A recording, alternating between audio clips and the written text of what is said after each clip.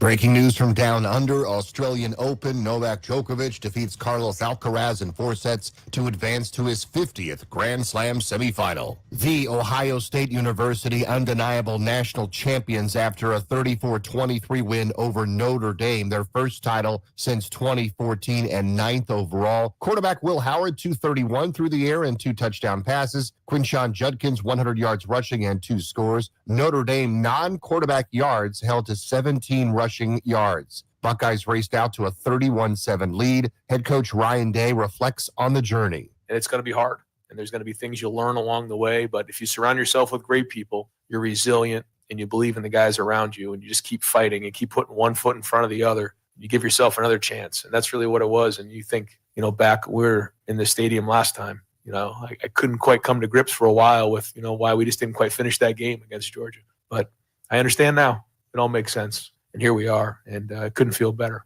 Texas, Ohio State, Georgia, and Oregon betting favorites for next season. Georgetown defeats Villanova 64-63. Micah Peavy with the game winner, scoring 24. Hoyas went on a 9-0 run in the final 4:52 to win. Men's top 5 is Auburn, Duke, Iowa State, Alabama, and Florida. Chicago Bears have hired Ben Johnson as their new head coach. Tonight, the Wizards at the Lakers at Team 980 at 10:30. Capitals and Edmonton Oilers, 9 p.m. on The Fan.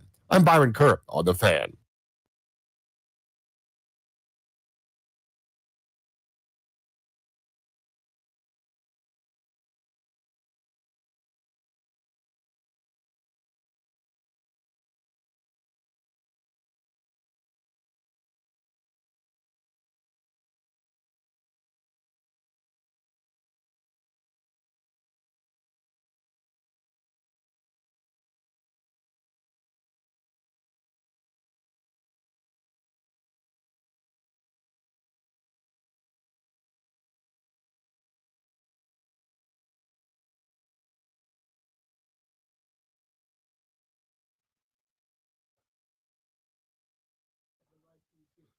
Lyrically.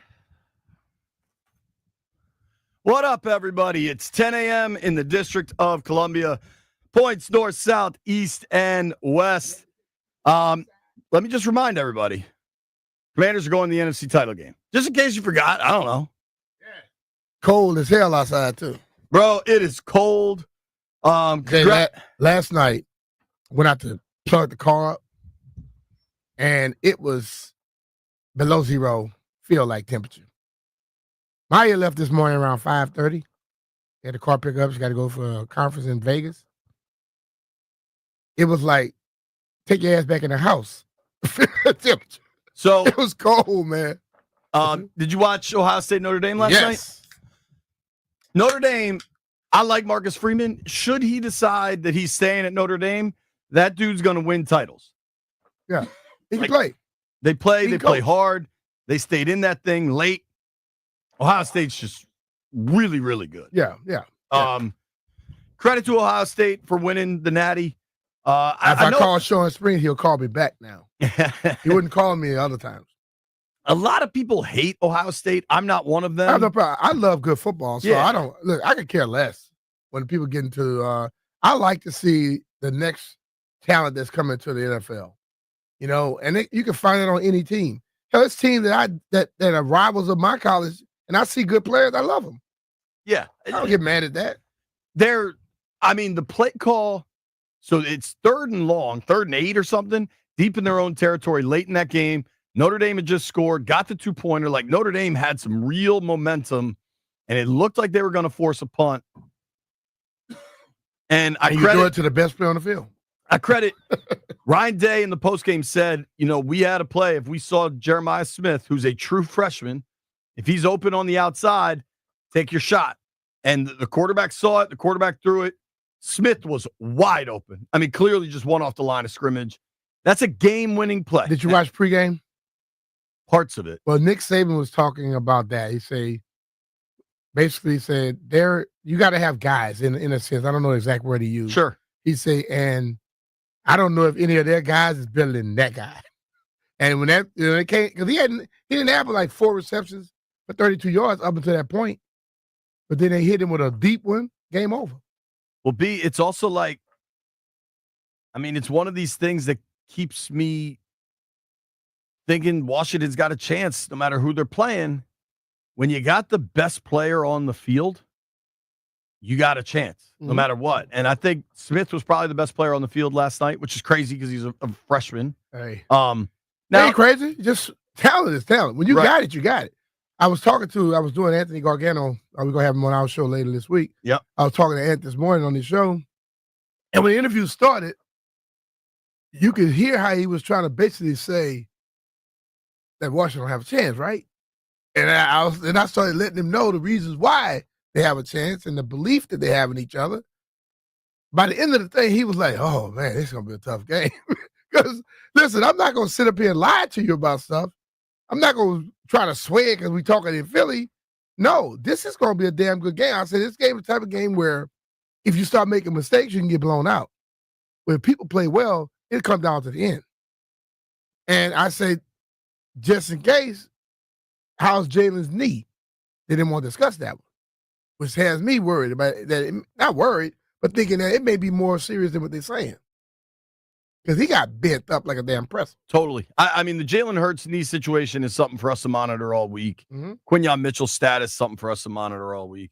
I mean, everybody's aware that Cosme's out. It's not like Washington's not dealing with their own stuff here, but in some ways, I wonder if it's not a little bit easy is the wrong word, but at least you know Cosme's out and you're going to practice with Scott all week. Yeah. Like there's no surprise to it.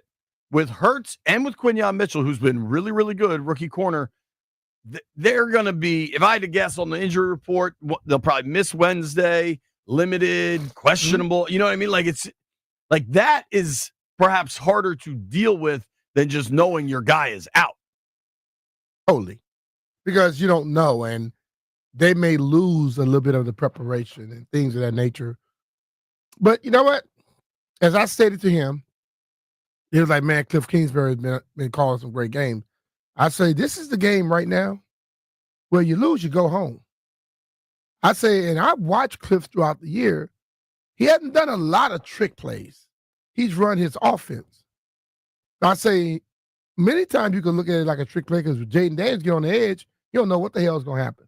He can hand it off. He can throw it back the other side. He can run it. He can throw it. He can do whatever. I say, but Cliff got to go in his bag this week and figure it out. It could be a problem. Oh, yeah. Look, man, you went against the number one defense. You put 45 up on them. Could have had more. This number one offense. Yeah, offense. Yeah. But this team right here. They went to Detroit and thumped them. They killed them. This team is playing better than I think they could have imagined. Totally. Because they have a level of confidence and belief now that's damn hard to contend with. Once somebody starts believing in themselves, game changer. And then your coach totally believes in you. Going for the fourth down may be a certain thing to certain people, but for me, it tells me that I totally believe in y'all. It tells the offense I believe in. Tells defense I believe you. If we don't get it, I believe you can go stop them. That's a dangerous combination. You got guts and a quarterback, man. You can go anywhere. Hell yeah. Some funny things here to review. I just got this tweet from Washington Command Ball O's, JD 13-1087. The whatever remaining tickets that were available for the NFC title game just went live on Ticketmaster. My guy JD is 46,739th in line. He said, I love my chances. Hey, I know what you're going to have to do is get one of them aftermarket tickets that are going to be more than what you think. Oh, yeah, you ain't getting face. Because, listen, that stadium holds about, 60-something, 70? Yeah. I think it's already more than 20-something thousand tickets already sold. Yeah. Yeah. 68,000. 68,000 people. And Detroit was small, man. Detroit was only like 55,000. It was loud, though, dog. How about this? The Hoyas beat Villanova in Philly last night. Will that carry over? It has nothing to do with the football game. Nothing at all. Speaking of the football game, so last night there was some really impressive play at various times. The kid Judkins for Ohio State, 100 yards, 2 touches Mhm. on 11 carries. Yeah. The kid, Greathouse for Notre Dame. Greathouse came through in the end, bro. Yo, he caught that. I mean, that was a hell of a throw too. He Leonard. was being interfered. He couldn't get his right How arm was there out not of a it. flag on that? It was. No. I thought they said they had thrown a flag, but it's going to be picked up. Well, certainly it would be picked up. I never saw that, but maybe. Yeah, the broadcaster said that flag will be picked up. I'm curious. Riley Leonard, B. He's 22. He's played a lot of college football at this point because he started at Duke. Mhm. You think he's a pro? I think he has capabilities. I mean, I think they got to stop running him so damn much. Sure. Up the middle. He was their leading rusher last night. Yeah, he ran 9 times in the first drive. 17 for 40. That's But he ran 9 times in the first drive, dog. You're getting beat up. Yeah. I feel like there's some gutsiness to him that will help. I think he's maybe a day 2, day 3 pick, but I don't know. I can see him showing up He in the threw some hella combine. passes in that second half. Totally. Like Quinn Ewers is going pro. Would you rather have Leonard or Ewers? I think Ewers his hype is better than what he is. Yeah. I don't know what Will Howard is as a pro. He was accurate last night, but they're just so loaded that Mhm. the quarterback just has to like facilitate kind of. Yeah. I am mad at Ohio State. It's kind of interesting. The Big Ten has now won the last 2 natties. Yeah. I don't think many people would have guessed that. They wouldn't have, but it happens. So I did want to shout something out last night. I didn't get to pay a ton of attention to the second half of this game. My boy Parker came over last night. We were watching the game. Everything's cool. I'm out on the porch. And like you saw yesterday, the porch has its own HVAC unit. Uh-huh. So the porch is very comfortable. But go inside, use the bathroom, whatever. And I notice it's cold. And I say something to my wife, and she's just like, "Oh, you're always cold. Shut up." I'm like, "All right." And then time passes. I go back in. I'm like, "I'm telling you, it's cold." And I checked the thermostat, and my house was down to 63 degrees. And I'm like, something's wrong. Like, there's no way it's cold. And so we kind of poke around. We're looking around, and the night is getting late. And I realize the drain line from my HVAC unit that goes outside was just frozen. Yeah. And so it's like 11 o'clock at night, something like that. And at that point, we realize, all right, the house is getting cold. So we get a space heater in our bedroom. They put the girls in our bedroom, just like make little beds on the floor with extra blankets. Everything was fine. But, obviously, there's like a business relationship, whatever you want to say it. But like Crop Metcalf was at my house at 7 a.m. to fix it. Mm-hmm. And the heat's already coming back on. We got to figure out where to run this drain line. Like there's more to it. But when you can get people that help you like that, it means a lot, dude. Mm-hmm. Like to have them respond that fast. Oh, yeah. And it just, on a very simple level, man, like the problem I encountered was minor, but it makes you realize how lucky we all are and that how different some people have. Like if you live on the street last night, what are you doing? What are you doing? And I honestly don't know that answer. That drain line, I'm just trying to see why is it in an area where it can freeze? What I have since learned is when we redid our basement, we got bad advice. But neither here nor there. I'm just very appreciative of Crop coming and getting it done this morning that fast. That Landfill said in the text thread when I told you all that I was kind of running late. That's 5-star stuff right there, man. Oh yeah. And then yesterday, no traffic. What the hell was going on today? What do you mean? How was your ride in here? Quick. Mine was White Brian. You're coming from Glover. How hard was it for you to get across town? I metroed today, so it wasn't that bad. But where do you get on the metro? You take the bus to the metro?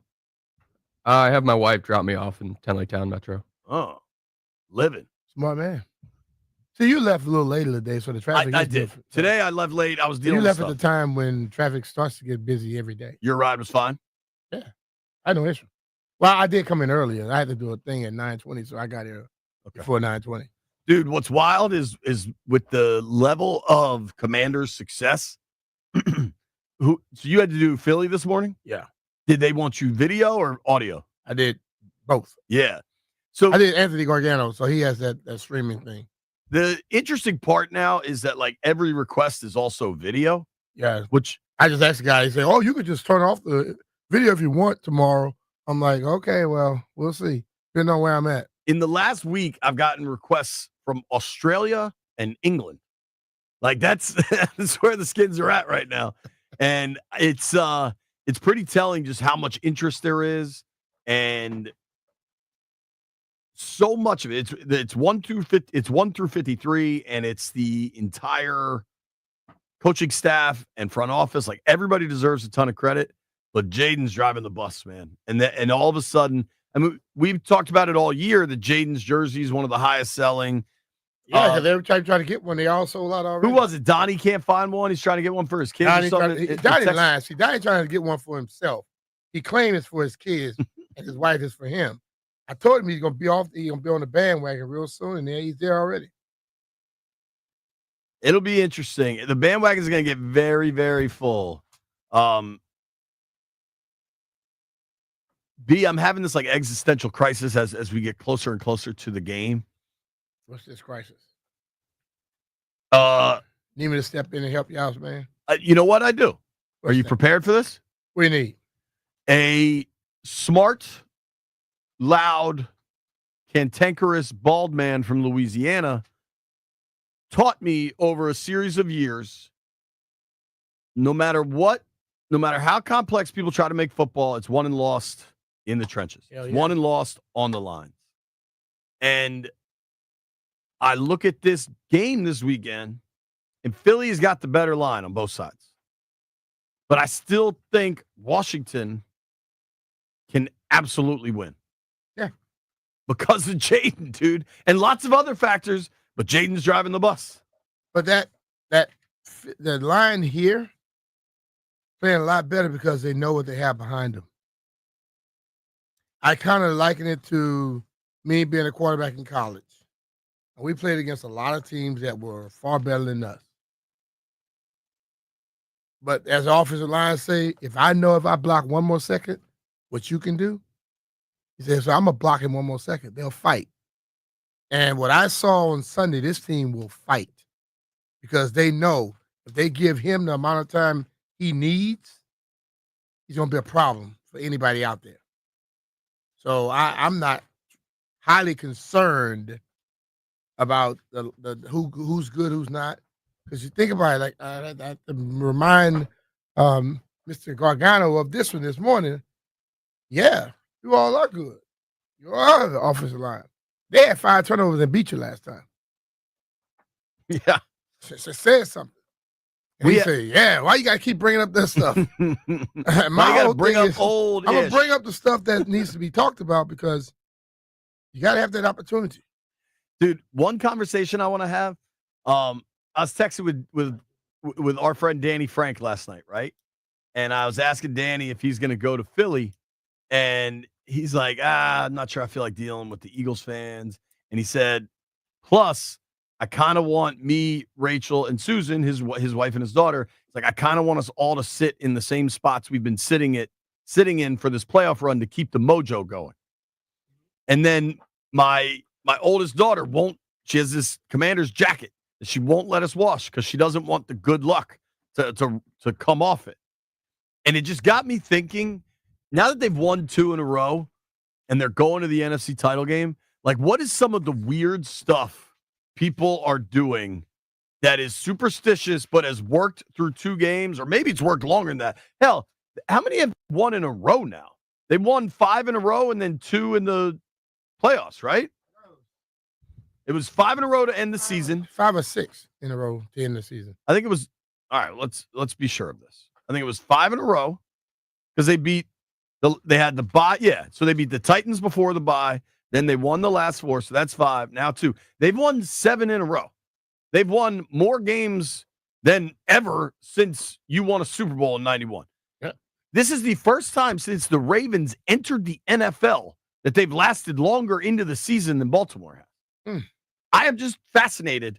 What, if anything, open these phone lines up, Brian. What, if anything, weird, good luck, mojo stuff are you doing that you are not going to change? You got to sit in the same spot. You got to wear the same hat. You got to wear the same drawers. You got to order the same food. Let's understand now. Grown people, you gonna have to wash something. I don't know. I mean, man. you got to wash it. They won 7 in a row. You got all man. the same drawers, dog. You really need to wash them. You got lucky. You gonna be able to stand them up by themselves. You got lucky socks. You and your wife do something behind closed doors Woo! during halftime of every game. Oh yeah. Holler at us 800-636-1067. Hey, it's Brian Mitchell here. Throughout the entire NFL playoffs, FanDuel takes it to the next level because right now, new customers can bet $5 and get $300 in bonus bets if you win. That's $300 in bonus bets if you win your first $5 bet. The FanDuel app gives you everything you need for live bets, same game parlays, and so much more. Plus, when you win, you'll get paid instantly. Just visit FanDuel.com/Brian to join today and get started with $300 in bonus bets. That's FanDuel.com/Brian. FanDuel Sportsbook is the official partner of WJFK. FanDuel, an official sportsbook partner of the NFL. You have to be 18 years or older and present in D.C. First online real money wager only. $5 first deposit required. Bonus issued as a non-withdrawable bonus bet, which expires 7 days after receipt. Restrictions apply. See terms at sportsbook.fanduel.com. Gambling problem? Call or text 1-800-GAMBLER. That's 1-800-426-2537.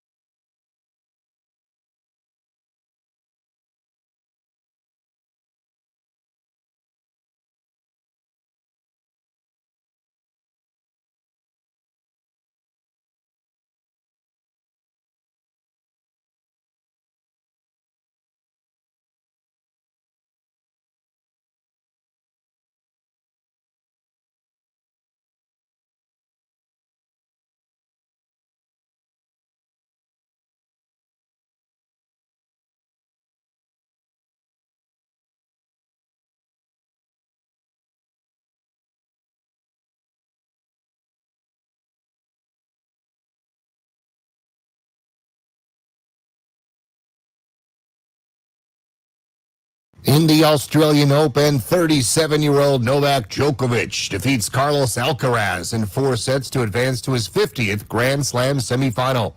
Ohio State beat Notre Dame 34-23. Will Howard, 231 yards passing and 2 touchdowns. Quinshon Judkins, 100 on the ground and 2 scores. Head coach Ryan Day, Howard deserves the credit. I think he ran the ball 16 times in a game. We knew it was going to be that way. It was the last game we had. He really put the team on his back and obviously delivered the huge 3rd down conversion, which sealed the game. Georgetown defeated Villanova 64-63, a dramatic 9-0 run to end the game. Morehouse College beat Howard 79-76. Chicago Bears hire Ben Johnson as the new head coach. New York Jets are eyeing Aaron Glenn as their next HC. Wizards at Lakers on Team 980 at 10:30. Capitals at Oilers at 9 on The Fan. I'm Byron Kerr on The Fan.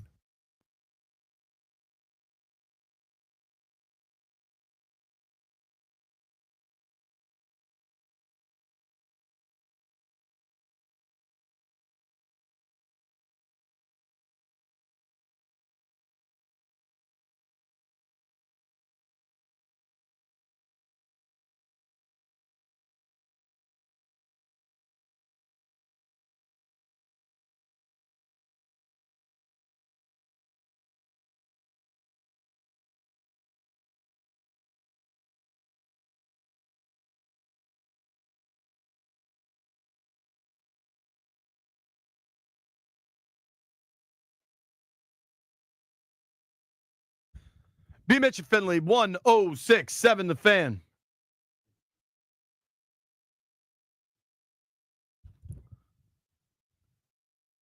Very, very exciting weekend coming up. NFC Championship game for the Washington Commanders. And I asked this because I just got this email from my friend Dana. I'm supposed to have an appointment. I had it scheduled for last Wednesday. And then I emailed them and I was like, yo, I can't do it. The Commanders won the wild card game. Can we push it back a week? So we pushed it back to tomorrow. And she just emailed me. She said, should we reschedule tomorrow's appointment? Seems like good luck at this point to move to the next week and ensure another win. Yes. LOL. Yo, I said, yep, let's do it. Yeah.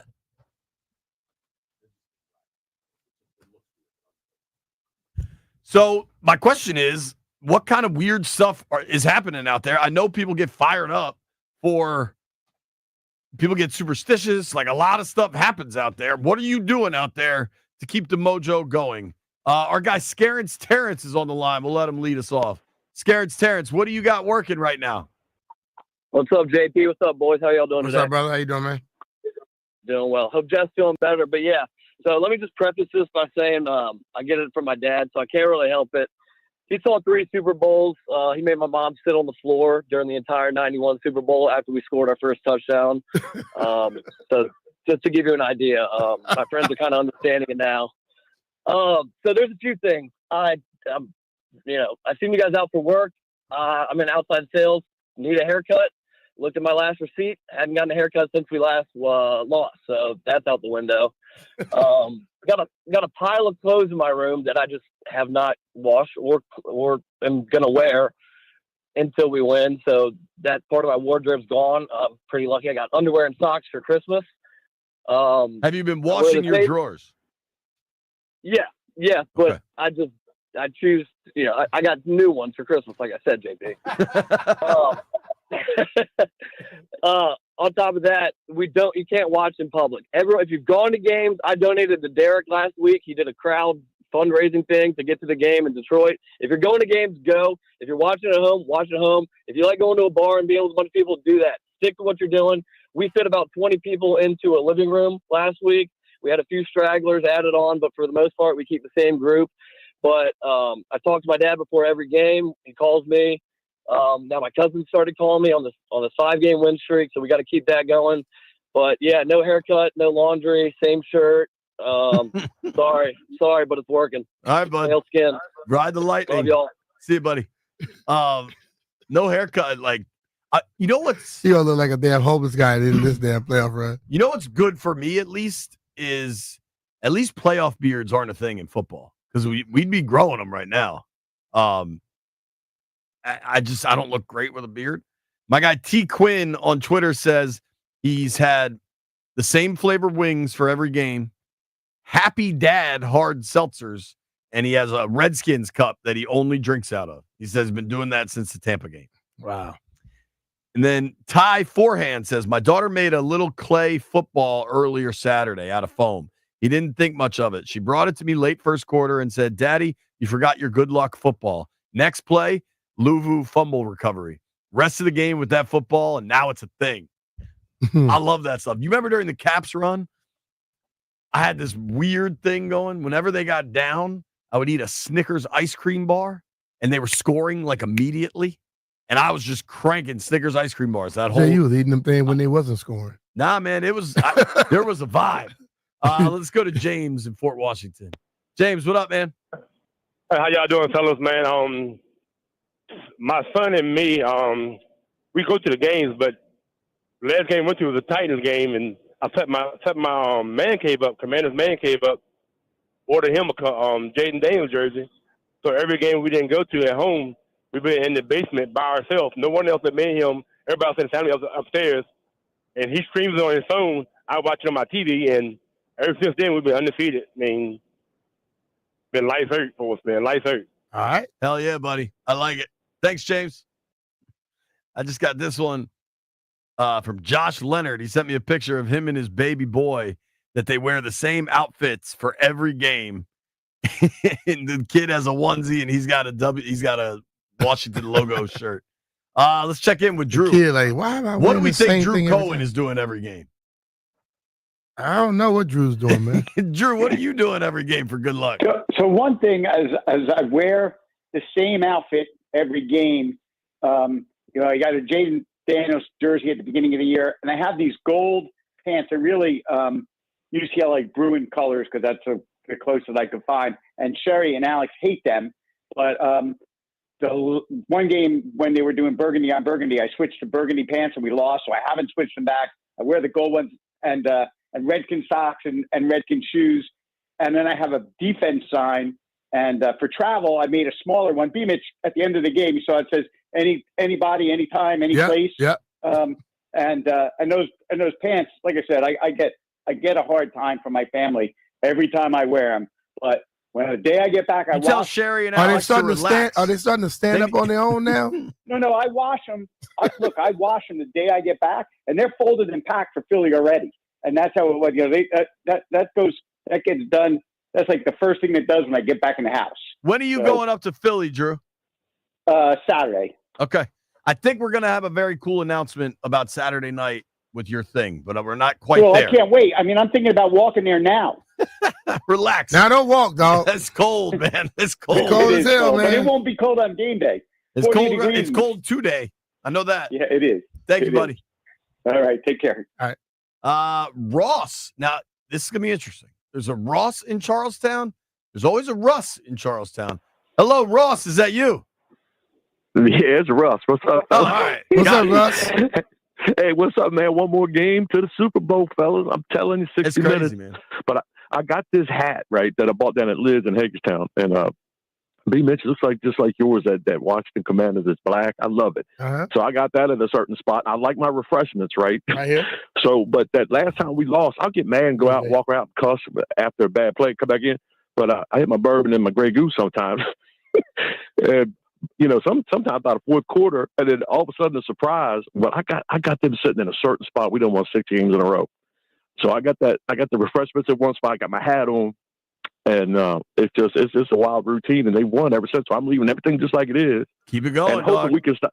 And hoping we can stop Saquon, like we did in the second or the third and fourth quarter of the last game, because we were coming up on them. I think we're gonna get them. And then I wonder what Philly with their starting quarterback whipped their ass, but I don't know if he's gonna play. We'll find out. Thank you. We're Keep gonna it find going. out. They're trying to keep that one Keep the close same to the hat, back. the same seat, the same booze. Keep it going. Oh, and then my girl too. And then the week goes so good. Me and my girl after the game usually, do hustle with Russell.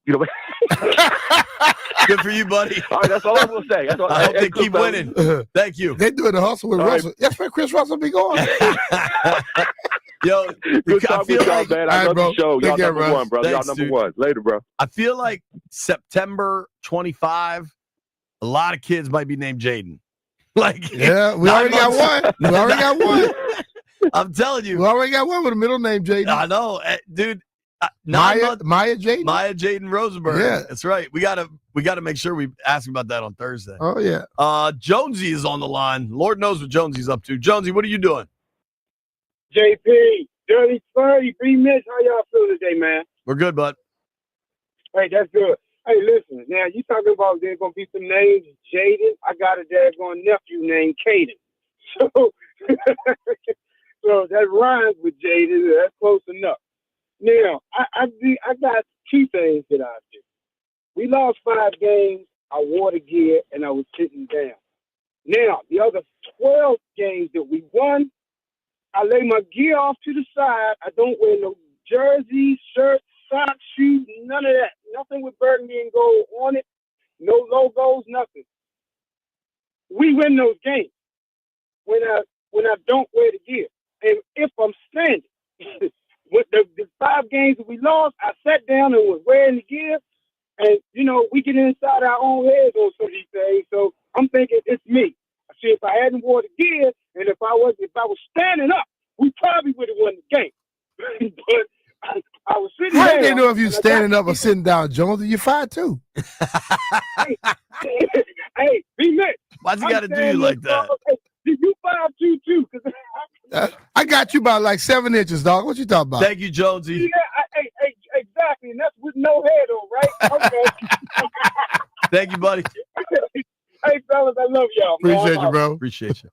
Zach via Twitter says, I have to wear my Old Bay socks and put my Terry McLaurin jersey on exactly 2 hours before scheduled kickoff. Wow. He sets an alarm so that it's exactly 2 hours before kickoff. I know some things that people do, man. It's crazy. Yo, Tailgate Ted says, ever since Jaden said he has waffles before games, Tailgate Ted's been eating 2 waffles for breakfast before every I know. game. I talked about it. He was eating something, waffles or something. Whatever it takes, man. Whatever it takes. If you're on hold, stay there. We're going to come get you. Here's a dude I know that believes in the whatever it takes. I wonder what Leahy's doing before every game. You know he is locked in for these games. Oh, yeah, you know that. What day this week is he going to text us about a watch party? Thursday? Probably so. Probably so. Here's the reason we talk about John Leahy like that, because he's our actual friend. He's a guy, whenever my wife and I have discussed our potential moves or what we want to do with our house, I talk to John because he understands the market, he understands the DMV, and he understands that every person, every family's decision is different and for different reasons. And like Mike reached out to John because he had been a landlord in Germantown for over a decade, and he no longer wanted to deal with some bad tenants. Mike actually lives in Ohio, so he needed someone who can relocate those tenants, find someone to make repairs, and basically take care of everything else since he doesn't even live here. So John Leahy and the Fine Living Group accomplished all of that and got the property sold using their VIP seller program. John and his team got a great offer and a great remote settlement, which led to Mike getting his home sold in only 13 days and for 100% of the asking price. If you're looking for a seamless home selling experience, John's guaranteed offer just might be for you. See for yourself at johnsellsdmv.com. We're talking about our friend John Leahy and the Fine Living Group of eXp Realty. John offers you flexible fees customized to your needs and knows that life happens, and if needed, he will let you out of your contract at any time. B, you said the word seamless, and I think that's so important because so many of these processes are clunky and annoying, and when you work with John, it just isn't. Now, if you're considering what the home selling market would look like, check out the website, johnsellsdmv.com, John with no H, johnsellsdmv.com. He's got this home valuation tool at the top of the page. Click on there, 30, 45 seconds. You're going to get an answer. You're going to get an idea of the equity you have in your house. And then you can start to think, all right, what can I do with this money? Can I get a bigger house? Could I remodel? You got a lot of options. John Leahy is the best at letting you know what your options are so you don't feel rushed. You don't feel forced. You just get to make the best decision for you and your family. Call John today, 301-900-3052. Go online to johnsellsdmv.com, or what's even easier, just Google John Leahy Group and start packing.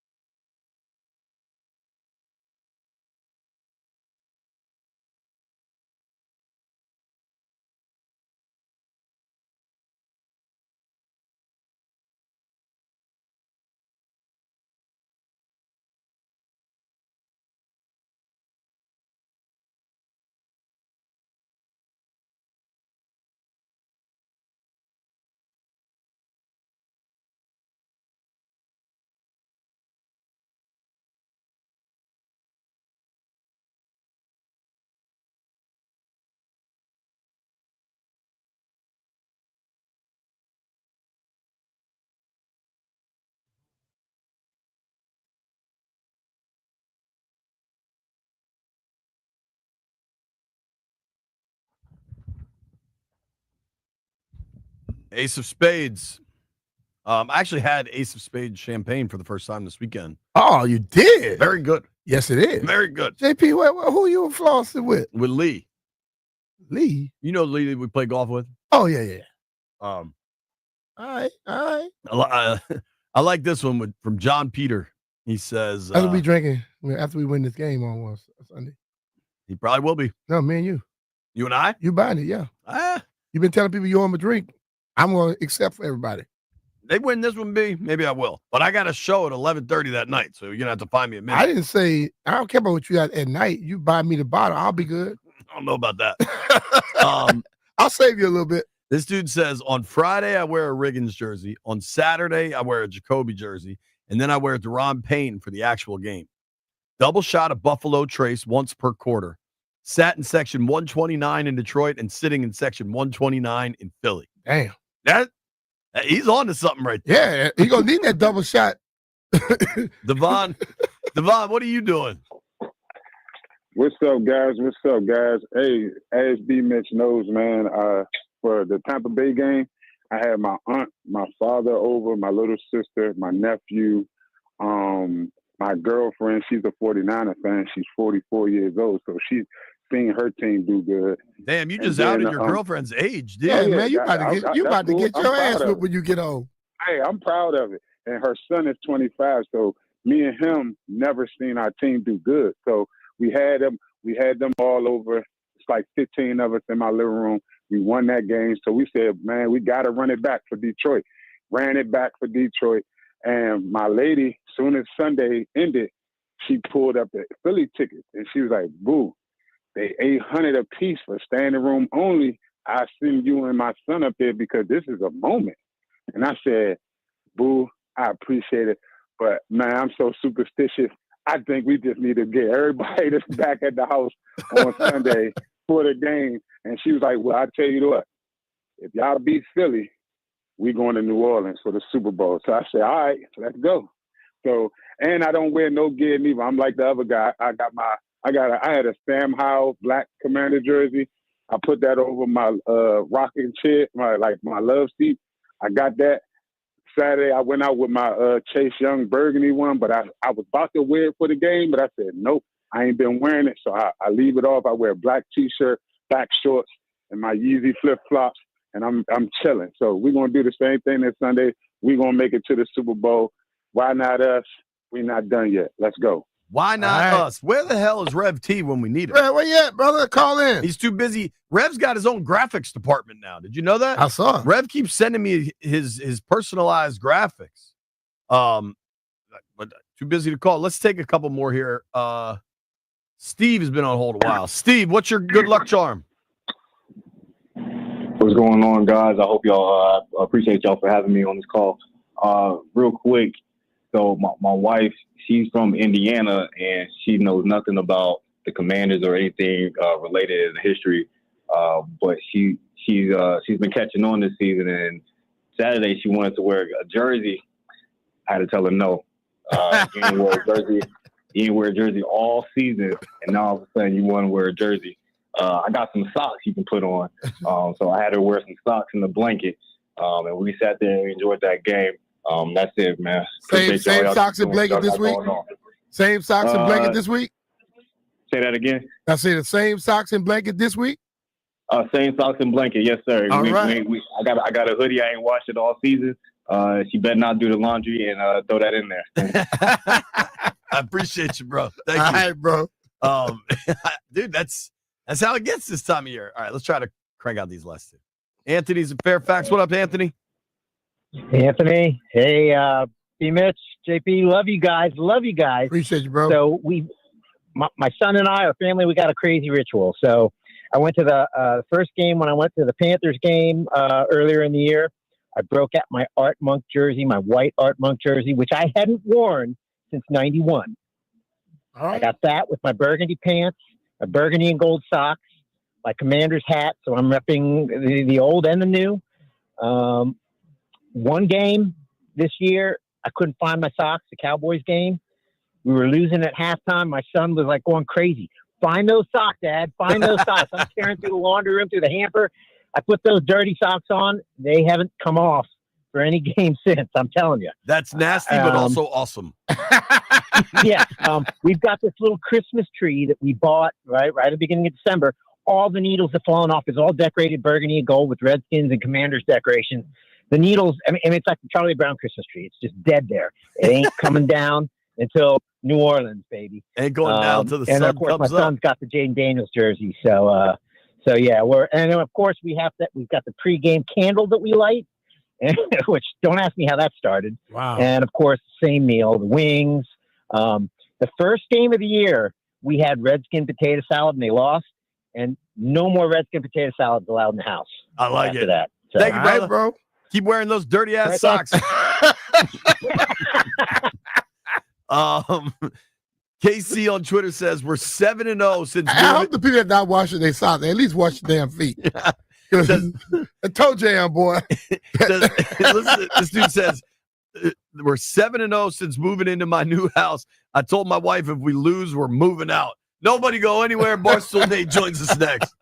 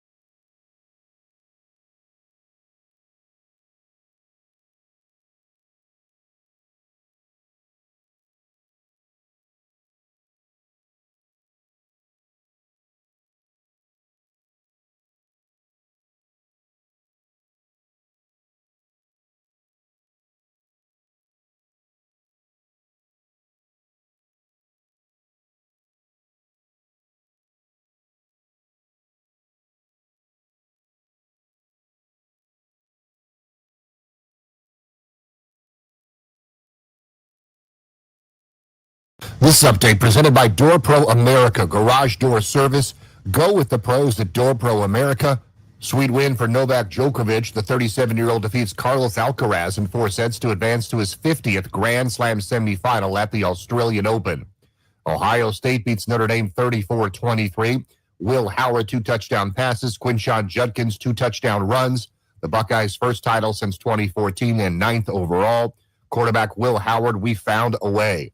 May not always be pretty, and you may have to go pick it up with your legs. But, I got to give all the credit to my guys, my O-line giving me time, and those guys, the receivers. I mean, we got the best receiver room in the country, and it's not even close. The running backs did a hell of a job, man, and everybody, really stepped up when they needed it. Georgetown beat Villanova 64-63. Micah Peavy with a game winner, scoring 24. The men's top 5 is out with Auburn, a unanimous number 1, followed by Duke, Iowa State, Alabama, and Florida. The Chicago Bears hire Ben Johnson as their new head coach. Aaron Glenn looks like he has his sights set on the New York Jets.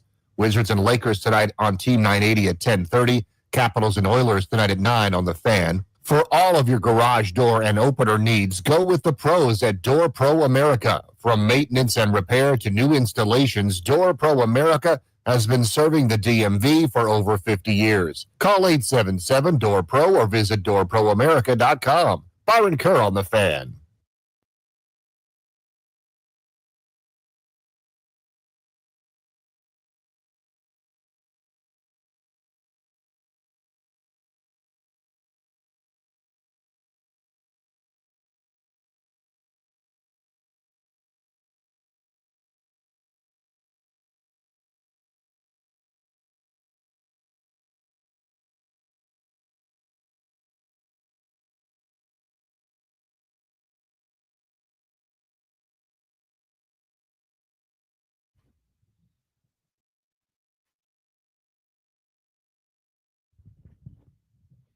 Stuck inside a memory.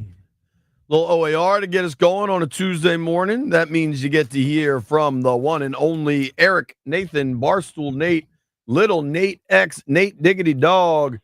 What up, man? How are you, buddy?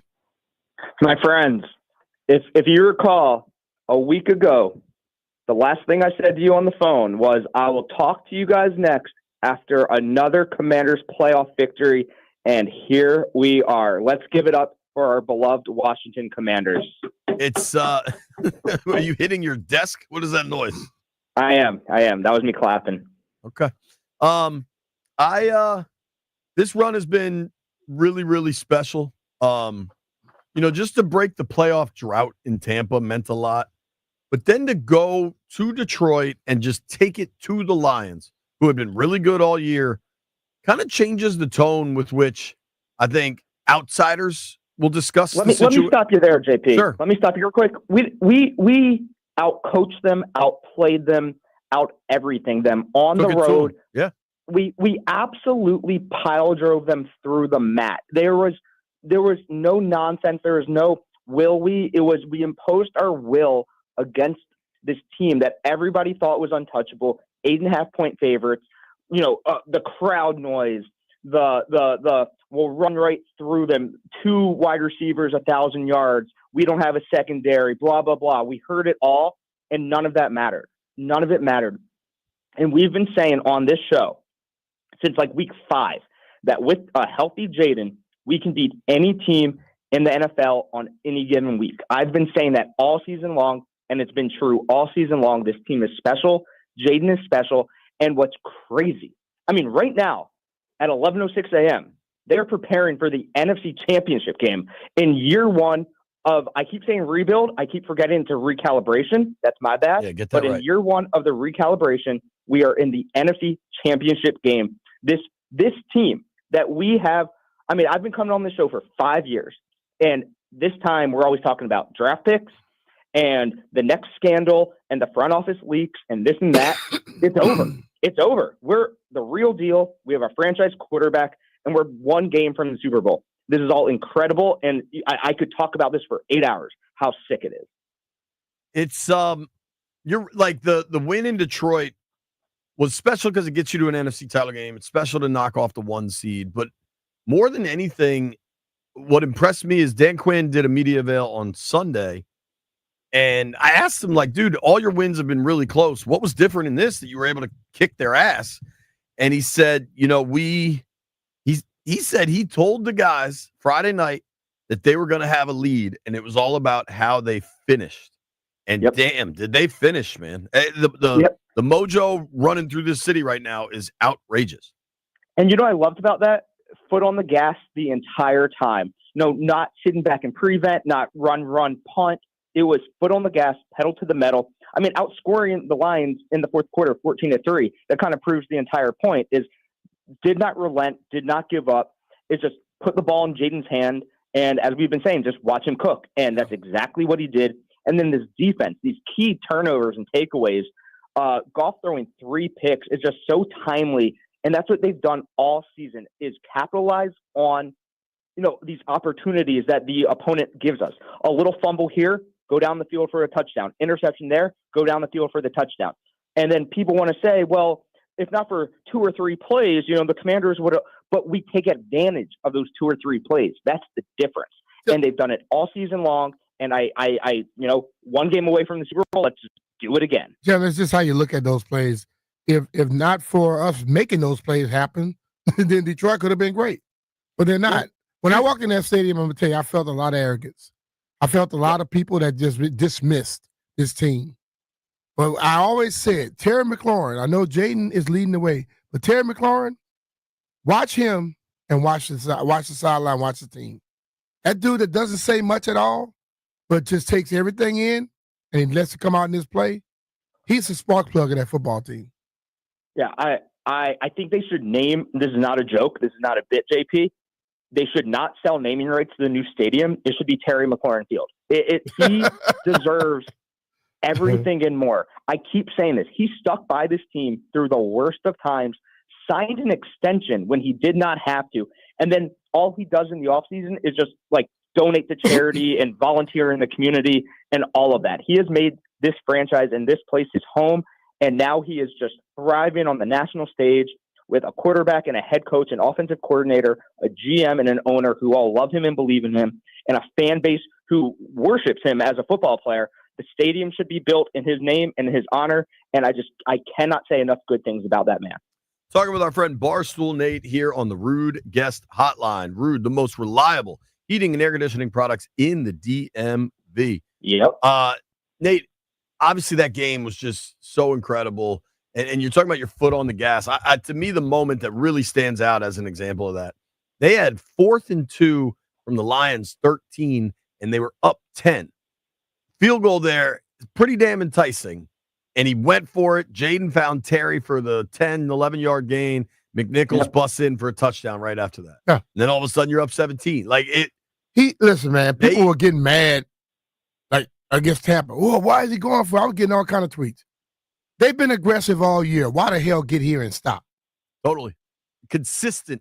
What I've said all year is I want them to be consistent, consistently aggressive, whatever it is, just stay with it. And then the team buys in. You don't get them all the time. Their first drive of the game was a pretty good drive. They didn't get it, but because it was consistently how they approached it, it didn't impact anybody. Mm-hmm. And credit to Cliff. People, the second half, Cliff off the cliff, whatever that narrative was. Cliff outcoached Ben Johnson. He ran laps around him, and that 4th and 1 early in the game with Mariota, and it was that weird botched play. It did not deter him at all. He kept to the game plan. He kept the foot on the gas. He kept it going. It was just a perfectly called game, more or less. It was just outstanding on the road, national stage. I hopefully, Jacksonville goes another way and the Jets go another way and this and that. I want Cliff to get the bag in Washington to coach this offense and Jaden for as long as he can. I need something bad to come out in the press about him that other teams don't want him. I don't know. I might start leaking stuff because I need this guy. I need this guy in Washington. Dude, here's what's going to help you. So Ben Johnson took the Bears job. Sure seems like Aaron Glenn's going to get this Jets job. Yep. Because, and it's admirable, but because Cliff has said he's not going to do interviews until the season's over, it's quite possible that, how many jobs were there? 5? Now 1 is gone. Sounds like the Jets might be gone soon. So that leaves Raiders, Cowboys, Saints. it seems like Mike McCarthy might get one of those. Like it's possible there's no chairs left, and if that's the case, I think it's because Cliff chose that path and didn't really feel like dealing with it. So I don't think you need to worry too much, man. And I love him for doing that. I think it's a little overblown, but Lions fans are going crazy about both of their coordinators interviewing during the week of the playoff game. They're putting a lot of blame on Ben Johnson and Aaron Glenn for interviewing for other jobs instead of preparing. I don't know. Like you can take an hour before off the game, they were bragging about everybody want their guys because they're so good. Right. And right. now they're making the excuse. What they need to do is just stay where they were in the dumps. That's what they are. Losers. Yes, sir. Yeah, with them. I agree. So now, Nate, we turn our focus to Philadelphia. Barstool Nate joining us right now on the Rude Guest Hotline. You can give Nate Dogg a follow at Barstool Nate. They split with Philadelphia. This is the rubber match. Both teams have won at home. There are some clear advantages for Philly. Their roster's loaded. They're both offensive and defensive lines are loaded. But, we said it last week. They're good, but Washington's good too. How you feeling about the Eagles matchup? I'll say this. There was a lot clearer of a road to victory over the Lions than the Eagles. The Lions had just the defense over the last 5 weeks for the Lions was 29th in the league. They were bad against scrambling quarterbacks. They got no pressure on the quarterback, and all that worked in our favor. They stuck to the game plan 100% and destroyed the Lions doing exactly that. The Eagles have the number one defense in the league. They have a top 10 offense in the league. They are, Saquon is extremely good. We know this. And our run defense is not very good. We know this. I think the key to victory is, I keep saying it, 10-yard them to death. Time of possession, time of possession, time of possession. 10 yards at a time, long drives, 10-minute drives, march down the field, and just don't let the Eagles offense get on the field at all. Limit turnovers on offense, try to force Jalen to throw the ball. We know he's not 100% healthy, and we know that is his weakness, is having to throw the ball downfield. So, just don't let them run the ball, get up early in points, and try to just force them to make mistakes on offense, I think is the way to victory here. It's going to be a tougher game than the Detroit game, but there's no reason to doubt Jaden. There's absolutely no reason to doubt this team at this point. They've gotten this far. If you look up the Commanders right now, there's a thing next to their name that says 14-5. It's absolutely, or not 14-5, but it is absolutely incredible what we're able to do, and there's no point of doubting them now. Oh yeah, I'm with that. I agree with you. Washington was able to get the run game going last week against the Lions. Do you think that was run games? Do you think that was Lions defense specific, or maybe they found their mojo on the ground again? It was great to get some push on that offensive line, right? Like watching B-Rob break a couple runs felt really, really good. I think it's a combination of both. But yeah, we need our run game to work better than it has. I think the Detroit game gave a little bit of promise there. The Eagles have dogs up front, though. We know this. We know how good both sides of the line of scrimmage are for the Eagles. We played against them twice. We split. But we saw it, with our own eyes. Like, they are tough up front. We saw them in the snow game this last weekend, how tough they are up front. And I don't expect them to slow down. It's going to be cold, but not snowy. And they're going to be inside that loud stadium with the home field advantage. So I honestly I'm going to keep saying it. We have to just stick to what's worked, is taking advantage of turnovers, forcing them to make mistakes, and watching Jaden milk the clock. Just go up and down the field, just picking his spots, being 100% accurate, and getting everybody involved, and you can win this game.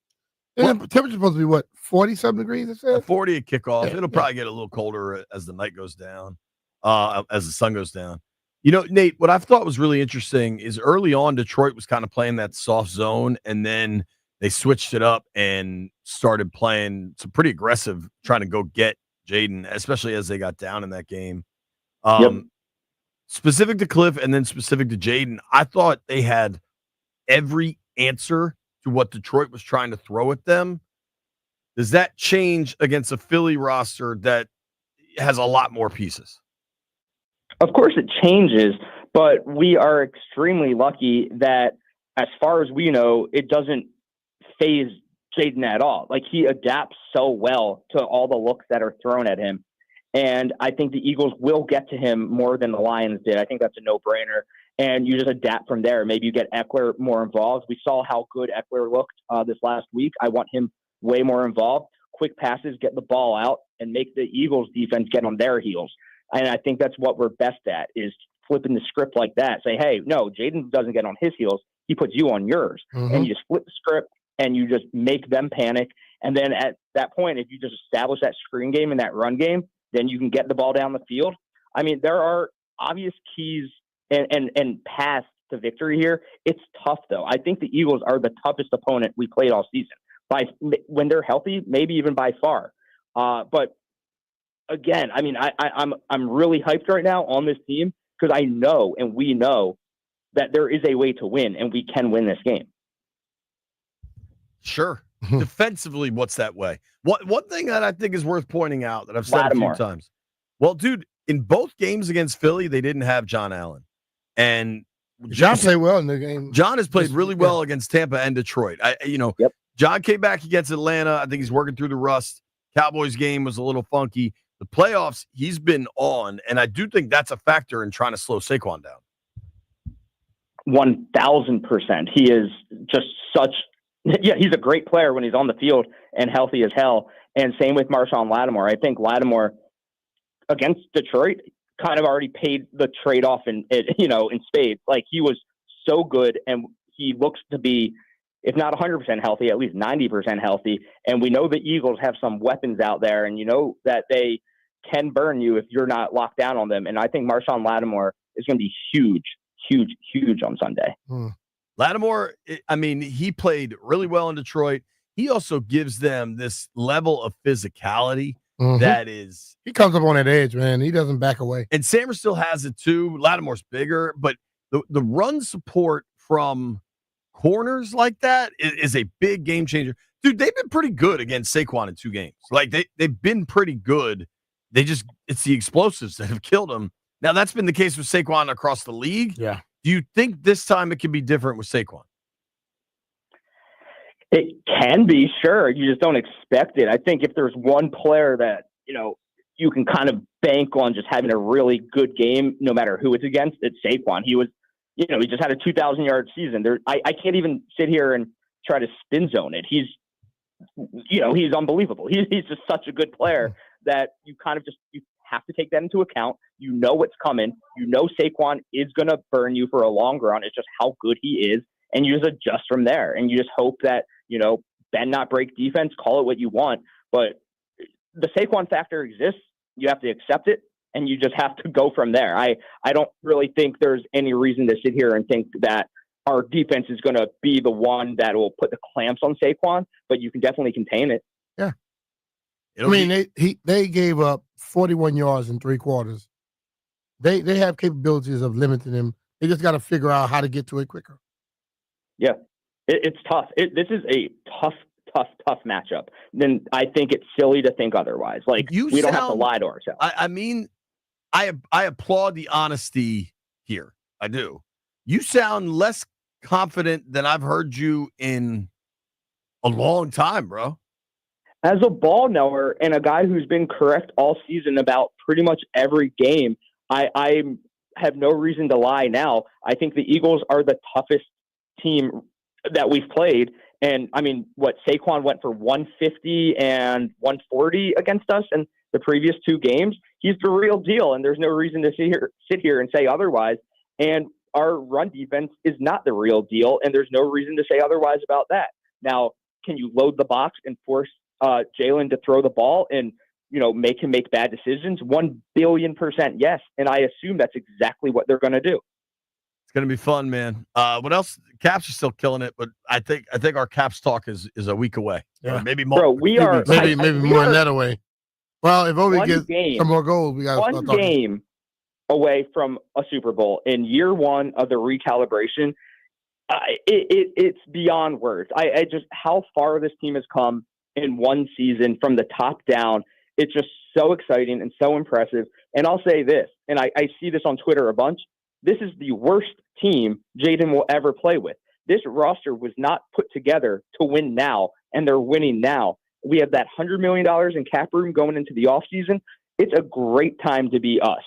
It's so phenomenal. It's just so exciting, and I can't wait for Sunday. Why not us, right? Why not us? So I'm sure you'll be there then, Nate, right? That's a quick train ride. He from hadn't New been York. going, no. You're not allowed now? He gonna stay right at home where he always been. Can't start going now. I'll be Hell in no. Chicago on the stream. Me, PFT, will be in Chicago on the stream. Oh, that you have been going. Have you gone out there for every playoff game?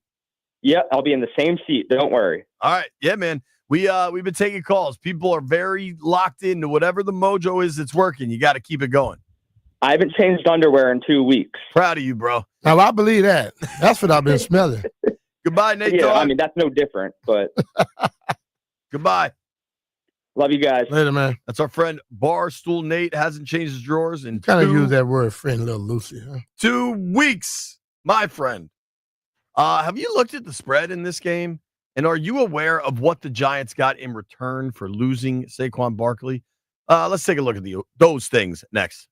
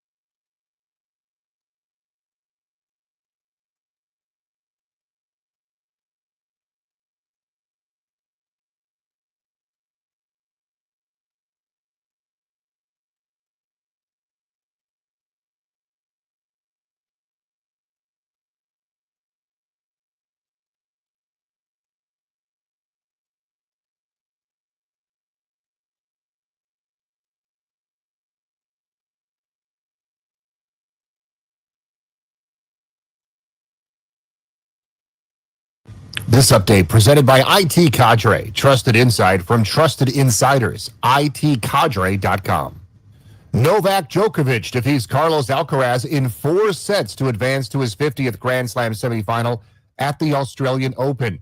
Ohio State wins another national championship, beating Notre Dame 34-23. Will Howard 231 through the air and 2 touchdown passes. Chicago Bears have hired Ben Johnson as their new head coach. The New York Jets are eyeing Aaron Glenn as their new HC. Wizards and Lakers tonight on Team 980 at 10:30. Capitals and Oilers 9 p.m. on The Fan. Kirby Yates is going to sign with the Dodgers. IT Cadre's trusted insight, helping leaders of the nation's most important organizations understand complexity, align efforts, and make the best data-driven decisions to achieve success. IT Cadre, your vision, our purpose. To learn more, visit itcadre.com. That's itcadre.com. I'm Byron Kerr on The Fan.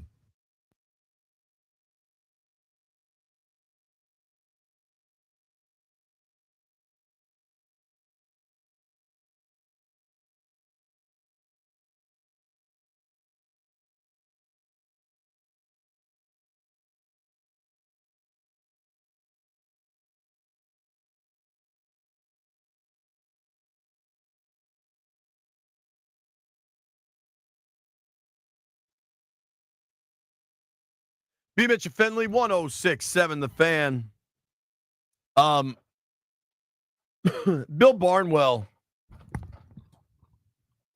NFL analyst for ESPN, knows the salary cap stuff really well. And from Over the Cap, which is kind of the foremost industry expert for salary cap stuff, overthecap.com. Obviously, it hurts that the Giants lost Saquon Barkley, right? Mm-hmm. But a lot of people always love, there's the comp pick police.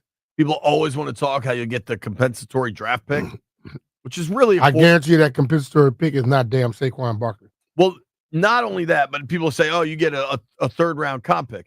A third-round comp pick is really a fourth-round pick because it's after the end of the third round. Mm-hmm. They just jam it in there. So losing Saquon, watching the season he's had in Philly is bad enough, right? Yeah. But Landfill, at least they'll get a comp pick, right? They didn't get that too? Wrong. So the compensatory pick formula, White Brian, you listening? I know you're a Giants fan, buddy. The compensatory pick formula is not predicated on anything a player does on the field. It's just based on money in, money out. And so if a free agent leaves and gets a bunch of money, fine. But if you then spend a bunch of money on a different free agent, that's free agency spending. So not only does it appear the Giants will not get a comp pick for losing Saquon Barkley, White Brian, do you know why they won't get a comp pick for losing Saquon Barkley? No, but I'm sure it's as stupid as all the decisions they make. Well, I still stick by when this comes out and hits the airwaves and people start looking at Mara may steal fire. Well, at least it's a player that made a huge impact in a positive way on the Giants season. Who? Drew Lock. The Giants signed Drew Lock to back up Daniel Jones. They gave him $3 million guarantees. He had a $5 million cap number. And because they signed Drew Lock to a 1-year, $5 million deal, they won't get picked. And when they benched Daniel Jones, they didn't go to him. They went to DeVito. Mm-hmm. In 5 starts, Drew Lock was 1 of 4, completed 59% of his passes for 6 touchdowns and 5 interceptions. 1 of 4. So because of Drew Lock, Brian, you won't get a comp pick for losing Saquon, who, by the way, rushed for 2,000 yards. They also won't get the number 1 pick because he decided to throw 5 touchdowns in a game. Because Drew Lock had 1 good game. The Giants get the number 3 pick instead of the hey, 1 Jay, pick. When I made that comment that I made a while ago, I still believe, and Mara may come back and say, you know what? I didn't know how stupid y'all were till I got all this information. Why?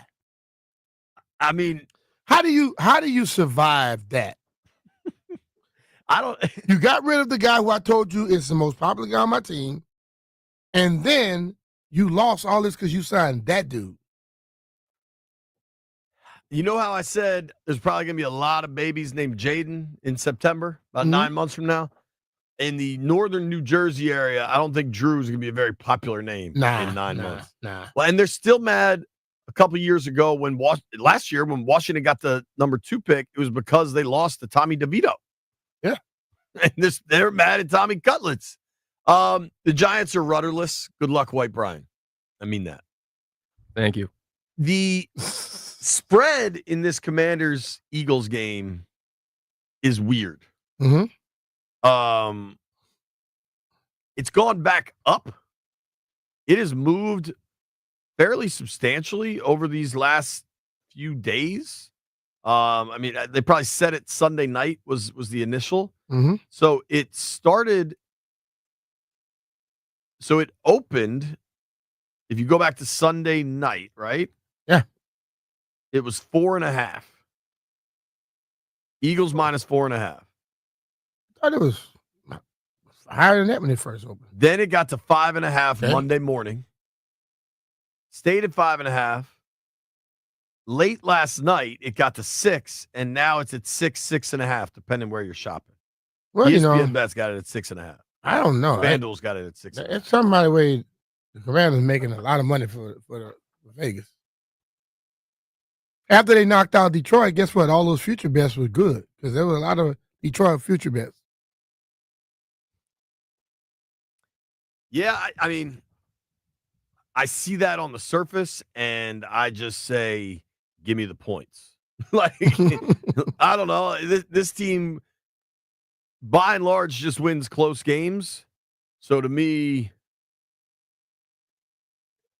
I find it very hard to believe you don't want to take the points at 6.5. Yeah. It is interesting that it's going up. They're kind of tempting. Oh, now, if I may, Daniel just had to. Yo, Daniel, which one of the cookies you took? You took my cookie? Landfill. We're going to fight. So Daniel, the engineer, just came in to check on something in there.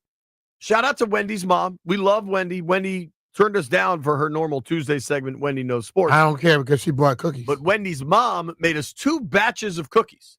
There's a box for everyone that has gingerbread, snickerdoodle, and then some chocolate vanilla cookies. Then there's another box that says, these are for Mr. Mitchell. He requested these. Maybe he'll share. And B, Landville, what would you say? He didn't seem that into sharing. I got one. Landville had one? I had one. Yeah, I didn't know that those were specifically for B. Mitch. But now, you didn't read the letter on top of it? Why would I read that? There are cookies. I eat them. It does say Mr. Mitchell, does it not? I still haven't read it, and you know what the other thing is? I'm not going to read it. Daniel, not even included in the other batch, just walked in. It appeared that he touched Landfill's computer for a microsecond and then just helped himself to, I think, 2 cookies. Is that right, Danny? Just one. B, how would you like to adjudicate this? I'm going to let him go, but he going to give me a computer. The computers around here aren't worth a cookie. No. Not one from around here. I need one from somewhere else. Because if you give me one from around here, it's not going to do me any good. I will say one of our greatest technological breakthroughs on the B. Mitch and Finley program, and this is a short list, is when we just gave up on these god-awful 1998 webcams and just started 98? I thought it was 78. Just started running the stream off our own damn computer. The camera on my laptop is significantly better than that thing that you can buy for $8.99 at temu.com. Temu, whatever it is. Danny, enjoy the cookie. 6.5, B? I think that's a stretch. Landfill had a pointed comment about the 6.5 point spread. We'll get to that. We'll look at kind of where the numbers are, how you can arrive at that, and kind of the one thing that continues to stick with me as we get closer and closer to this game. Mm-hmm. Santana Moss is going to join us at noon. Then we're going to have Dave Zangaro from Philly joining us at 1. Also, it's unclear, frankly. Chris Russell was in Detroit. We don't know if he's made it back. We'll all find out together in about an hour. But, guys, you've heard me talking about Better Appliance. They fix my dishwasher. They fix my dryer. Everybody that's got an old house like me, you know that your appliances are coming and going, man. They need repairs. They need maintenance. Sometimes you need a new one. You better call Better, Bettar, betterappliance.com. They can take care of whatever you need. They've got their showroom is open now in Kensington, Maryland. You can check out all the different brands they carry: Whirlpool, KitchenAid, Maytag, Speed Queen, Samsung. And right now, they've got huge specials on KitchenAid for up to $3,000 in rebates. Now is the time to replace your appliances if they aren't quite working, so you can take advantage of those huge savings. They are located in Kensington. They are a family-owned small business. Give them a shot. Trust me, it worked for my family. That is BETTAR. Better get better. BetterAppliance.com.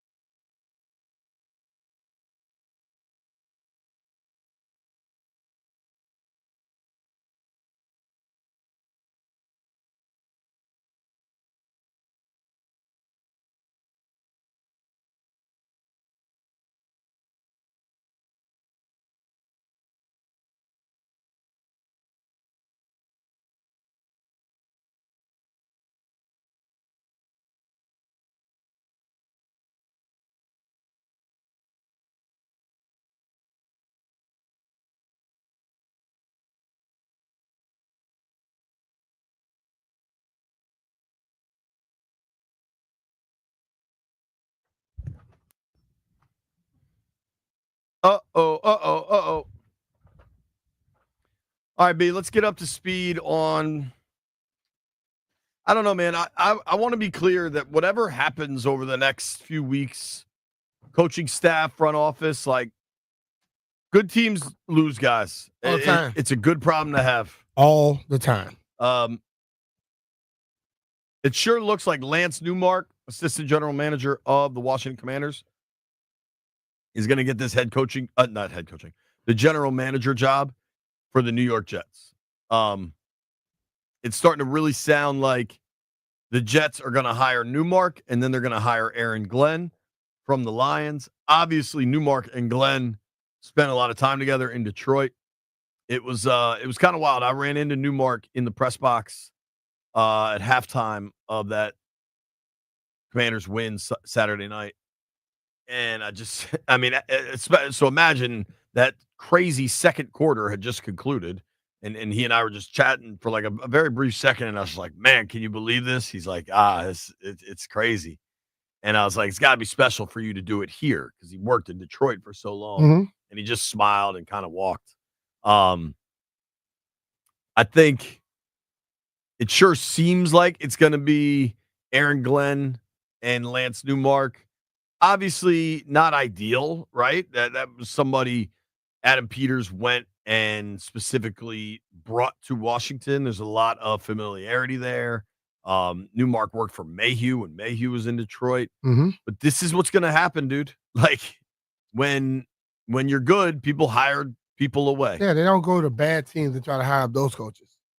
Well, some people do. Not a done deal yet, but we've seen it happen here. We have seen that happen. And we beat the team, get them fired, and we hire them. Right. That was like under another regime, so we're going to stop worrying about that. Yeah. That is pretty remarkable that Washington beat the Panthers. Ron got fired, and then they hired Ron like 5 weeks ago. Like, it makes much sense. Not only did they hire Ron, but then he just reassembled the entire team up here. He brought everybody. Yeah. Everyone that was available, he brought them. And he inherited a young personnel guy that was pretty good. And then as soon as his contract expired, Ron got him out of there and brought in the rest of the dudes from Carolina. Yeah, he said, let me find the oldest guys I can. I want to bring them in. Landville, what do you think of the Commanders being 6.5-point underdogs this weekend? I mean, I think it's a little bit absurd. They beat this team a month ago. I think it's totally fair that they should be underdogs, but 6.5 points seems a little bit absurd to me. Yeah, I agree with that, Landy. They beat them a month ago. I mean, am I taking crazy pills here? Mm-mm. I think what you have to look at, the number is not necessarily put there to make you say, oh, this is exactly what we think. Kind of average out those bets so they don't get killed. That's what I look at. You think everything would be on Philly right now? Huh? You think if it was lower? I think the fact that you saw how they handled Detroit, you give them 6.5 points, they're going to be those who truly love them, going to say, oh, yeah, we take Philly. And it'll be the rest of the world going, nah, it'll be closer than that. So you will get it kind of split down the middle. Like we hear all the conversation about, the haters and nobody believed in us. And that, the Tampa game, I thought it was kind of split. But going to Detroit, I mean, hell, even the people we had on the show, I felt like it was just you and I that thought they were going to win in Detroit. I know Rooster didn't. Mm-hmm. I know when I did a pregame hit with Denton and Linnell at like 7:30 before an 8 o'clock kick. And they asked me how I thought it was going to go. And I was like, I think they're going to win. And they were just like blown away that I said that. I think Landfill had them winning. I think White Brian had Detroit winning because he's largely a hater. Yeah, he was. But Jeff probably had him winning 65-0. The first person from Detroit, that guy we had talking on Detroit, he said it's going to either be a blowout Either way. Greenberg called his shot. Greenberg called it too. And made a lot of money, But I think. if you had talked, when you saw all the people on TV that was choosing, one person chose us. Correct. and what is starting to make me a little bit, I don't want to say nervous, but one thing I'm paying attention to, and this could all change, but a lot of people, if you look at the money and the tickets right now on the betting market, which is not necessarily indicative of the fan market, but a lot of the bets, 65% of the bets are going in on the Skins +6, +6.5, whatever it is. But there's way more money going on Philly laying the points, which would suggest that the people that have more cash, like Philly, it's an interesting dynamic. It's way too early in the week to be looking at that. It's only Tuesday. But, like, when they put the graphic up, the game this week's on Fox, right? When they put the graphic up on Fox, I think we're going to see a lot more burgundy and gold than we've gotten used to. And maybe that's indicative of, this team is good and the world's realizing it, or people are sleeping on what the Eagles have too. Because their offenses look bad. If Saquon, they are starting to look like the Yankees in the World Series when it was Juan Soto could hit and no one else could. Like, they desperately needed Aaron Judge. They desperately needed somebody else to make a play and nobody could. Like, Philly right now has Saquon, and that's the list. Yeah. Because Jalen can't do anything. The tight end made a couple plays for him, I guess, but they have all these weapons and nobody's getting it done. I'll be honest with you, Jay. These people betting, for the most part, most of these people are not going through all those thought processes that you go through. You're a seasoned better. Most people betting today like the team or dislike a team or saw what they did last week and just make a bet this week.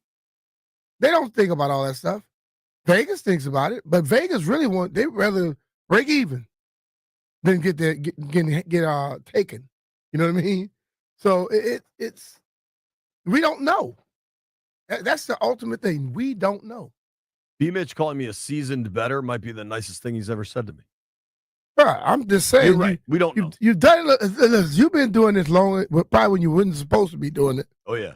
And you still get your butt handed to you a lot of times. I know a lot of guys that are way more seasoned than you. Sure. And they tell me, man, you got to do it this, you got to do that. And they still are under. I mean, I'm like, hey, man, if you've been doing it that long and you still can't win on a consistent basis, I'm not listening to you either. Shout out to Jeff Walker, who's still sick, but listening clearly because he's texting, he's tweeting. Jeff's streak of locking in more when he's not here versus when he is continues. And I'm gonna, just because everything is now quite public, we're gonna let others that worked with him longer and closer talk about this throughout the day. But obviously, really sad news about Pete Medhurst. If you're unaware, Pete Medhurst had a really rough fight with cancer, and everything very aggressive for him. Really went fast, and Pete Medhurst passed away. Obviously, did a tremendous job here at 106.7 The Fan and on Team 980, wearing a million different hats. All his work with the Naval Academy, all his work with the Nationals. There was nobody. I mean this, like, we work in sports media. I've met a lot of people that know a lot about sports. There's a lot of people that think they can match sports knowledge with others. There was nobody that could touch Medhurst. The encyclopedia in that brain. He could tell you the special teams coordinator at San Jose State. I mean, he could tell you anything. And certainly we're just sending the best to Pete's family and everybody that was touched by his work. We're thinking of you all. We'll be right back.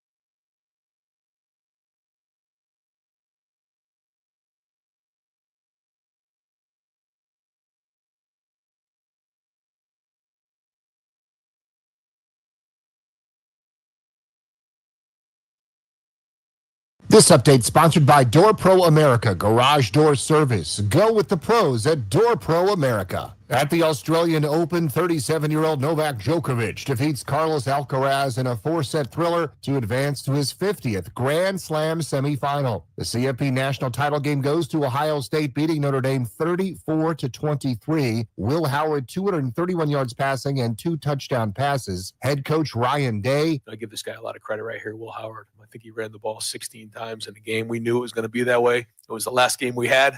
He really put the team on his back and obviously delivered the huge third down conversion, which sealed the game. Notre Dame coach Marcus Freeman, Riley Leonard can't do it all. You know, we ran them a whole bunch that first series, and I think more than anything, there was 2 series after the first one. We didn't execute, and we had some self-inflicted wound that we have to clean up. Georgetown beat Villanova 64-63 on a jumper by Micah Peavy with less than 2 seconds remaining. Chicago Bears have hired Ben Johnson as their new head coach. The New York Jets are in heavy talks with Aaron Glenn to be their new HC. Wizards basketball against the Lakers tonight on Team 980 at 10:30. Capitals and Oilers at 9 on the Fan. For all of your garage door and opener needs, go with the pros at Door Pro America. From maintenance and repair to new installations, Door Pro America has been serving the DMV for over 50 years. Call 877-DOOR-PRO or visit doorproamerica.com. I'm Byron Kerr on the Fan.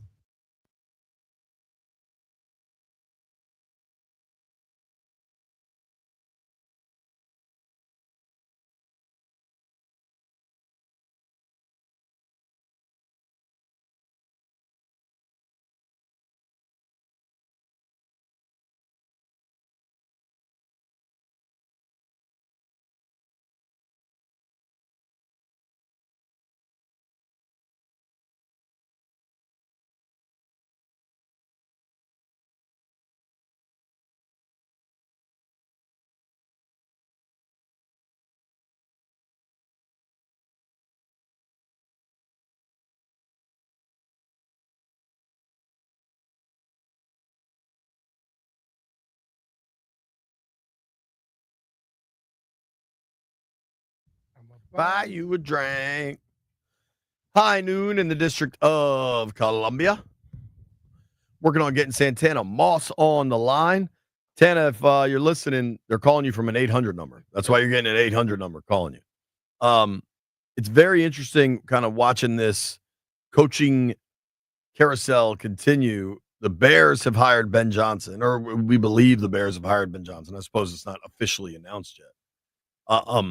I recorded a podcast. Hello. I recorded a podcast yesterday with Mitch Tischler, and at the very end, he's like, "I'd like to take a moment to make a statement." I was like, "Make a statement, dude." He said he's still taping, but he's gonna hit us when he does. Okay. He said Ben Johnson sucks, and that Ben Johnson and Caleb Williams in Chicago will not work. Who said that, Mitch? Yeah. I don't think we know enough. We don't know. No. I don't know how much of a leader he is. I know he has a good offensive mind, but I don't know how much a leader he is. And we've had a lot of people in this league who can call plays, offense, defense, but they can't lead men. So we'll find out if he can do that. And we don't. That's what that guy questioned that. Right. Also from Detroit. Right. We don't know that he can't either. Right. Like maybe he will. We'll find it all out. I suppose I am still. Yeah, I really don't care because he's not going. He's going to Detroit, to Chicago. I don't care. I am not here for whatever attempted manufactured rivalry there is with the Bears. Like, that's not a thing. Bears fans are mad that Washington got Jaden and they got Caleb. I think it's a little silly.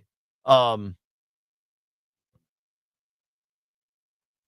think there's just so much dumb stuff going on that, like, I just don't have time. Dude, it's entirely possible, if not likely at this point, that Washington was on the better end of this Ben Johnson didn't want to come here thing. Yeah. Could be. Yo, I think it's a Garth Brooks song, so bear with me here. But he has a song called Unanswered Prayers, where it's like sometimes in the moment you really want one thing to happen, and then years later you realize it was for the best. It was for the best that it didn't happen. Right. Yeah. This team is in the NFC title game. Yeah. Things are working out just fine. Yep. I don't care. I don't care about Ben Johnson now. I am with you. I care about. You know what I looked up this morning? What? You know where Jaden Daniels is from? His hometown? The Inland Empire. Sure, that'd be like saying the Mid-Atlantic, right? Like the area's big. Mm-hmm. Maybe it'd be like saying the DMV. His hometown is San Bernardino. Mm-hmm. Now, San Bernardino, I've been there.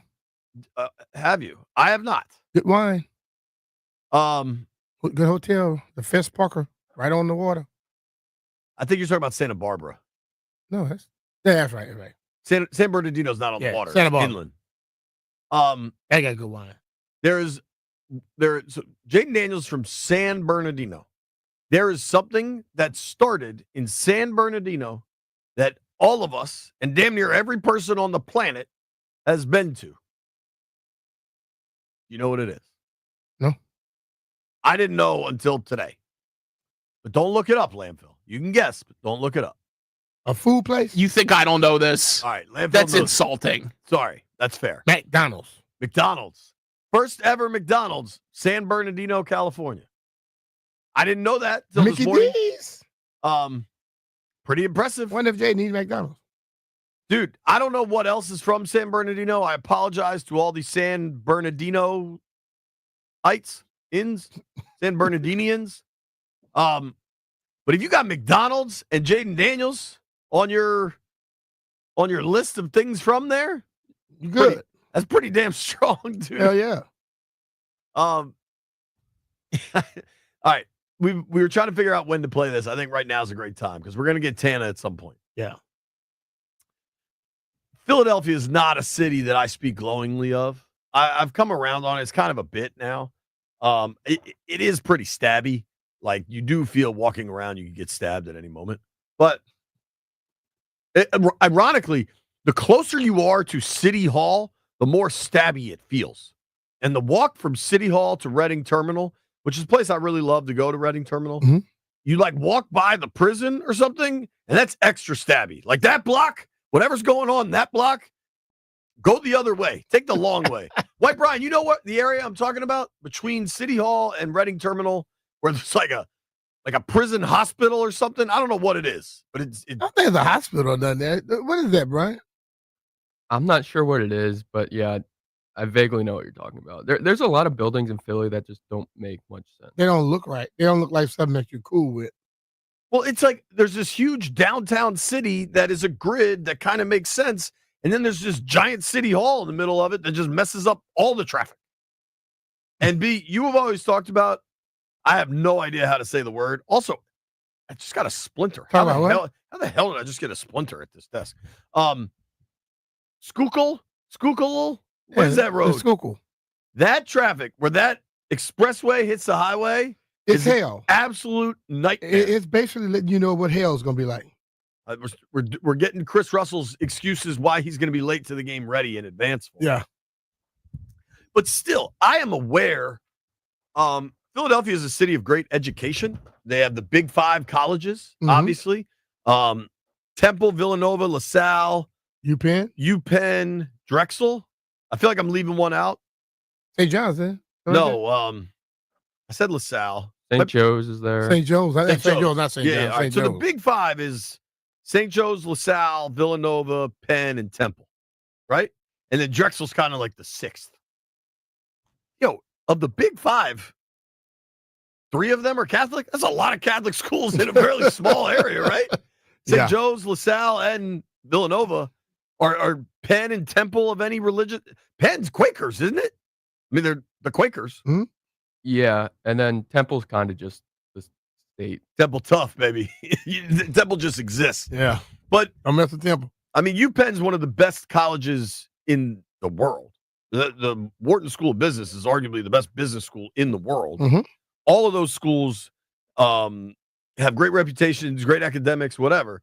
Philadelphia is a school, is a town, a city of great education. And I won't knock them for that.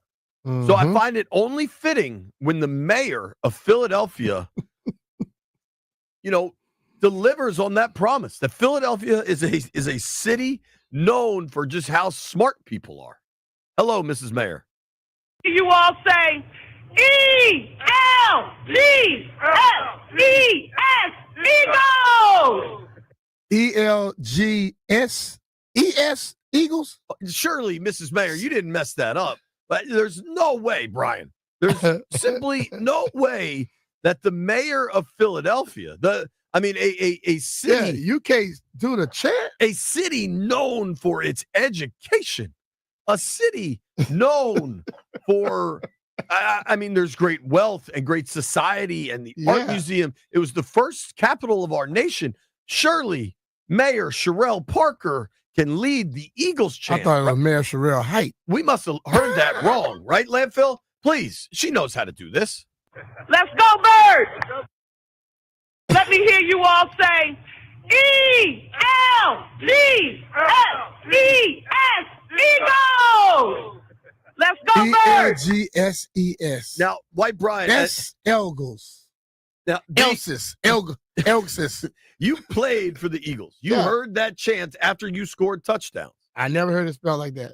White Brian, as the only person here that grew up in the Philadelphia area, can you at least confirm for me that you know how to spell Eagles? E-A-G-L-E-S. Okay. Eagles. What did she spell? Mayor Parker, one more time, please. Let me hear you all say E-L-G-S-E-S, Eagles! Let's go, Birds! E-L-G-S-E-S. That's Elgsis. Elgsis? Commanders versus Elgsis. What I would like is, if anyone from the mayor's office, Mayor Muriel Bowser, is listening, I think she should put out a video where she just spells Commanders and says, "Let's go, Commanders." I think it would be brilliant. Level, I'm going to do it on the spot. You ready? C-O-M-M-A-N-D-E-R-S. Let's go, Commanders. I think I got it. Obviously, the mayor made a mistake. It's kind of funny, but what are you doing here? Yeah, but it made a lot of mistakes.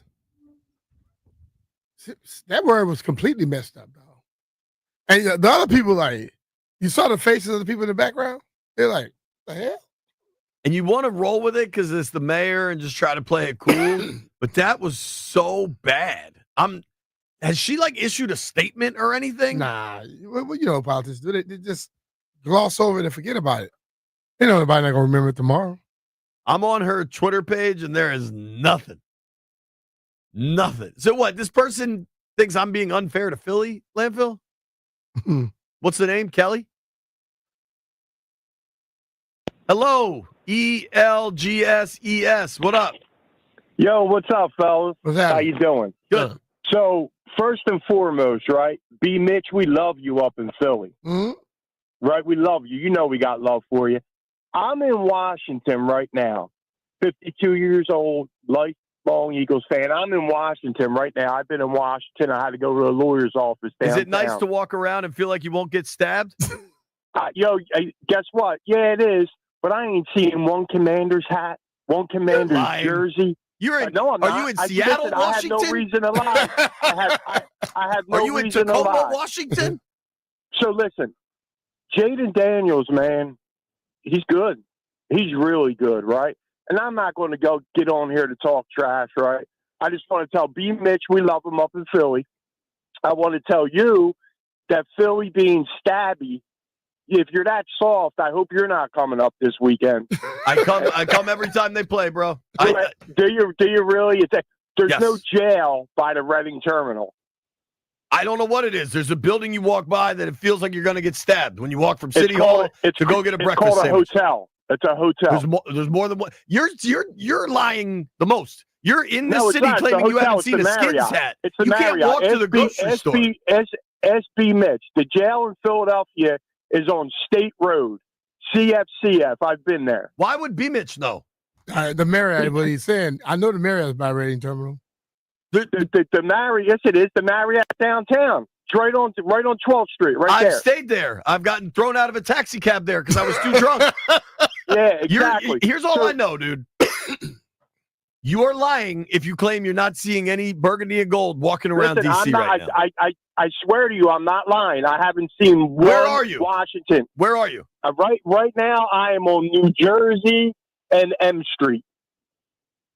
So you just got off New York Avenue or something over there? I just got off the I was at Cozen O'Connor, 2001 M Street, the lawyer's office. I haven't seen one Washington Commanders anything. I refuse to believe you.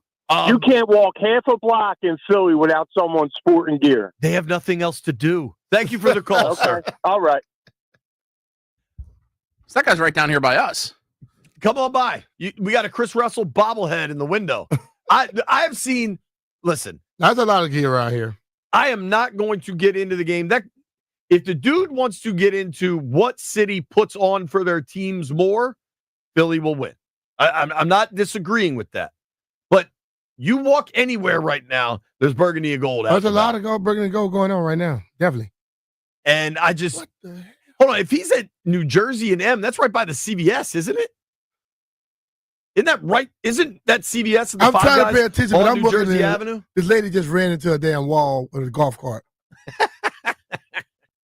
What? Boom, and broke the wheel. I need somebody to go find Johnny Philly and just throw a burgundy and gold pom-pom on his car and just let him know where he is.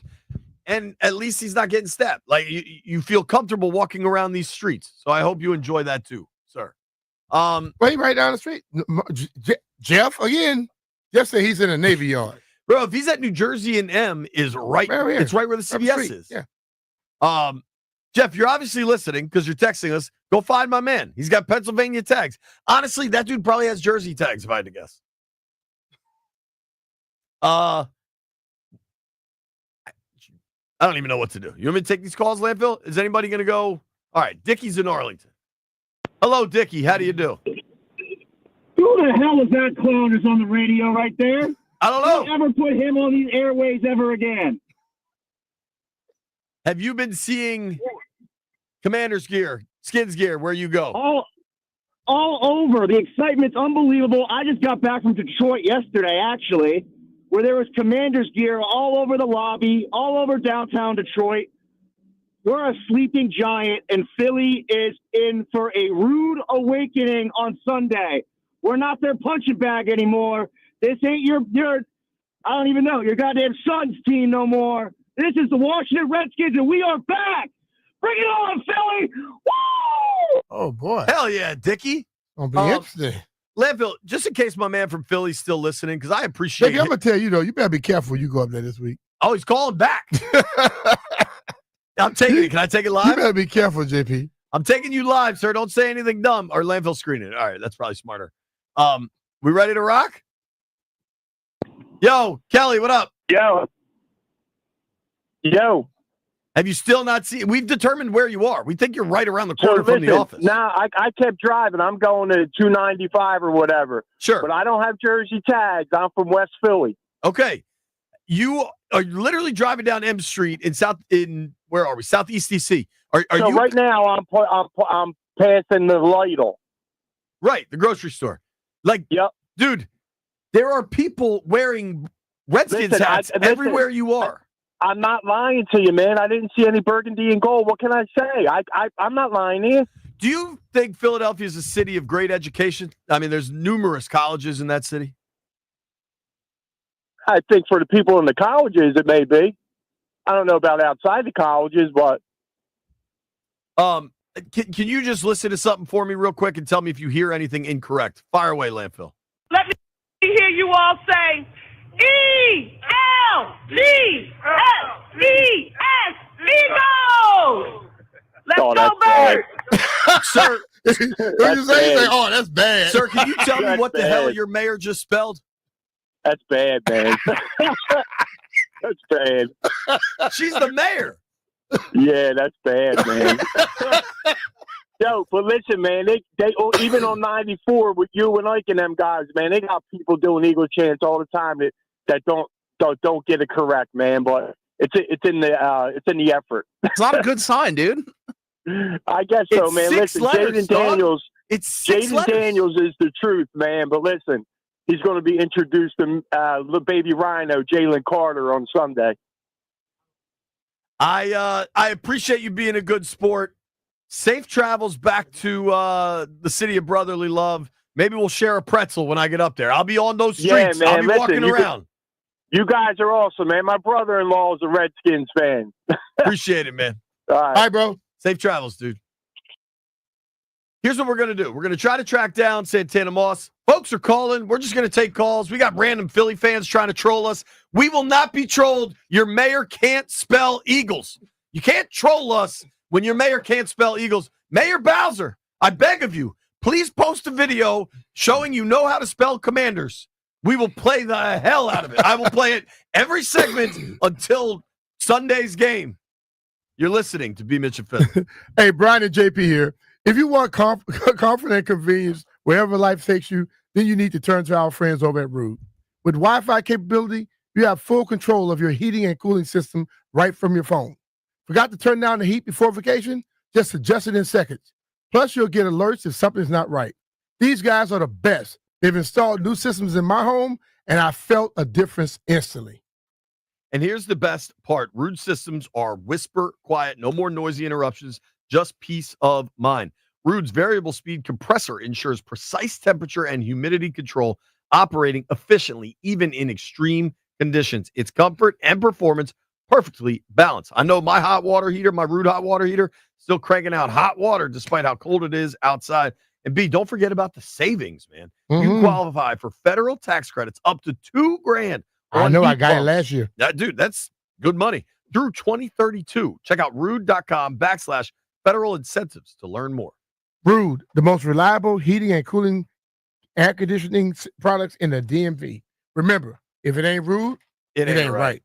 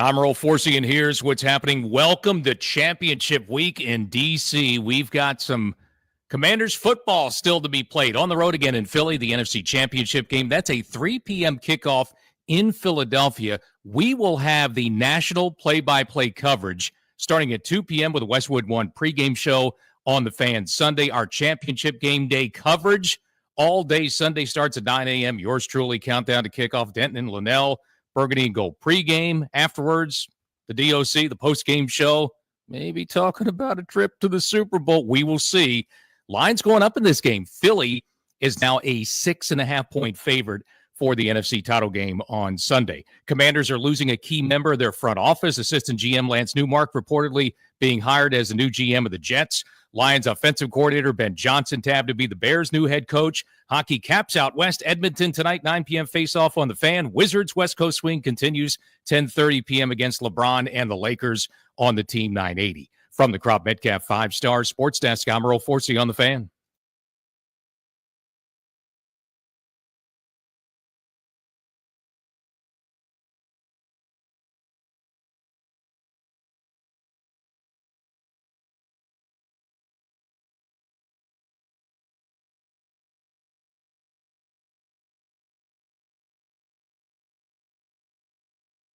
Rolling Kilo G.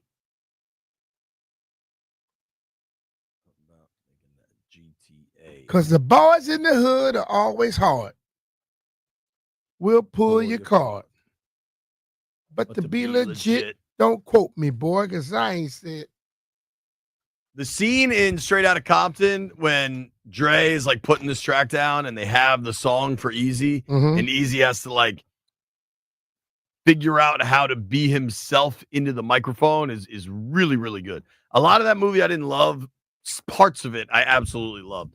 One thing I love is checking in with the mayor of Philadelphia, Sherelle Parker. I hope I'm saying that right. Obviously, want to show proper respect to the office. Mayor Parker, understandably, in advance of the NFC title game, the Eagles trying to get back to the Super Bowl, haven't been in a few years.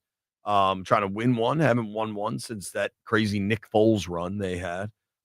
Mayor Parker's obviously excited about the Eagles, and Mayor Parker was rallying the troops at a little pep rally. Yeah, rally. Let me hear you all say, E-L-G-S-E-S, Eagles! Let's go, Birds! ELGSES. Shout out to Mayor Parker. Drew Cohen, friend of the program, tweeted me and said the correct spelling is F-U-E-A-G-L-E-S.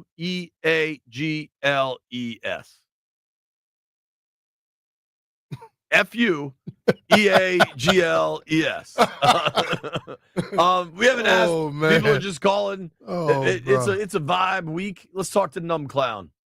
Numb Clown, how do you do, buddy? How are you, dog? Hey, oh my goodness! Boy, I mean that's I can't speak, man. I'm sorry. I'm so excited. I was telling Landfield that we got people over here in Texas rooting for us. They're like, we don't like the Eagles. We want y'all to win. Y'all got the best rookie, the best player overall in NFC East, possibly NFL, to dethrone 15 and the referees over there, Kansas City. I'm teaching my kids about our history now. My son, who loves Jaden Daniels, all he wants to do is go see Jaden Daniels play.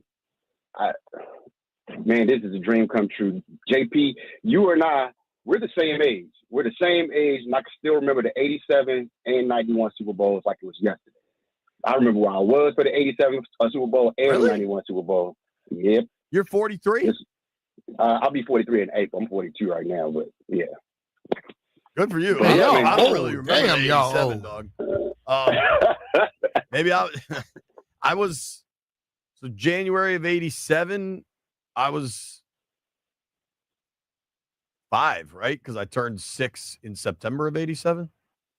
Sounds about right, yeah. I don't remember it, but good for you, man. I'm glad you do. Thanks for the call, Numb Cloud. Yeah. Keep it real in Texas. Stay stoned, all right? All right, brothers. All right. Right on.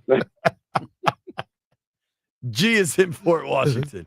Hey, G, this dude from Philly's kind of driving your way if he was getting on 295 He's got Pennsylvania tags. Make sure you Hey, show him some JP, I ain't skids worried gear. about that. He already got. But I want to talk about the real dude, B-Mitch. I met you with Sterling Palmer back in the days. Hey, JP, slow down, man.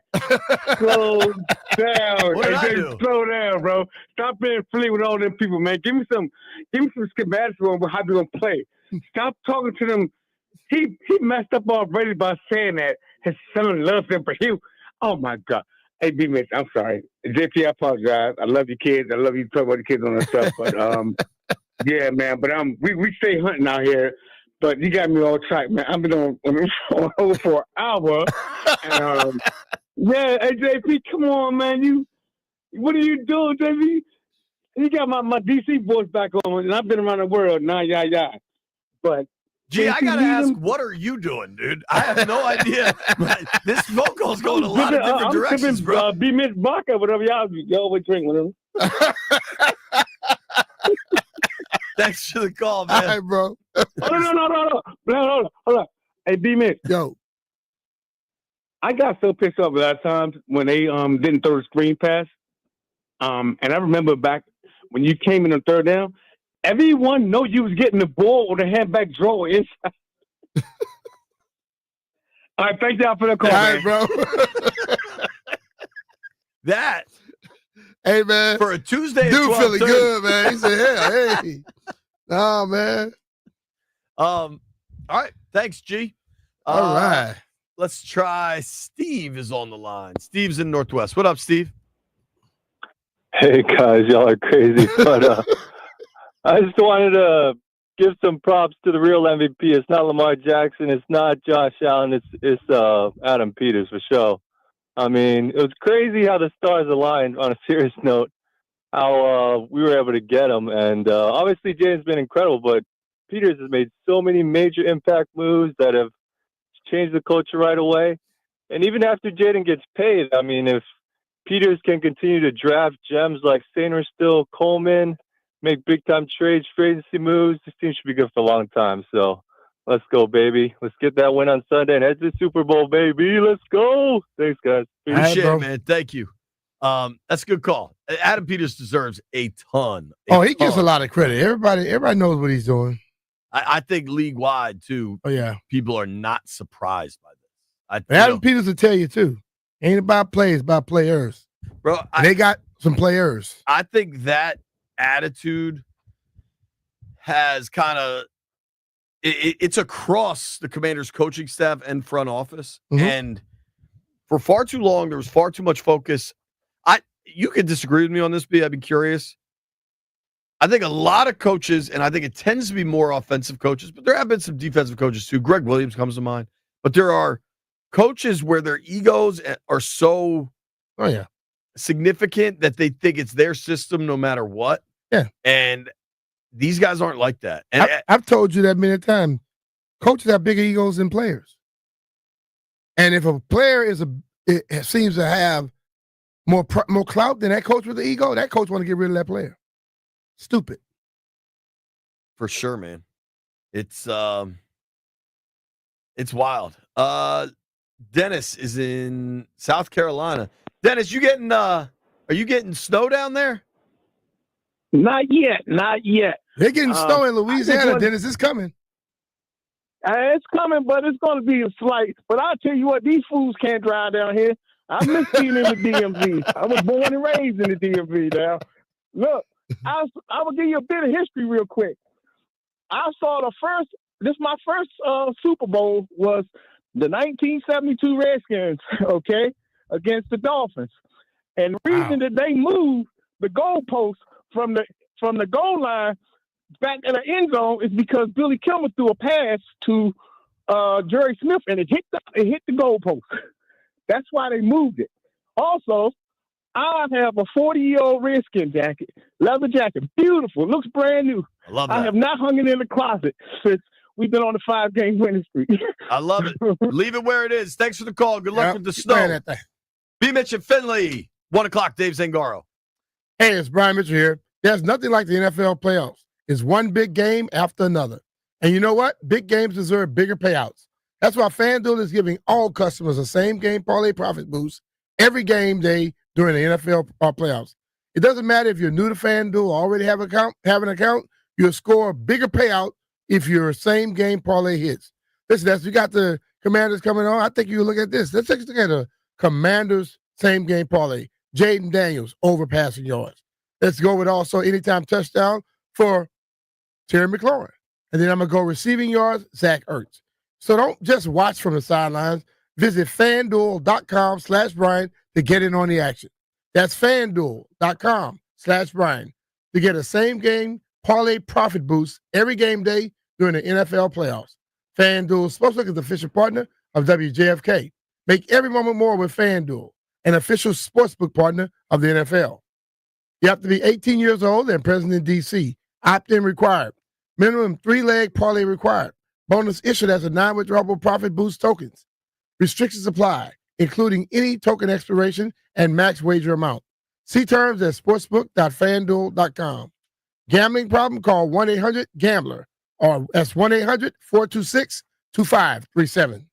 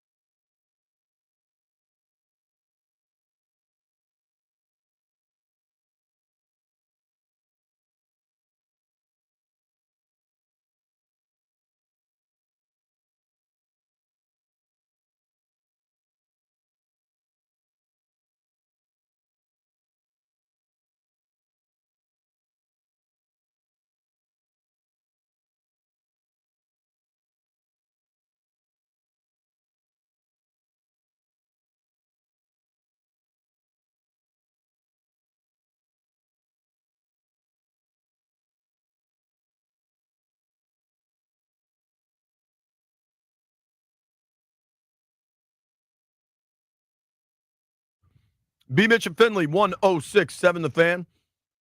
Not going to waste any time. We've got our friend Mr. Santana Moss on the Rude Guest Hotline. Tana Man, what's up, bud? What's going on, fellas? What's it like for you, Tana, as an alum of the organization, to see them get to the NFC title game? How much you allowing yourself to enjoy this? I've been kind of trying to keep it steady. You know what I mean? I'm one of those guys, man. I'm never too high, I'm never too low, and I'm always in the middle. And that's where I'm at now, man. Because I really, I said it coming into the season, I really have no high expectations on, from the team. I wanted these guys to honestly go out there, and I wanted to let the coaching staff, show us the team that they're going to be for the future. And I think every week I took that approach. So I don't want to change it now. I'm superstitious as crap. Me and B always having fun with how superstitious I am. But I have that same kind of feeling now, man. I've been allowing them to really go out there and just show us, man, what they want and how bad they want it. And they've been doing it thus far.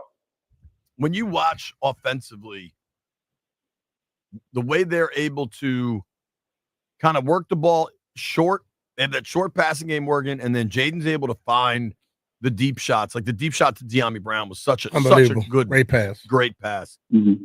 What do you think receivers must think when they get to play with Jaden Daniels? Man, you know what? I think a few things that stands out to me. One, you got to give a lot of credit to Cliff Kingsbury for putting him in great positions. I think putting him in great situations. I think if you look at some of the situations that he's been involved in and these moments when he's getting those opportunities, that's a lot of credit to Cliff just having the right kind of formula for him to be able to be, exceptional in. And then two, it's him, him finding the right person. I think his decision making is way beyond being a rookie. He's made clutch decisions, man, in critical times, under pressure in moments of games where you don't normally see a guy, in that situation respond that way at his, I guess you can say, this young in the game. So I give credit to both. I give a lot of credit to Cliff for, the situations he's putting them in. And then I got to give the rest of the credit to Jaden for having an answer. He's found a way that no matter what they thrown at him, no matter what they do to try to put him in that situation of trying to punk him at times, he gets up, man, smile on his face, and go out there and go at him again. Yeah, I'm just putting this on your radar because I know how you and I both get when we have some referees going the other way. Yeah. The referees from the Saints game are the ones refereeing this game this week. Wow. Yeah, the one that stopped the clock. And also we found out that they're 6-0 when they referee. But you know what? That curse is going to be broken. That's what I feel. No doubt. No doubt. The Eagles are 6-0 with this group. And I think for the most part, people, like I said before, man, a week ago, whether you want to call it house money or not, man, this team is playing and showing you what you can do when you're coached well as these guys have been coached. So I'm going to lay it on the line. I'm just going to say, man, those guys are going to be mentally and physically prepared, and screw the refs. You know what I'm saying? And they ain't have our back all year, so I ain't looking for no refs to come in there and have our back this game. So we gonna handle business just like we've been handling without the refs and all. Yep. Tana, you are close to the team. I mean, you and Brian do all the game day stuff. You're out at the park a couple days a week.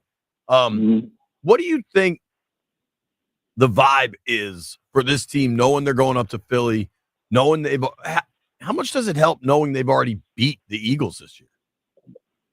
You know what, man? I have to think that with the coaching staff being as cool as they are and understanding that every moment, understanding how to have these guys prepared and ready for every moment, I can tell you that they probably all geeked. You saw them after that game in Detroit, how geeked they was. You saw a lot of stuff on social media, but I'm sure they left that in Detroit. And I'm pretty sure they brought a lot of that spirit with them back home.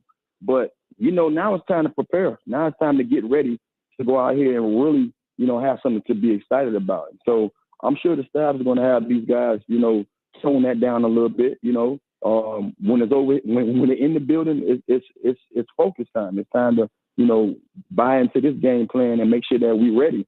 Now, we could be excited. We can be overly excited and act like we've never been here because a lot of guys probably haven't been in this situation.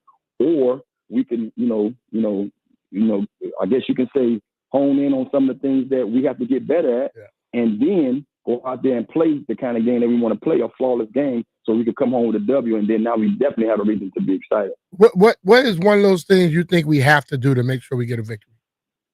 I think more so than anything is slowing down your boy Saquon Barkley. I think that's gonna be the to me the biggest factor of what we do defensively is making sure we can tone him down from having so many those big explosive plays. I think if you tone that down a little bit, be able to slow that down from him, now you force Hurts to go out there and beat you with his arm. And this year it's been hard. He holds on to the ball.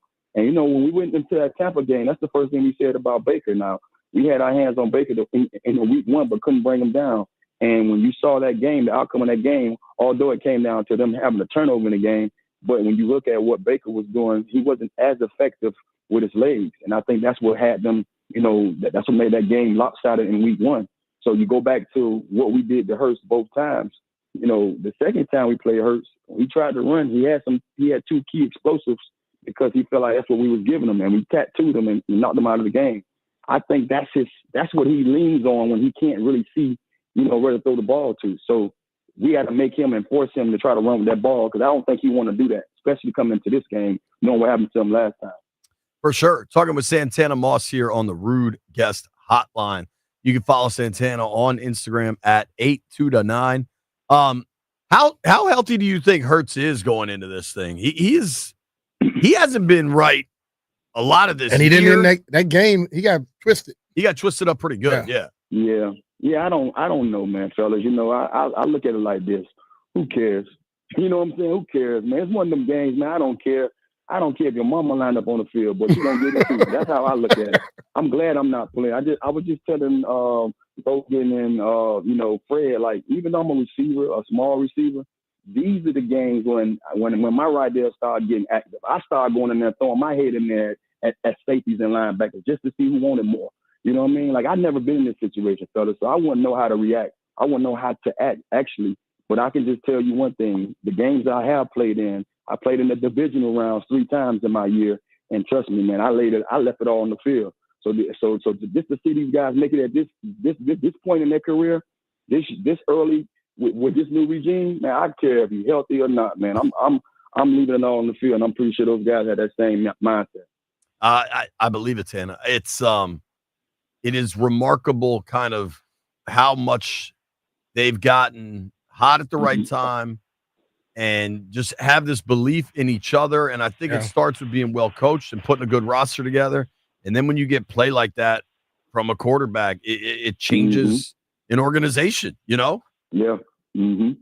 No, it's definitely remarkable, man. I think one of the things that stand out the most is we talk so much about having that quarterback, and we can't, sometimes I try to, tone down of me praising him so much because it's just phenomenal just to see some of the things that he does week in and week out, man. But, just think about how many years we've been looking for that guy. Yep. And to honestly see, us get as far as we've gotten in year one with Jaden, man, it's just been unreal, man. So, hats off to us really going out there and getting a good quarterback. And I just laugh about it now because I'm listening to all those gurus and those draft specialists that talk about, oh yeah, well, he does this, but I would take Drake May and I would take this guy and I would take this guy. I wonder if they're saying that now. Oh, some of them probably are because they don't want to be proven wrong. I can't imagine. Exactly. I can't imagine. That'd be laughable. Tana, the only real hiccup coming out of that Detroit game was Sam Cosmi getting injured. Cosmi's a great dude and really well liked and played really well. I also thought Trent Scott was pretty damn good against the Lions when Cosmi went out. What does an injury like that to an offensive lineman do to an offense going into such a big game? That's a great question, man. Honestly, I wish I had a good answer for you, man. But all I can say is, man, Trent and them boys got to come with it. Jaden Collier is a force to be reckoned with, man. And he's if we ain't planning on double teaming him, good luck. So that's all I can say about that. This guy is phenomenal, man. When I say, they had a stat that came out the other day that anytime he's double teamed, it's no sacks, no pressures. But when not double teamed, he had 8 or more pressures alone in that game. So that's crazy. That is ridiculous, man. That is unreal. So like I said before, I know for a fact it's already tough not having Cosme, lining up. But I'm sure, me and B-Miss talk about this so much, ad nauseum. It's the next man up. And I know whether it's Trent Scott or anybody else, they're going to be ready. They understand, what this game means to their career and this year. So they're going to be ready. So I'm going to be ready to watch whoever's in that spot because I know they know that they got to bring their hard hat dealing with that dude. Yeah, I know. Basically, like when Cosby went out early enough to where Trent played a lot of that game and had great success. Because I know when it happened, I walked over to JP. We were trying to figure out who they were going to put in. Right. Well, they quickly put Trent in there. Right. And he stayed in, which tells me they knew he would be prepared and be ready. And I'm sure they're confident going into this week as well. And like you stated, if that status there, I'm sure Dan and his crew know that their analytics people know it. He going to get double teamed a lot then. Trent Scott ended up playing 61% of the snaps against the Lions. So and played well. It was like mid-second quarter. Yes. Yeah. Yeah. Santa, man, we appreciate you, dude. Thank you Appreciate for making you, brother, time. man. I know you're busy. All right, fellas. Take care. All right, bro. The great Santana Moss on the Rude Guest Hotline. When we come back, we're going to Philly. Dave Zangaro gets us up to speed on what's happening with the Eagles.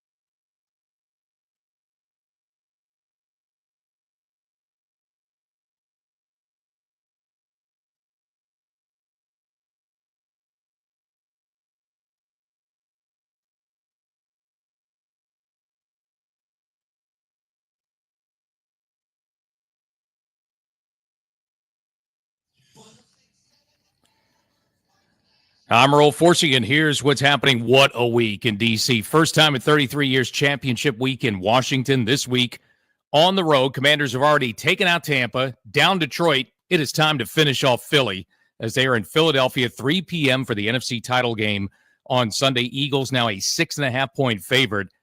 You know where to go. We've got coverage all day Sunday here in the Fan. The national play-by-play Westwood One broadcast starts at 2 p.m. with their pregame. I'll start things off for our coverage, an entire Sunday of Commanders coverage, countdown to kickoff, 9 a.m., Burgundy and Gold pregame after that, then the play-by-play, and then the DOC, Doc Walker, Toby, in taking your calls after the game as Washington tries to reach its first Super Bowl since 1992.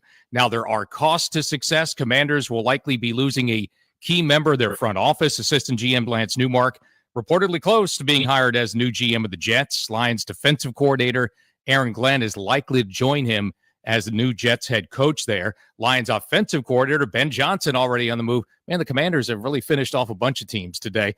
And this one has Commander implications because that Hail Mary win over the Bears set the wheels in motion for a coaching change. Now, after the win in Detroit, Lions OC Ben Johnson is heading to Chicago as the Bears' new head coach. Capitals out west in Edmonton, 9 p.m. face-off against the Oilers here in the Fan. Caps looking for a fifth straight win, some late-night hockey on the Fan. Also, late-night NBA Wizards. West Coast swing continues at the L.A. Lakers, 10:30 for that one on the Team 980. From the Crop Metcalf 5 Stars Sports Desk, I'm Earl Forsey on the Fan.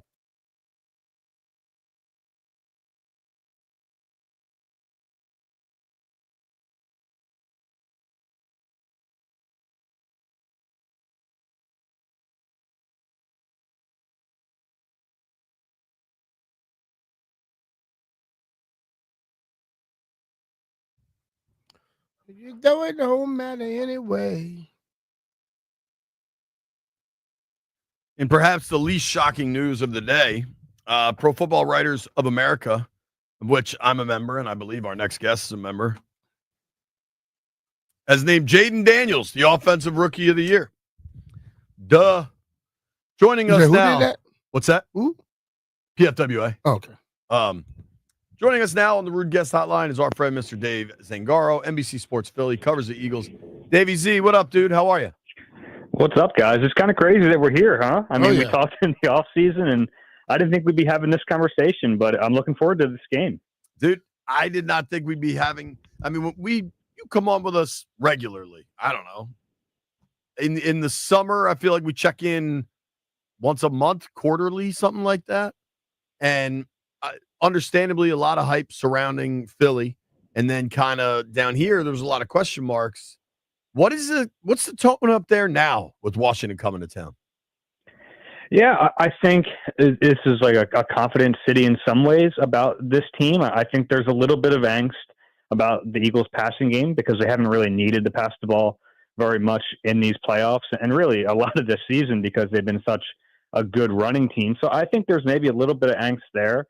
And the way Week 16 went, I think some fans are looking at it like, hey, if Jalen Hurts doesn't get injured in that game, he doesn't get the concussion, the Eagles probably win that one. But then there's the other side of it where I think there is some fear about Jaden Daniels and what he did in that fourth quarter in Week 16 and what he's been able to do this entire season. I mean, that kid is an absolute killer. And I think there's a lot of different viewpoints on this game. I think certainly the Eagles hosting an NFC Championship game, this building on Sunday is going to be pretty insane. I think that is an advantage for the home team, but it should be a fun game.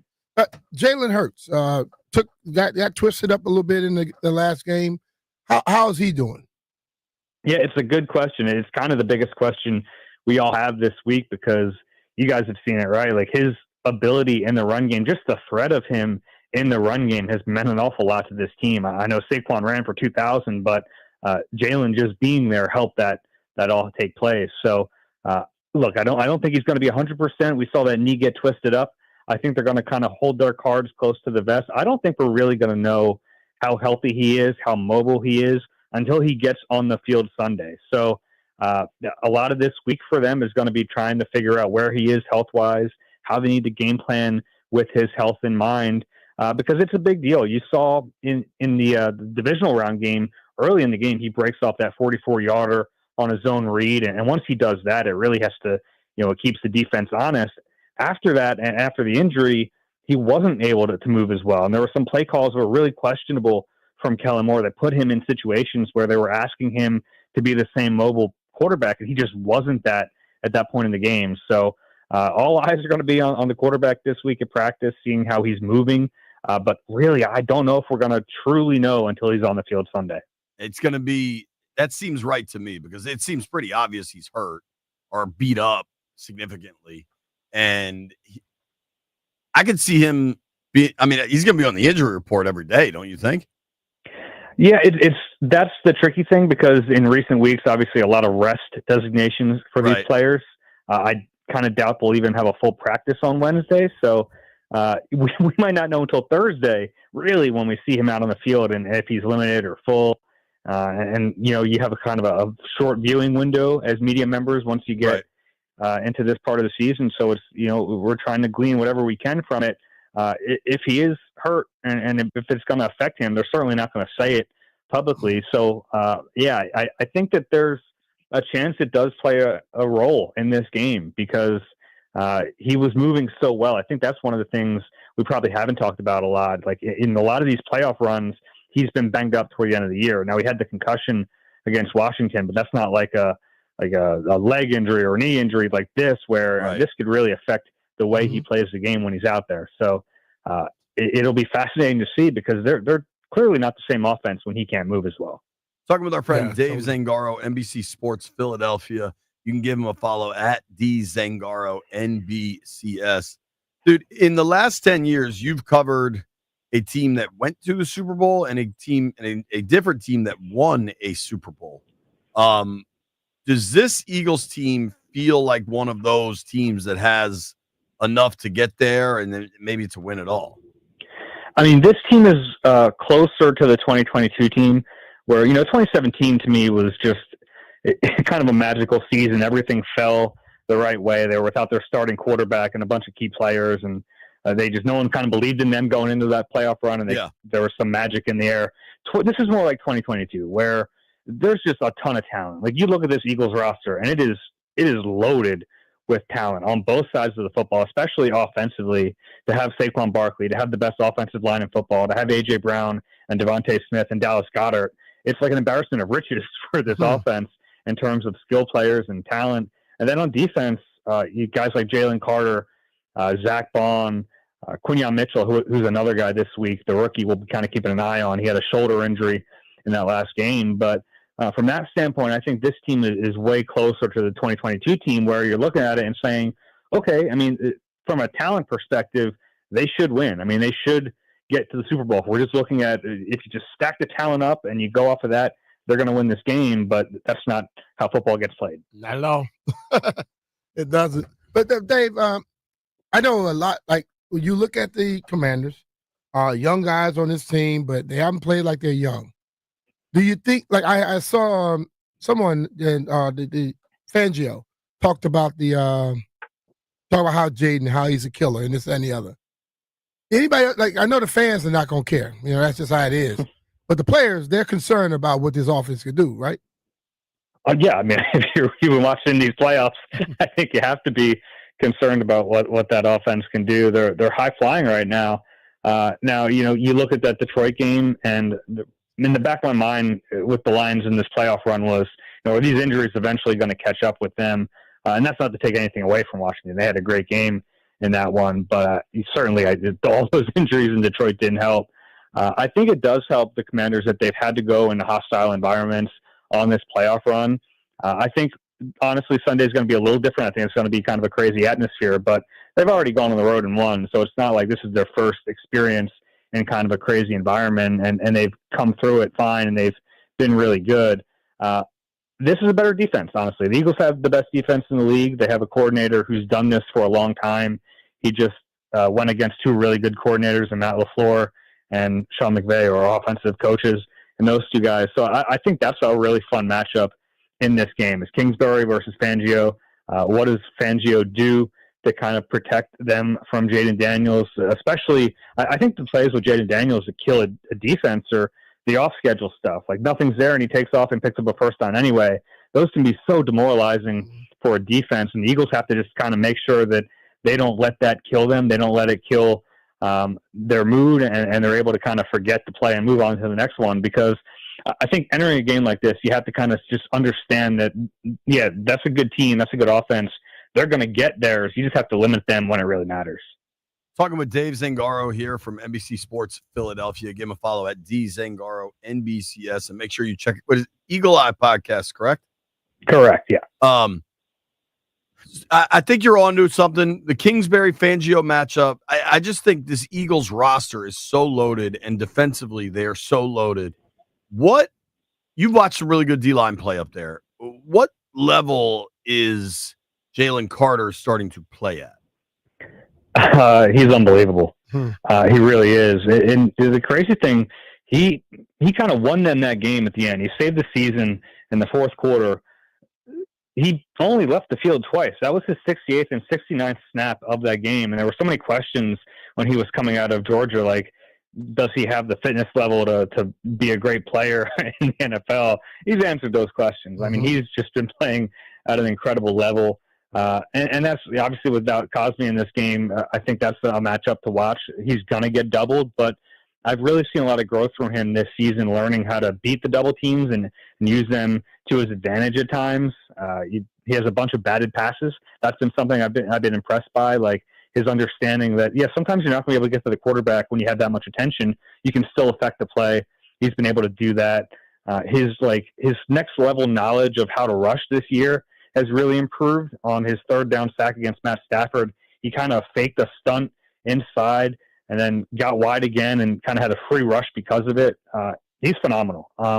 We had Fletcher Cox in this city for a long time, and I think what made Fletcher so special was that he was able to play at a high level for as many years as he did. But if we're talking peaks, I mean, Jalen Carter is there right now in year 2 of his career, and I think he's still getting better, which is pretty scary.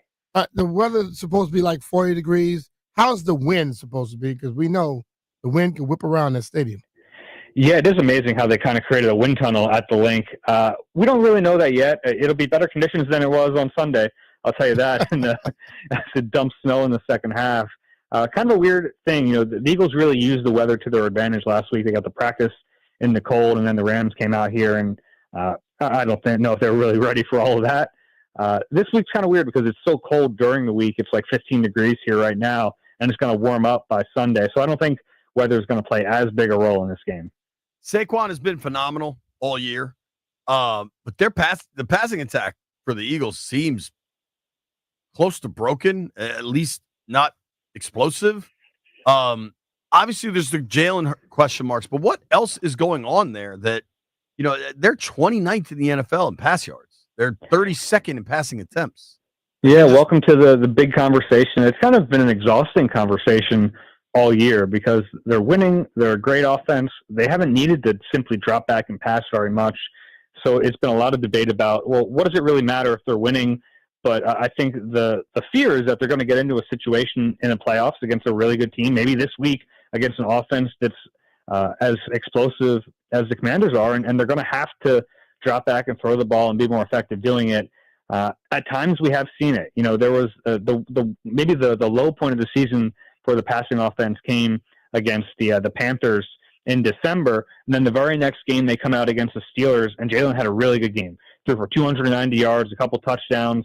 There were questions about, like, are him and A.J. Brown getting along? He throws a touchdown to A.J. They do a little dance together. Everything's smoothed over, and everything's going to be great from here on out. But the next game was the Commanders game, and he gets knocked out early. Then we didn't see him again until the playoffs. And since then, the passing offense has not looked great. It's been a little confounding this year because they have all the pieces in place to be good. There's no reason why they can't be, right? You have a good offensive line.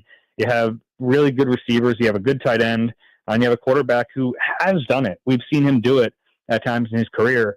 I think at times the scheme hasn't been what it needs to be. I don't think Kellen Moore, even though he had 3 head coaching interviews last week, so teams must like some of what he's doing. I don't know if that has necessarily worked out the way they hoped it would, kind of blending the offenses and getting the most out of Hurts. So I think it is a concern, but they're explosive in the run game. And I think that's something that's kind of unique to see a team that can hit all these big plays running the football You load the box on them. You're worried about them breaking off a big run. That's what happened against the Rams. So I think it's kind of a different makeup of this team, and they're weirdly explosive without the passing game. Yeah, and it's like, hey, if we can just do all this other stuff, let's not stress too much about that. I wonder if this is the week that their hand kind of gets forced. Are they pretty healthy on the O-line? Yeah, I mean, as healthy as you can be this late in the season, nothing that's keeping these guys out. And that line has been really good. You have bookend tackles in Jordan Mailata and Lane Johnson, guards in Landon Dickerson and Mekhi Becton, who are the biggest duo in the league. And then Cam Jurgens has played at a really high level, replacing Jason Kelsey as a center, got named to the Pro Bowl this year. They're good up front. They're healthy up front. And that matters, certainly, in as you get deeper into the playoffs. Talking with Dave Zangaro, NBC Sports Philadelphia, here on the Rude Guest Hotline. Davey Z covers the Eagles, has for a long time. How's my man Nick Sirianni? How are the emotions? How are the vibes? Dom keeping him cool. Yeah, as cool as he can keep them. I think the vibes are good right now. It's been kind of a weird year. Nick always says that they're a boring team. And then whenever he says that, I go, no, they are not. They're definitely not a boring team. But I think Nick Sirianni has done a good job this year. A big part of his role as the CEO coach, he's not calling plays on offense or defense. He's supposed to kind of be the overseer of it. The vibes have been good this year, undoubtedly. And I think that's like, you look at the 2 Super Bowl years that I've covered them, similarities, right? Like the team just has something about it. Everyone's getting along. They're having fun. They're celebrating, like all these little things they're doing. So I think that as the CEO type coach, he's responsible for a lot of that. And I understand the antics bother people, especially outside of the city. And I get that, but in that locker room, they still like the guy. There was a scene after this last game where he's about to give his post game speech, and CJ Gardner-Johnson takes off his giant Dream Chaser chain, like puts it on him, and they all have fun. Like that team likes him, and I kind of, in a way, like that's the only thing that really matters right now. I agree with that. I do. Specifically, Washington lost Sam Cosmi, their right guard. Is that the kind of thing Fangio and Jalen Carter will specifically try to exploit? Or are they more, we're going to run our stuff and not necessarily care what's in front of us? Yeah, that's a good question. I think it might, they might care a little bit, but I honestly think it might end up helping Milton Williams, who's a guy we don't really talk about a ton, even in this city. He's their other starting kind of like 3-tech type player. He's been great this year because he gets one-on-ones all the time. Jalen Carter demands and commands those double teams. So you're going to have to help with a backup guard on Jalen Carter, and that's going to leave one-on-ones for Milton Williams. And, this year when he's gotten those situations, he's been able to beat them. So I think a lot of it is kind of natural. I don't think you need to do a ton to prepare to see a backup guard. I think you kind of run what you run, but from my perspective, I think it is a big advantage for the Eagles inside, especially because like they don't have a Hassan Reddick going out there and getting 15 sacks this year. They don't have that elite edge rusher. They have good guys. They have Nolan Smith, who's really improved, Josh Sweat, who's playing at a relatively high level, but they kind of have to group rush this year. They have to kind of piece it together. They've been good at running games, stunts up front. They're going to have to keep doing that without one of the better guards that they face this year, though. I think that is going to be a little easier.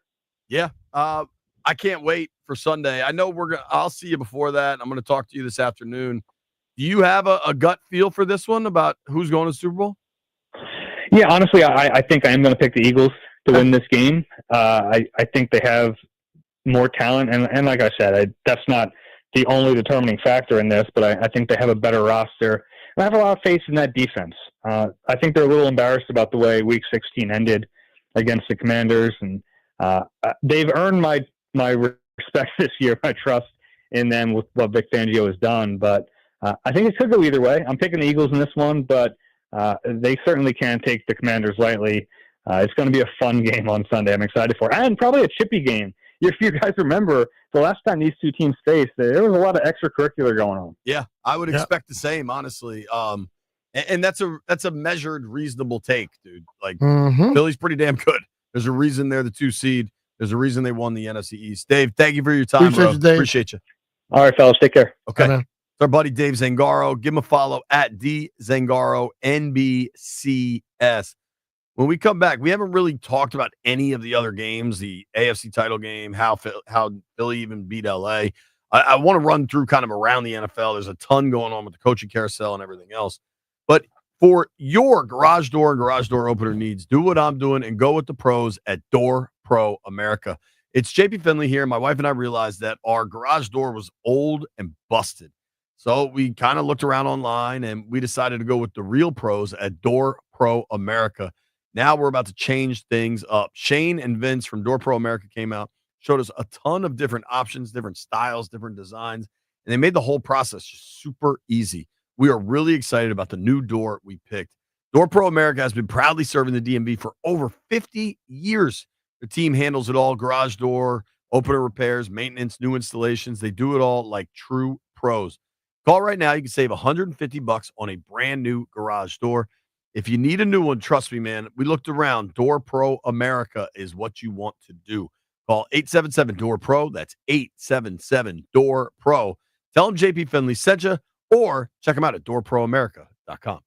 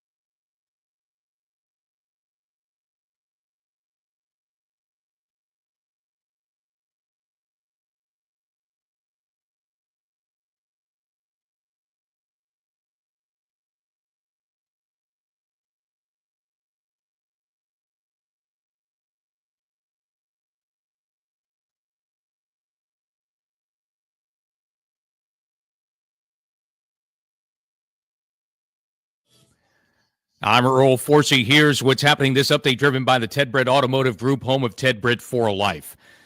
The line for the NFC Championship game going up. Philadelphia now a 6.5-point favorite Sunday over the Commanders. First NFC title game for Washington in 33 years. We will have the play-by-play coverage, full coverage starting at 9 a.m. Sunday. I'll have countdown to kickoff to get our NFC title game Sunday coverage underway. The play-by-play Westwood One call starts with their pregame 2 p.m. here on 106.7 The Fan. Some other football news. Commanders likely losing a key member of their front office. Assistant GM Lance Newmark is reportedly close to being hired as a GM of the Jets. Pro Football Writers Association of America has announced that Commanders QB Jaden Daniels has been selected as their 2024 Rookie of the Year. For 65 years, Ted Britt set the bar for the best car buying experience in the D.C. area. Hands down, Ted Britt Ford Fairfax, Ted Britt Ford Lincoln Chantilly, and Ted Britt Chevrolet Sterling, all home of Ted Britt for life. Lifetime vehicle coverage, all just a click away at tedbritt.com. From the Crop Metcalf 5-Star Sports Desk, I'm Earl Forsey on The Fan.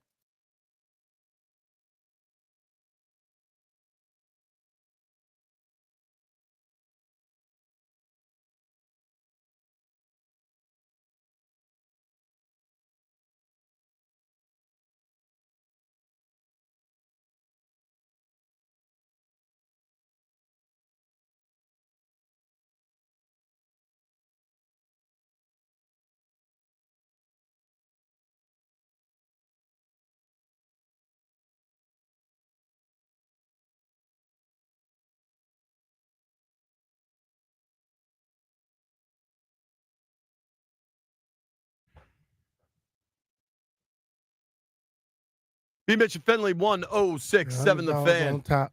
Going around the NFL right now, there's a lot of jobs open. The Bears hired Ben Johnson. The Jets, Saints, Jags, Raiders, Cowboys, all still open. There's general manager jobs open, the Jets and the Raiders. You know what general manager job is not open? Ooh. Dallas. Yeah, you know, because Jerry owns that. Or he say Steven does, but Jerry runs it. You feel like Aaron Glenn's getting this Jet? Do you feel like the Aaron Glenn, Lance Newmark thing is happening with the Jets? Very good possibility. The fact that Glenn was an all-pro there, I think. All-pro, he's been doing. I mean, for what they did with all those people missing on defense was special. Yeah, I think much like, frankly, Dan Quinn got hired here after, I mean, his last game in Dallas probably the worst one he ever had. Yeah. When the Packers hung 50 on them, and the Dallas defense was completely manhandled by the Packers in that game. And I think it would have been a mistake. The offense didn't help very much. They gave up some turnovers. Right, but it would have been a mistake to judge Quinn on that game rather than the entirety. And I think it'd be a mistake to judge Glenn on giving up 45 to Washington the other night and not the entirety of his tenure. I feel like this Glenn Newmark thing is going to happen. What do you think the best job left is? Because a lot of the conversation was that the Bears was the best job. I'm not sure I agree with it, but now it's not. Dallas, Raiders. You got Dallas and the Raiders left. You got Jacksonville left. Who else? Saints. I actually like the possibilities in Las Vegas. You don't have a quarterback. Yeah, but if you got some money to spend, then you got a chance. They have the 6th pick. 6th pick. You can move that up a little bit. But I think if I would rather a team where I could roll in and get the people I want than a place where they're going to tell me who I got to take. Yeah. And I think the Raiders, if you get it right and you have, seems like Brady's going to kind of really be in charge of that. If you get Brady on your side and you know you can trust him and you can kind of move forward that way, you might have something you can build the right way going forward. Possibility, but just because Tom was a great player, don't mean he's gonna be a great front office guy. Totally. For somebody that worked as hard as he did, I don't have a lot of patience with people not putting the same effort in. Totally. And I don't know many people in the world that was working as hard as he does. No. So that could end up being something that they're gonna have to have him back away from a little bit. I agree.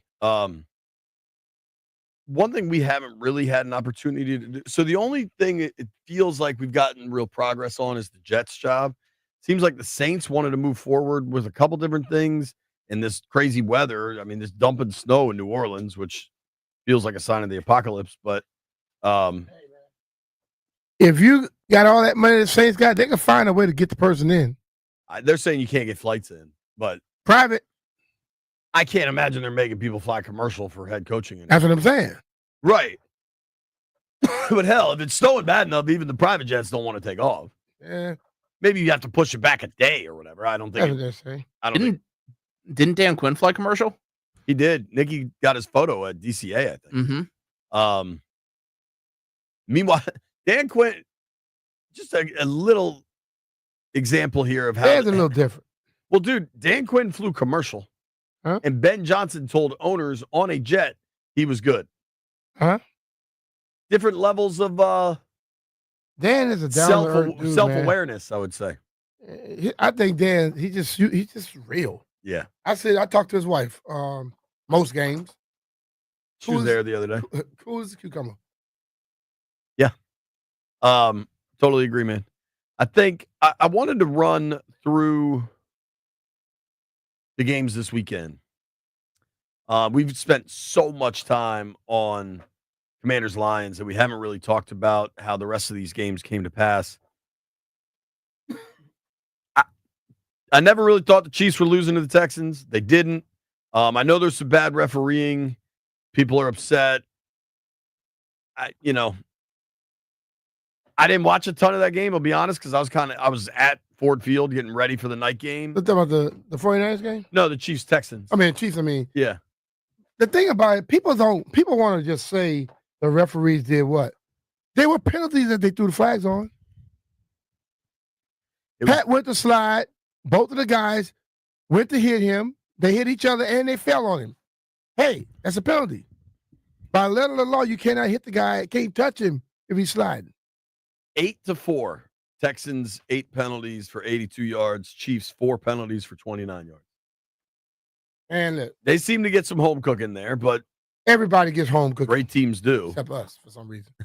Everybody normally gets home cooking, but if the penalties, listen, in Detroit, we grabbed the guy by the shoulder pad and they called the face mask.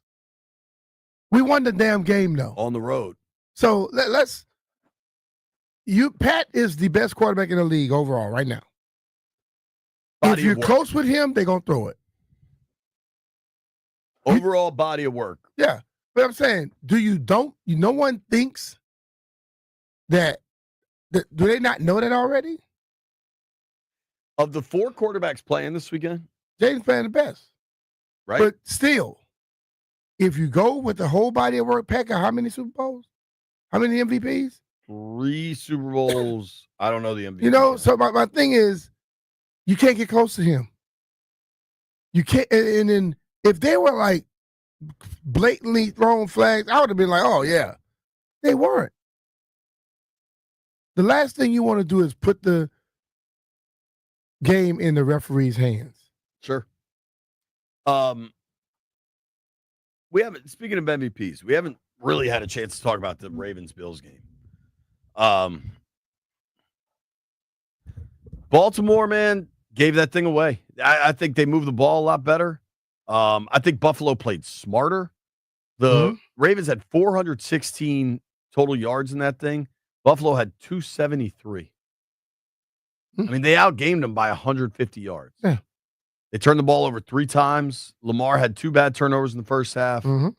Mark Andrews had a bad turnover, a bad drop in the second half. I still think it's being misremembered that even if he catches that ball, all that means is tie game, and Josh Allen has 90 seconds to go get a field goal to win it.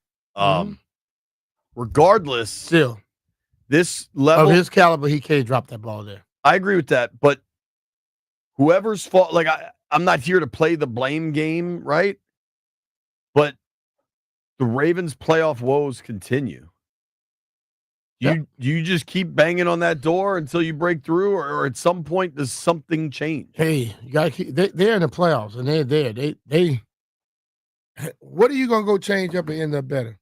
The coach, quarterback, doubt it. I don't think so. I'm asking. I don't know that there is a thing that you change, and you just got to be consistent and assume it's going to break through. But it's pretty wild, man. I mean, Harbaugh this past year, they lose in the divisional round. Last year they lost. They were the 1 seed, lost at home in the AFC title game. Mm-hmm. Go back 2 years ago, they lost in the wild card. Then there was the year Lamar was hurt. Then they lost in the division round, lost in the division round, lost in the wild card. A lot of those division losses were when they were the 1 seed. Mm-hmm. Harbaugh obviously has a Super Bowl ring. John Harbaugh, I'm talking about. Yep. His playoff coaching records, even with that, he's now 2 games over 500 in the playoffs. And that's with a Super Bowl ring where he went 4-0. Mm-hmm. And I am not advocating or suggesting anything. Does Baltimore come back next year? Same everything? Not same everything. They got to improve. Their D-line did not play consistent the whole year. And their O-line wasn't there. Derrick Henry did a lot for them, but you can always improve what you got up front. Landfill, what do you make of Baltimore? Are they ever breaking through? I think that's tough. That the AFC's just got a lot of good players. I mean, a lot of good teams with a lot of good quarterbacks. They're going to have to beat the Chiefs and Mahomes or the Bengals and Burrow or the Bills and Allen anytime they want to get out. And that's just tough. You're probably going to have to beat 2 of those teams. But what's remarkable to me is how the AFC North keeps having these teams. For a long time, it was the Bengals. Now it's kind of the Steelers. And then it's the Ravens, where they have pretty solid regular seasons. And then they just kind of, disappoint in the playoffs every year after year. Yeah. It is remarkable what Lamar has accomplished. You know how old he is? 28. He just turned 28. Mm-hmm. He's a 2-time MVP, probably about to be a 3-time MVP. Voting was closed. I actually looked this up. Voting was closed before the Ravens played the Bills. So it's not like that game could have been some, determination of who gets the MVP award. I don't know what I think the right move for the Baltimore organization is to keep it going. You've got immensely talented players and a good coach. The right move is to keep it going and think that eventually you break through. Zay Flowers got hurt for them in the playoffs. Mm-hmm. Was that a big factor? I don't know. Baltimore has very secure ownership and steady leadership. I would expect them to be pissed and, bummed out and whatever other terms, but I think you keep that going. But Bills Chiefs can be a hell of an AFC title game. Mm-hmm. I can't wait. I mean, as we continue to go, like the NFL playoffs are just the absolute best. They're just a monster. Everybody wants to watch them. Everybody wants to talk about them. And frankly, everybody wants to bet on them. The action is heating up this playoff season at ESPN Bet Sportsbook. If you're looking ahead, Commanders, Eagles, Sunday, 3:00. You can get that at Washington +6 on ESPN Bet. The over-under is 47.5. If you like Bills, Chiefs better, the Bills are getting 2. Totals 47.5, same as the Washington one. Everything you could look at, all the props you want. Mahomes passing yards, Jaden passing yards. Say you want Terry McLaurin or you want Keon Coleman, the rookie Bills wide receiver out of Florida State. You can find all that stuff on the ESPN Bet app. Now, that's not till Sunday, right? Say you want a little action tonight. About the Wiz getting a bunch of points out in L.A. tonight, B. Wiz getting 13.5. Kind of silly. Maybe too silly. Here's the thing. Whatever it is you're looking for, you can find it on the ESPN Bet Sportsbook. New ESPN Bet Sportsbook customers can get up to $1,500 back in bonus bets if your first bet doesn't hit. And you can unlock 30 days of ESPN Plus. Download the app and sign up with promo code RADIO to get started today. Check it out. You got to be in Maryland or Virginia to use ESPN Bet Sportsbook. You must be 21 plus. Gambling problem? Call 1-800-GAMBLER. Terms and conditions apply. See app for details.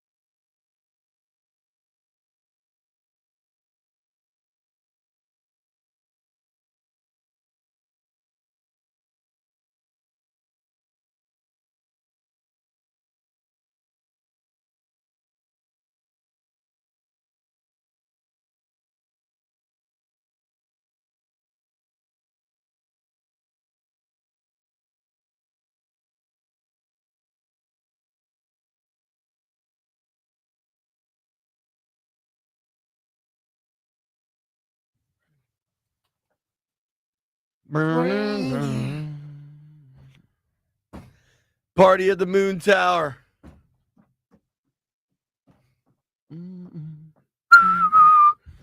Great tune, great recurring bit. Listen, man. We basically spent 4 hours talking about Commanders Eagles. We're going to do it every day this week. So buckle up. We're back in Ashburn tomorrow. We'll hear from Dan Quinn. If We'll we hear don't, from we Jaden stupid. Daniels. What's that? If we don't talk about them, we're stupid. Yeah. Yo, we basically just talk about the football, like the Redskins, the football team, the Commanders, whatever you want to call them. We basically just talk about them 4 hours a day, year round. Imagine if we decided to change it this week. Like, Landville, we might got to get do a cursed lot out a of little whiz bit. this week. Might get cursed out. Landville, we got to do our DC United season preview this week. Now, I would make time for Doc Walker's mock draft. If Doc's available, Landville, you let him know. That won't ever We got a happen. slot for the mock. But seriously, Sunday is going to be incredible. We have coverage all day on 106.7 The Fan. The coverage starts at 9 a.m. for a 3 o'clock kickoff, and you can listen to the Westwood One game coverage right here on The Fan. You need new gear, you want a Jaden Daniels t-shirt or a hoodie or something, check out 106.7 The Fan. Shop.com. I can't wait to be back in Ashburn tomorrow. Just kind of get the buzz, get the vibe as the boys get ready for Sunday. These boys are getting ready to make some bets tonight. Let's go.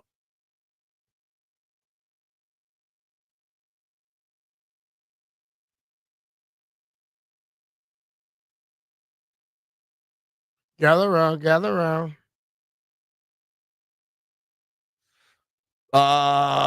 White Brian, we invented a new game where you have to stand on 2 golf balls and then hit a putt with the putter on another golf ball. It's very hard to balance. I missed, B-Mitch missed, White Brian made his, and we're all confident that if Jeff ever comes back to work, he'll fall and break his neck because it's pretty damn hard to balance yourself.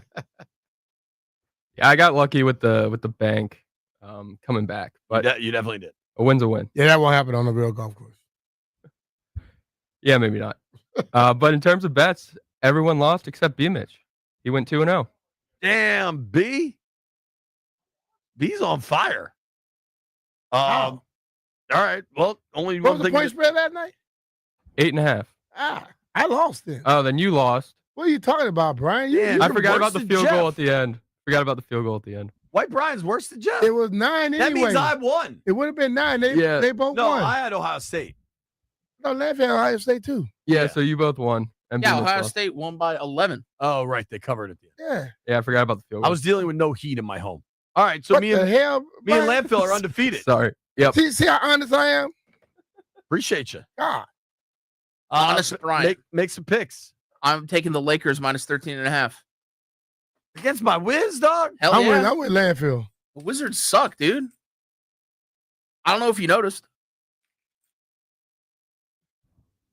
Don't you want him to suck? Yeah.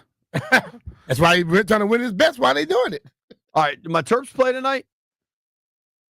Huh? Your Terps? Yeah, my Turtles. Who y'all playing? I don't think No, we play. You don't play. Okay. I was gonna take whoever you playing. We got kind of a funky line in Austin. I'm gonna take the University of Texas Longhorns minus 2.5 tonight, hosting Mizzou. The fighting Chuck Hanleys. I like that line. Seems a little interesting of a spot, White Brian. Yeah, I'm taking Mizzou plus 2.5. Oh, Oh Lord. what kind of hater-ish is that? He's trying to get you, dog. Sorry. Brian. I got burnt orange, Matthew McConaughey, and Kevin Durant on my side. Thank you to everybody that listened to the program. Thank you to Barstool Nate. Thank you to Santana Moss. Thank you to Dave man, thank you, brother. Zangaro. Thank you to everybody that called in today. Fun show. Seriously, all our thoughts and prayers are with the Medhurst family. Definitely. Pete's a great dude and will be missed. He loved his children, loved his family, and we're thinking of you all. Amen. Great Danny next.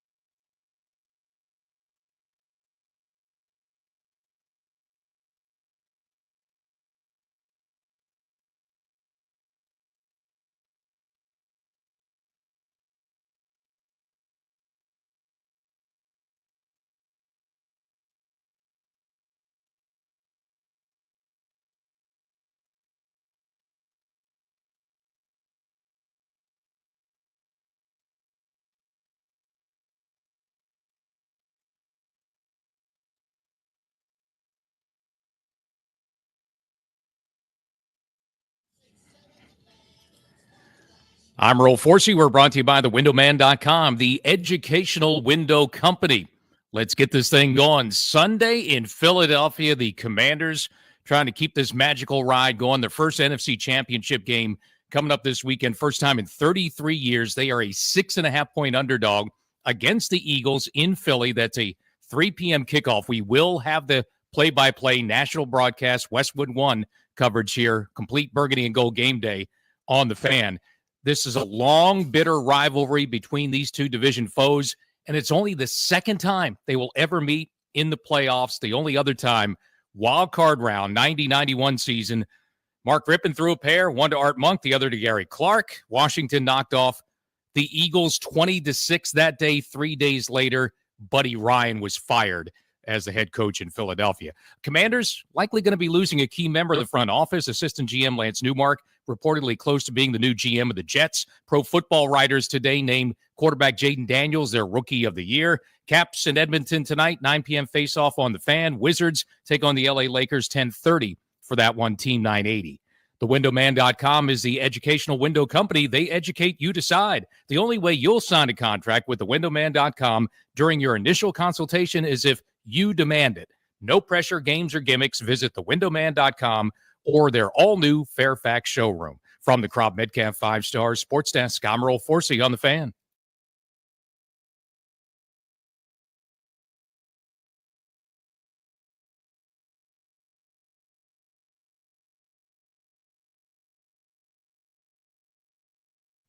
Guys, it's Grant and Danny in our studios here on this Tuesday, January 21st in the Navy Yard, downtown in D.C. on the Fan. We wanted to start the show a little differently than we ever have before, but we wanted to, as many of you have heard, discuss the tragic passing today of our buddy, Pete Medhurst, who's a family member of this radio station. We've got a great show planned we will get to today, and we're going to do our normal radio show here in just a couple of moments. But we thought the right thing to do right off the top was to say that first and foremost, we are thinking about his family. That our thoughts and prayers are with the Medhursts today. It is a crushing bout of news for everybody hearing it that Pete has lost his fight with cancer. And it's a reminder of how precious life is. Yeah, how fragile it all is. Impossible not to be impacted by Pete. I've never met someone more knowledgeable, full stop, when it comes to matters of sport, of sports history, his passion for athletics. Like, oh, I'm a sports fan.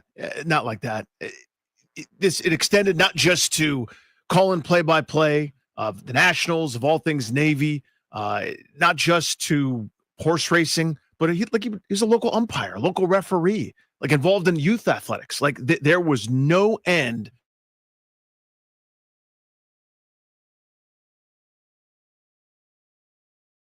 Out loud. I wonder, or made it clear in some way that I didn't really know the answer. Like what that conference is, or, who's in that conference, or this umpire made this call. I don't have a book on him, but this was terrible. Pete would text me. He did. And he'd say, oh, this is the same umpire. And he'd have the history of the guy. He knew every official, every umpire. He was obsessed with positioning because it was obviously something that he did, basketball, football. But I would stop short of just saying he knew everything. He knew everything. Every sport. Yeah. He was a women's basketball aficionado at the WNBA level and at the college level. And as far as high school basketball went, I swear I could walk up to him and be like, who won the Missouri State title last night? And somehow he would have watched. And he would have already known. It is insane to me that in a 24-hour day, he would shove as much in as he was able to. And to me, when I think of Pete Medhurst, I think of a couple of things. I will always think of him being one of the hardest working people I've ever met. He would be getting off the air from an update shift, and he was telling me that I got horse race calling tonight. I'm going over to the racetrack, and then I got to drive to Gettysburg because I got something in the morning. I'm going to stop and get dinner on the road, and then I got to call something tomorrow, 4 states away, but then tomorrow night I got Navy swimming, and he was just going to do it all. But then he was going to ump the next day after that back here, and he was going to run some youth event in his town. His work ethic and the amount of things he fit into his schedule was always unfathomable to me, even as a young person. watching him, I go, how the hell does he have the energy? How can he do this? That's number one. The other thing, though, and this is going to take the cake. This, to me, is his legacy for me as a father, is the passion and the pride he had in his kids. Yep. You could not talk to Pete for 5 minutes and not hear an update on his daughter, Kelly, playing softball, who he adored. I hope my relationship with my daughters, Reagan and McKinley, as they get older, is anything like his relationship with Kelly. But Cody and Ryan, his sons, and their basketball careers and coaching, he was just so prideful. And as a dad, it hits different, man. Yep. Like, he loved his kids. That's what I'll admire most. He was a radio pro through and through.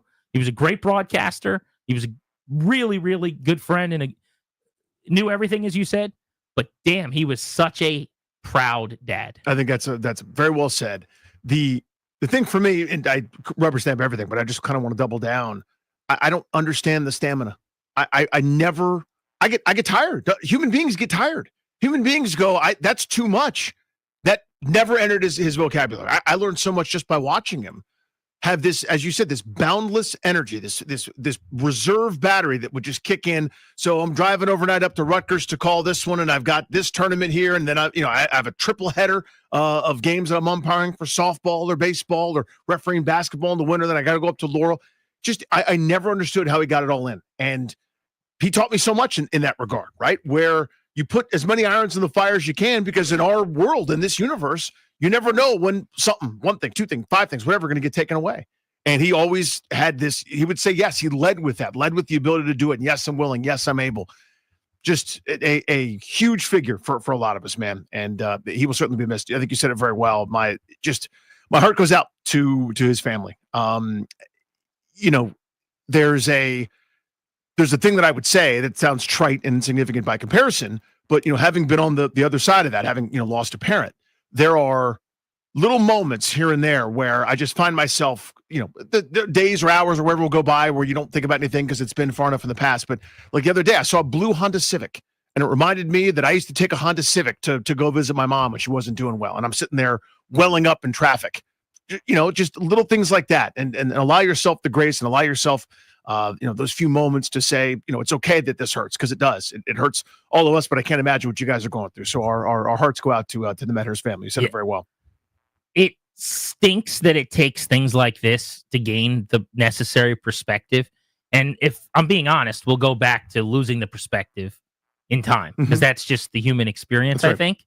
But in a world where we're letting strangers' social media comments dictate how we feel all day and how we treat people, and in a world where you get cut off in traffic and it's a personal affront and it changes the next hour of your life or whatever, perspective, man. Like, what really matters? Tell your loved ones that you love them. Hug your kids.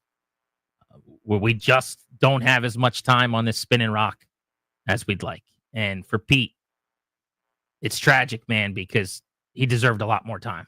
Agreed.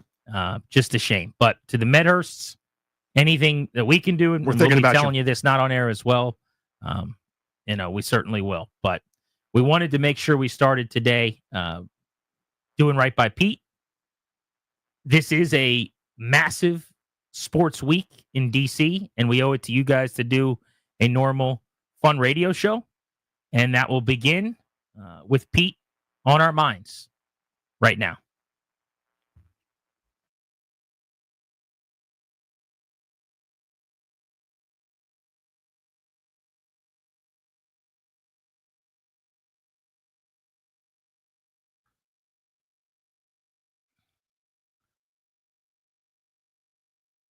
It is Tuesday, January 21st, 2025, and we are Grant and Danny on the Fan. Excellent show planned for you today. David Aldrich, a DC sports iconic voice. He'll be with us at 3 to talk about the Commanders' unbelievable playoff run. Austin Eckler is on the show today at 5. We'll talk to him about getting to play in the NFC Championship game. Presented by IT Cadre. That weekly segment is a smash hit. And Commanders fan and national analyst ESPN, NBC over the years. Matthew Berry is going to be on the program at 6 o'clock. We're also giving away Caps tickets right at 4 when we give you a Beltway Blitz. Going to be an outstanding show. Yeah, I got a good one for you. I'm excited to talk to Austin Eckler every week. This will be the first time we talk to him before an NFC Championship game, which is pretty cool. That's an interesting thing. That's a nice little wrinkle to that. You went on the road and beat the Detroit Lions, the number 1 seed, one of the 2 or 3 best teams in football. They, their coaches are jumping ship, going somewhere else because they got time now because Washington went on the road and beat them. When I asked Austin about all his huge plays and what it was like before the game, during the game, and after the game, when they're on their way to the NFC Championship. Well, he guessed right. I mean, he clearly came to Washington chasing a ring. He knew it. That's what everyone does, right? Yeah, they come here if they want their crack at the Super Bowl, and he's 1 win away from getting a shot at winning some hardware. I want to start with the news, though, out of Ashburn, which is that it sounds like Lance Newmark is on the move. The assistant general manager to Adam Peters is expected to be named the next general manager of the New York Jets. He was the only of their GM candidates that they interviewed twice. Newmark, Danny, is a bit of an unknown, I would say, within the fan base largely. Like, I would imagine if he walked down the sideline, most people in the crowd wouldn't know exactly who he was. He is a silver fox, if you will. He is a white-haired gentleman who is very, very smart. He is Peters' right-hand man. Peters, at several different points this year, has come out to acknowledge that Newmark was the reason they made a move that they made. Lance really liked him. Lance really liked his tape. Lance, as an example, was big on the Noah Brown edition and doing a lot of the work on that. But he did a lot of things to help Adam Peters behind the scenes in his first year. Newmark, for a long time, was with the Detroit Lions, which is why I think the marriage is going to be good if they hire Aaron Glenn as the coach and him as the GM. Those guys work together in Detroit. But this is what happens, Danny, when your organization is operating at an elite level and the envy of the sport and admired by teams all over the place, bro. You're going to start getting poached. That's what happens. Picked off one by one like the flu in my house last week. Your middle, tiered assistant coaches are going to get promoted elsewhere if they don't get promoted here. The Brian Johnsons of the world, the you can sort of pick your names are going to be looked at for things, and that extends to the front office as well. I think you said it. Sort of like the way I think of Newmark, and you might be able to comment more knowledgeably about it. But the way I think of him is almost the first line of defense. In other words, or the first line of sight. Like, hey, I found this guy. Let me bring him to you, Adam. What do you think? And he's got a good shooting percentage. Does that make sense? Like, where he's almost the first guy to go, this is worthy of bringing before the general manager, or guys that are going to help make the decision. Just a really sharp guy, kind of figured out really quickly what they needed, what they wanted, what they were looking for, etc. And there are a lot of smash hits in there. There are a lot of great value signings that bore a ton of fruit for very little money and very little cost, both this year and long-term to the franchise. So Newmark's been a rising star the last few years as the Lions became one of the best teams in the conference. He was the top lieutenant to Brad Holmes, who's been one of the better executives in football. And Peters made it a priority to get him in his building the moment he got the job. I'm sure they've seen each other, scouting different players, known each other from being on the road for years and years and years. This will be a big loss to this front office. They've got other stars like Brandon Sosna. They've got the ability to go out and recruit, and they're now a destination organization, which, by the way, how cool is that to say? It's fun to say. People are going to want to leave where they are to come here. Probably 22 to 27 organizations right now are going to be behind them in the cool meter, if not more. So they're going to be able to get replacements, I would think. But I'm happy for Newmark, who, by the way, is a diehard Caps fan, despite being from California. I bumped into him at the stadium in the preseason, and I introduced myself and said hello to him. And as you'd expect with every person they brought in, could not have been a nicer guy. He's like, yeah, I've actually followed you on Twitter for a while. I said, no kidding. And he basically said something to the effect of, he's like, yeah, I'm a big hockey fan. I just, I hate your football content. He didn't say that. He basically said, I like the Caps stuff. He's like, I'm a huge Caps fan. And I said, where are you from? But for whatever reason, in California as a kid, he started liking the Capitals. And through the 2018 run and all the way through, he's just a huge Caps fan. He's going to have to watch them from Detroit now, I guess. Yeah, I bet you can afford a package. Rather from New York. Yeah, right. From Detroit. But get used to it. Mm-hmm. Anthony Lynn is a candidate with the Cowboys. Cliff Kingsbury may or may not leave this offseason. There are going to be other assistants that we don't know yet down the way that get poached for other staffs, all of a sudden, you look good in your dress, Washington Commanders. Yeah, it's a good problem to have. People are going to want to take you out. It's the trade-off, right? For being good. It's what happens. That's how coaching trees get formed. Whether they work or don't work in other places, who knows? But that's something that has to happen. That is, one of the challenges. That's why I always talk about how ridiculous that Patriots run was, how ridiculous this Chiefs run is right now. Sustained excellence. What happens more often than not, frankly, is what happened to the Eagles. Now, the Eagles are great, and they're in the NFC title game themselves, but they have a great run. A bunch of their coaches leave, and then they kind of fall off a cliff the next year and have to kind of regroup and rebuild. It's hard to keep a window open like that as you're constantly turning over OCs, position coaches, different philosophies, different voices, trying to keep the ship steady. When guys perform well, they turn around and go, okay, I performed great. Where's my money? You got to make really tough decisions. It's all about kind of the next layer of talent, both on the field and for the coaching staff. It feels like front office. Every time we talk about Adam Peters, all I'm doing is just like trying to kiss him on the cheek, and that's probably because that's pretty much accurate. It's kind of our show list right now. Just deal with it, I guess. Mm-hmm. But I actually want to make this about his greatness for a second, too. I have thought since the first minute he got here that he has been very good at like empowering people, not only letting them do work behind the scenes, but also putting them over publicly. I've covered teams, including this one, for many, many years, where you would have never known who the worker bees were. You know what I'm saying? Like the front-facing executive gets all the credit and likes it that way. There are a lot of people who make every decision. You know how you get your people gigs? You know how you get your people hired at the next level is getting them shine, helping them out, giving them the chance before the draft to have a press conference, right? Giving them the chance after a big trade to sit there next to you at the podium and take questions on what the R&D department saw or what their evaluation was or whatever. Peters has given Newmark that platform a couple different times. He didn't need to do that. His title is essentially assistant general manager. And also, even when he's not sitting next to him or not doing the presser, in a way that you're not going to hear from a lot of GMs, team presidents, whatever it is, that run these operations, you're not going to hear always, we did a lot of work, and I want to shout out my assistant general manager, Danny Rouillet, and my director of R&D, Darius Dameron, for really bringing this player to light for me, or whatever it is. Mm-hmm. Peters has done that in every single presser he's done, and I don't think it's a coincidence that his top guy's getting a job just like that. So it's twofold, right? I mean, it doesn't actually help you or benefit you a ton in the short term to do that if you're Adam Peters. It probably hurts you.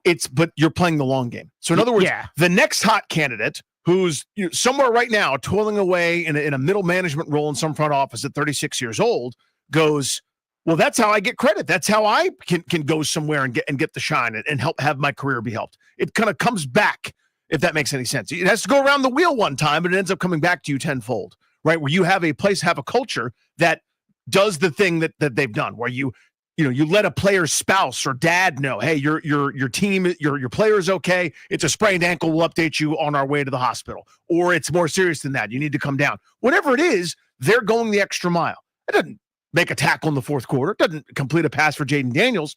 But eventually, those sorts of things where you have, hey, this is a great culture. It's not somewhere where just a handful of years ago, they were okay. They went 9-7, 8-7-1, and everybody in the building was mad because the guy that the organization put over, Scott McLuhan, was getting some credit. Oh, man. They wanted their backpats, wanted their flowers. By the way, that was an organizational staple. Yes. Like, that was how they did everything for years, was no matter what role we're talking about, you surrounded yourself with people you were better than so that you could shine, largely. Not anyone that was really, really good and might outshine you, because then you weren't going to be the star. You weren't going to be the one that got the credit if things went well. They did that in so many capacities over there. That was part of the culture. Losers. Yeah, that's losing culture. Loser do. Mm-hmm. In every aspect of life, you're a loser if you're worried about bringing someone in that might take some of the positive credit away from you. That makes you a loser. And that's what they were forever. For a long time. Peters is the opposite of that. So I guess we can say he's a winner. Yeah, that's what good leadership is, honestly. I mean, that's one of the huge elements, is letting people that actually did something, did the work, shine. I've had several bosses over my life and career, kind of even pre-radio and currently, and the two best I've ever had our current boss and a guy that was instrumental in the start of my career were adamant about making sure that they're not the story, that it's about the people in your employ, the folks that come to work and toil every day and make the wheels go. They're the ones that need the shine. That's how things work when you're good, when you're actually doing what you're supposed to do. Whether they won 12 games this year, 8 or 9, or we're on pace for kind of a more normal rebuild, kind of retooling on the fly, you're establishing a winning culture, whether they won the games this year or not. And by the way, they won plenty of them in the NFC title game, which we'll get to. But this is what's supposed to happen. This is how you do it. It hurts you in the short term, but you're already looking for the next Sazna, the next Newmark, the next great young executive that will come up and contribute mightily to a program that's now sustaining itself. If, I guess, when it becomes official. Sure, yeah. Newmark will be the first of several that Washington's going to lose. Maybe a few this offseason, whether it's front office, coaching staff, what have you. But certainly in the years to come, if this thing continues to trend the way that it is. So get used to it. But the winning organizations deal with this. And they're able to solidify a foundation and build a roster and a depth chart, so to speak, not just on the field, but on the sideline in the front office that allows them to cushion the blow.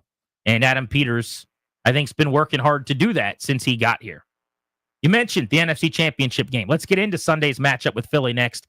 Do we think Jalen Hurts is healthy, or is his knee going to be a factor on Sunday? We'll get into that next on Grant and Danny.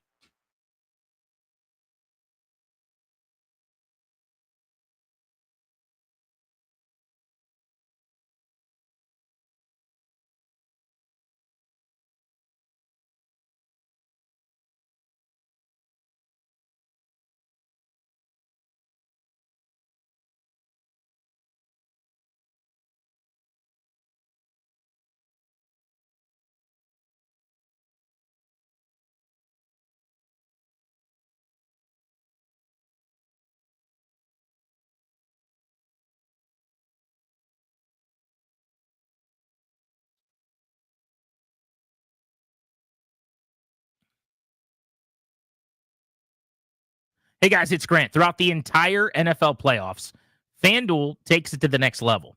Right now, new customers can bet $5 and get $300 in bonus bets if you win.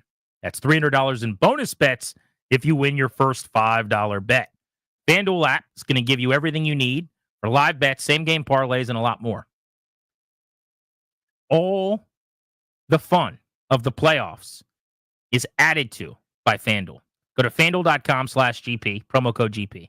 That's FanDuel.com/GP with my promo code GP and get started with $300 in bonus bets. FanDuel.com/GP. By the way, $300 in bonus bets is kind of a show. That's a lot, man. Take advantage of this. Got to be 18 plus and present in DC. First, online, real money wager only. $5 first deposit required. Bonus issued. Non-withdrawable bonus bet expires 7 days after receipt. Restrictions apply. Terms at sportsbook.fanduel.com. Gambling problem? Call, text 1-800-GAMBLER.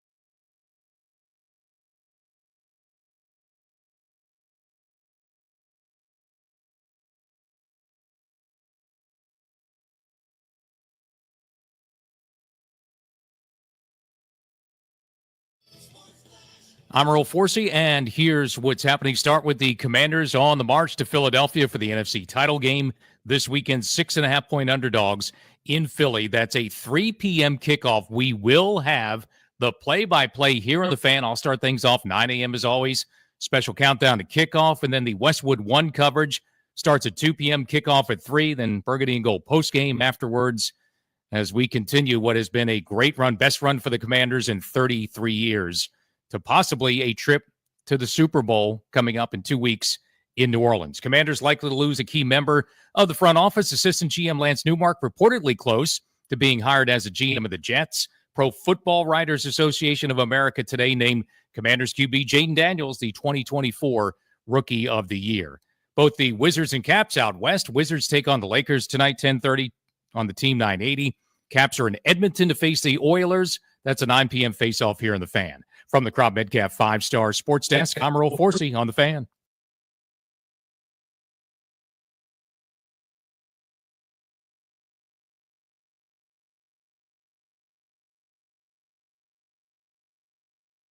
Can't let you go. You and I were just talking about your knee. You went into the medical tent. You came out with a brace. How is this going to affect you next week? Well, I'm sure I'll get asked about it later. I don't know if I can answer it right now, but I'm going to go enjoy this win with my teammates. Are you okay? I finished the game.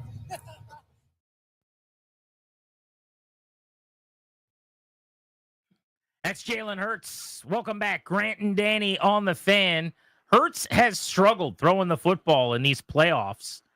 Will that change on Sunday? Well, if it's going to, he's probably going to have to feel healthier than he did at the end of a win over the Rams in the snow, 28-22 in Philadelphia this past weekend. He threw for 128 yards. 2 playoff games so far, Danny. 128 and 131. The passing totals for the Eagles. They've been carried, not just in the postseason, but all year long by Saquon Barkley. And now the question is it seems to always be the question around Hurts, is he healthy? I said this yesterday. Tell me if you have this feeling at all. Mm-hmm. Doesn't it seem like he's done the same press conference for 2 straight years since the Super Bowl, where he sits there at the podium, and I love him on the mic. He is great.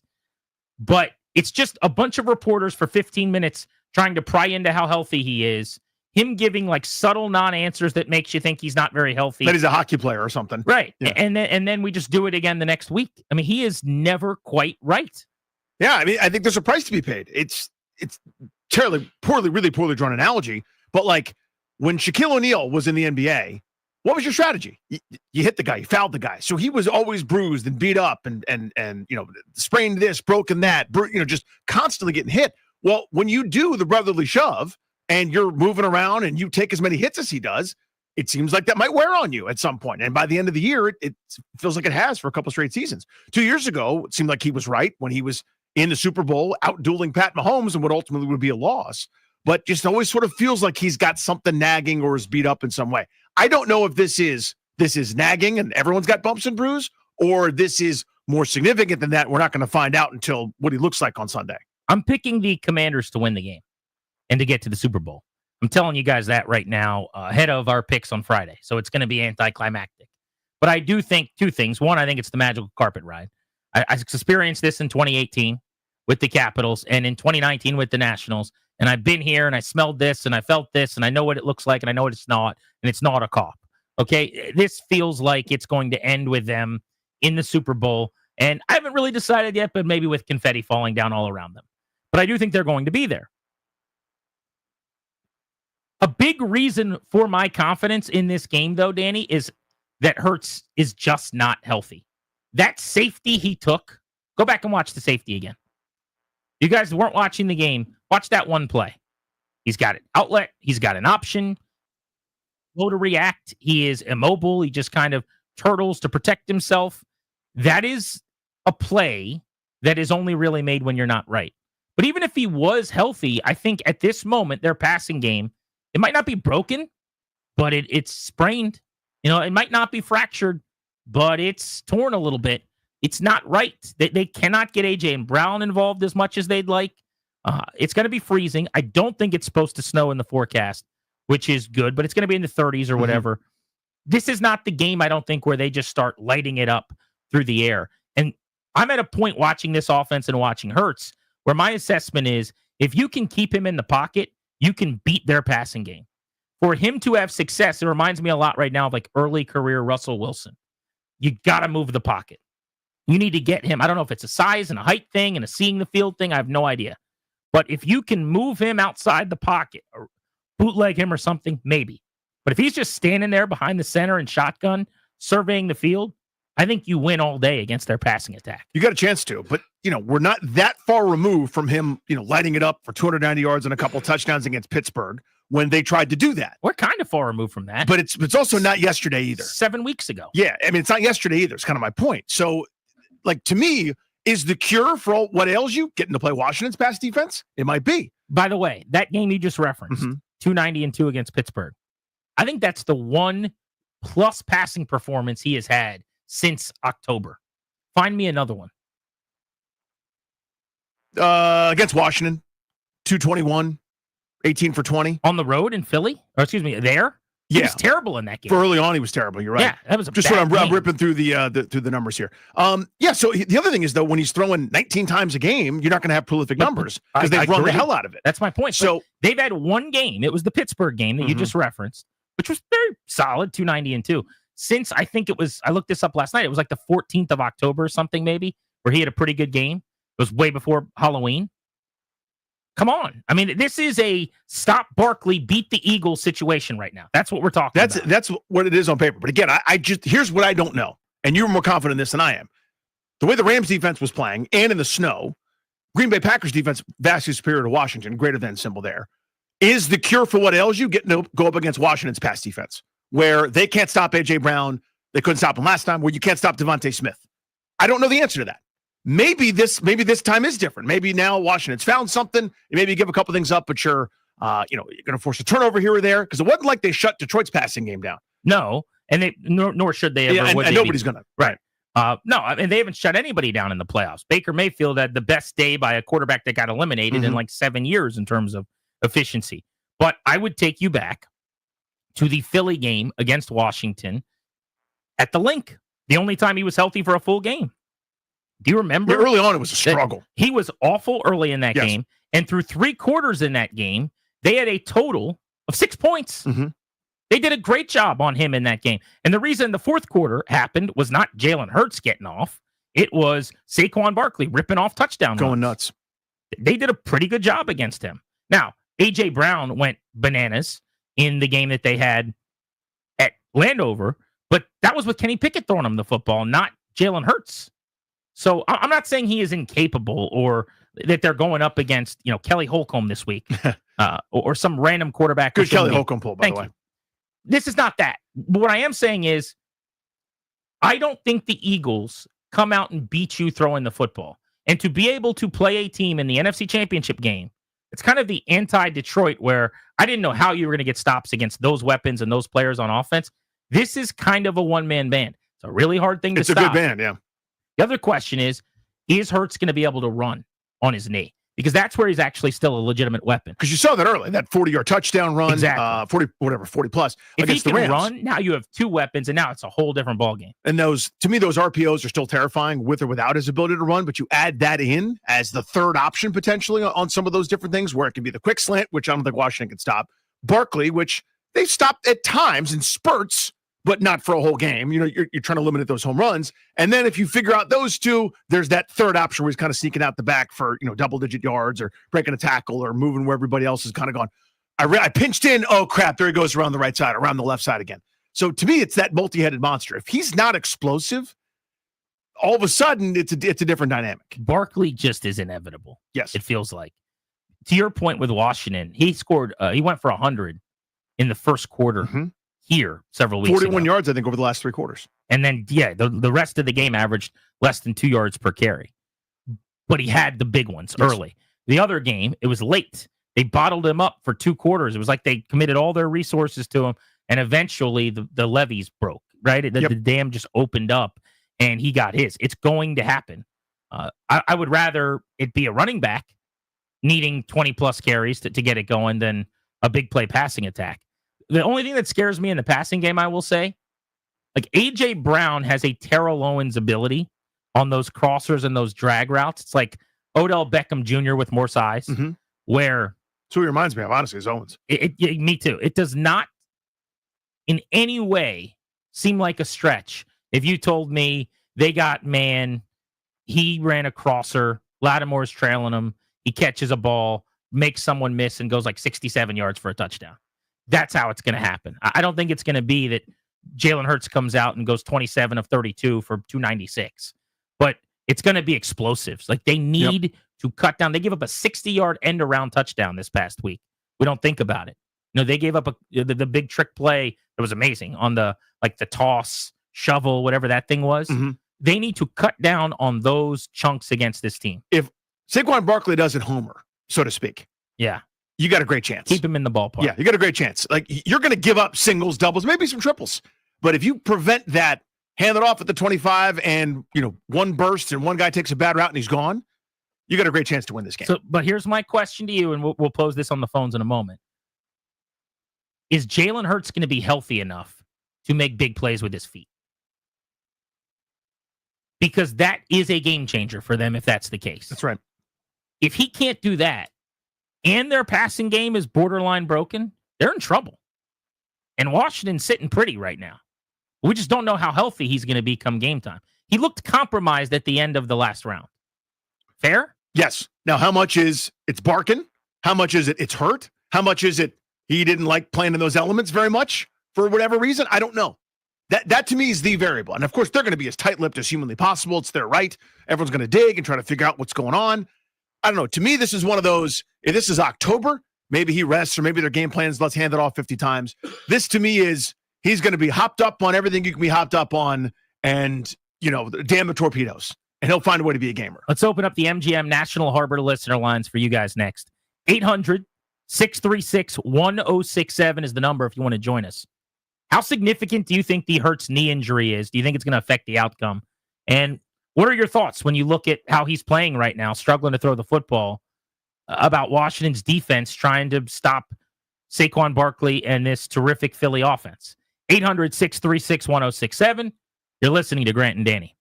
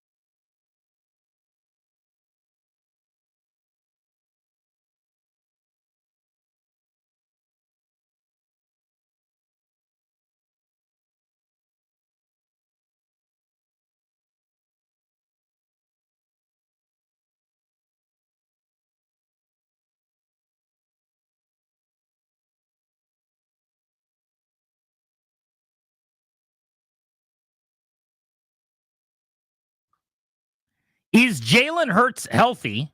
Will the banged up knee that he suffered this past weekend against the Rams be a major factor in the NFC Championship game with Washington in town this weekend? Sunday, kickoff in the 3 o'clock hour. You can hear the game right here on 106.7. The Fan will have the Westwood One call. Yes. Ian Eagle, the Birdman. Flap those wings, baby. Go ahead, Ian. Birdman on the call with Kurt Warner alongside. By the way, I love Kurt Warner as a radio broadcaster. He's a 10 out of 10. He's really good. He's awesome. That is Sunday. On Friday, you and I are partying. Yeah. A little rally of sorts. We call it a field trip Friday. You We're call it going to that. be in Bethesda at Caddy's on Cordell. The house the Riggleman built. Cannot wait to go. I walk by Caddy's maybe once a month or so on my way to stand up at Rock Bottom Brewery. A lot of times it's a show I do every now and again. And I park my car in a little garage, a little nod, a little homage to Caddy's when I walk by. It's always packed. The place is awesome. A lot of parking, by the way, around there. Ample. Not just street parking, but they've got garages and stuff. So that will not be an issue. Non-factor. Let's turn this sucker up for an NFC Championship game. Let's get it, Liddy. I want this to be our biggest rally yet. And there have been some big ones. Yes, there have. But why shouldn't it be? It should be fun. They're playing for the right. Wait for this. Say it. Say it without smiling. Say it without smiling. Go. The Washington Commanders. You can't do it. You can't. Seriously, you started. Okay. Do it again. The Washington Commanders are 1 win away from the Super Bowl. You can't do it. I can't do it. You try it. Nope. I couldn't even start. I was trying to get to like a serious place. I was trying to get to a place of like darkness. But then you say the words and you're out of the darkness. I hate coughing. I sound like an old lady who like serves you like at a diner. You know, like what do you want, hon? Hacking, you know? Someone get you, sweetie. Right. The Washington. No, Nope. I can't do Can't do it. The point is the Commanders are trying to get to Can't the wait Super for the Bowl. Super Bowl. Here we go. Thank you, Al. Let's go to Tommy in DC. That's about the energy Al will have on the call if it's ever on Prime. When they He's kick not off. on this weekend, right? Al's Here we done for the go. year? No, I think he's like He's had enough. the turtle Peaches in our backyard who's hibernating for the winter. I think he's done his football for the season. Get your feet up there, Al. Let's go to Tommy in DC. What's up, Tommy? Hey, how y'all doing, man? I'm glad you got me before I got to work. But anyway, I hear all the different scenarios about the Redskins winning, and I'm not just saying this because I'm a diehard Redskins fan since Sonny Jurgensen. But anyway, if the 3 rotation defensive tackle rotation show up, the same 3 that beat Detroit, the game's in the bag because the offense is going to be there. And I just like to say one thing about my man Daniels. He ain't playing football. He's playing chess. All he sees is rooks and knights and queens, but he keeps his eye on the queen. And just like John Madden would say, when the queen moves, boom, checkmate. Thank you. Appreciate you. That was a wild ride. Yeah. What is the queen in this analogy? I'm not sure who the queen is. The queen is the Super Bowl, I think. Maybe. Or is It could be your safety. the queen's the end zone? You read the linebacker's feed on some of the gives, No, like but the he keeps defensive his end. eyes on the queen. Yeah, but no, you have the defensive end on the read option give. The queen is That's the queen. the Buffalo nickel, I think, is the queen. There it is. Right? Could the queen be New Orleans? Oh, it could be Patrick Queen, who he is in touch with. Oh. After they played. But does he always, even like this past week, he was thinking about Patrick Queen? Maybe. Eyes on Patrick You keep Queen? because the proverbial Patrick Queen, the middle linebacker. Do you remember how Darryl Green used to have a Tootsie Roll in his sock? Yes. Maybe Jaden Daniels has a picture of Patrick Queen in his sock. And he always takes it out in the huddle and looks at it and keeps his eyes on Avoid that guy. On the queen. Yeah. Sean in Falls Church. You're on Grant and Danny. What's up? Hey guys, thanks again for taking my call. I appreciate it. You got it. Do you think Jalen Hurts is hurt? I do. I think he's less mobile. I think it's not completely nullified with Saquon back there. You know, he's going to get his. But I think that the 2 corners, you know, Sanderson and Lattimore, I think they line up well against Brown and Smith. The one guy that worries me is kind of his check down is Goddard. I think that, you know, a day of like 7 for 90 and a touchdown is possible if he can get it there. I think that that's kind of where his outlet and his, you know, what he's going to lean on, especially because he's a little bit banged up. It's a great call. Yeah. Goddard, I'm not sure they have an answer for, and he was not on the field at 100%, you know, for the duration of the matchups this year for all 8 quarters. But while I agree with that, I'll disagree that they match up well on the outside. I don't think Marshawn Lattimore against A.J. Brown is a good matchup for Washington. We saw that a few weeks ago when he went for 70-plus and had 70-plus in PIs. That's a 150-yard-ish game for him. Yeah, it's impactful. That could theoretically happen again if you have a quarterback who could push him the football. I think Smith on Sanders still is a better matchup for Washington. Still not a great one on the outside, although Mikey's been playing his butt off, coming off a career-high 2 interceptions to double his season total. But it doesn't matter if they match up well if they can't get them the ball. And if you don't want to say that it's Hurts, that's fine. Something about their passing game is broken. That happens. Yeah, they haven't thrown it great lately. We've been talking about Washington not being able to run the ball for 5 or 6 weeks. In the same way that a run game can be sick or ill or need medicine, so can a passing game. And that's theirs right now. Yeah, so we looked coming into the matchup. Now, I wasn't confident in it. I was wrong, but they were able to move the ball against Detroit, talking about running the football. Is Philadelphia now going, we get Washington's pass defense. Now we'll finally fix it after struggling against the Rams, who've been really good lately in the snow. Green Bay's got a pretty good pass D. Maybe that's it. I don't know the answer to that. I'm hoping that trend continues where they can't throw it great, right? I mean, as you're looking at each individual matchup problem, you start to do this math equation where you go, well, you got to pay extra attention to A.J. Brown, even with Marshawn Lattimore, right? Because it's the one broken tackle, one stiff arm. One time Lattimore dives, doesn't get it. Now A.J. Brown's in the open field, and he's a menace. Got to pay attention there. Well, who's faster than Devontae Smith in the NFL? Better with the ball in his hands like a punt returner. Okay, fine. So there's safety attention there. Well, now you got to have a linebacker cover, whether it's Barkley out of the backfield, who they don't use enough in that regard, in my opinion, but whatever. Dallas Goedert at tight end kind of working underneath as you sort of have backed off for some of those intermediate routes or even the deep ones. They present a lot of challenges on offense, and it hasn't clicked lately. Doesn't mean it can't click against Washington. Well, it also just needs to be acknowledged that almost every time they play, they win. That's true. There is a Chiefs-like thing here where this is not good analysis, and I hate saying it this way, but did they play? Okay, then they won. Like they've lost, it's been ugly a couple times, but they win. But they have lost one time. It was the Washington game when they were up 14 when Hurts got hurt. Since September 29th. September 29th. Browns, Giants, Bengals, Jaguars, Cowboys, Commanders, Rams, Ravens, Panthers, Steelers, Cowboys, Giants, Packers, Rams. They win all those games, but the one Washington game at the Horn, and it took Jaden Daniels having the best statistical game of his season and 40 points to barely beat them. And Hurts getting injured in that game, and Kenny Pickett, and a drop by Devontae Smith, even with all that. But the caller said, yeah, he's compromised. He's not as mobile. That, to me, is a more damaging thing to Jalen Hurts and the Eagles than almost any other team. Not just because he's a dual threat, but if Jaden Daniels is less mobile, he can still make plays from the pocket often enough that they might be able to look good offensively. If Josh Allen or if one of the guys in the league that likes to do both had to stand in the pocket and make the throws they can, Hurts just hasn't proven to be a dynamic player in that way. So if he's less capable running the football, they're in trouble. And I would have a short leash for him, honestly, offensively, because you've seen McKee come in and look really, really good. Yep. And you've seen against Washington, Kenny Pickett throw it well. I don't think they lost because of Pickett. Now, he made the really bad throw in the interception, and he might turn the ball over, which would be a killer. So maybe they just decide Hurts won't do that. But you're going to need some good in addition to just no bad. Agreed. In the passing game.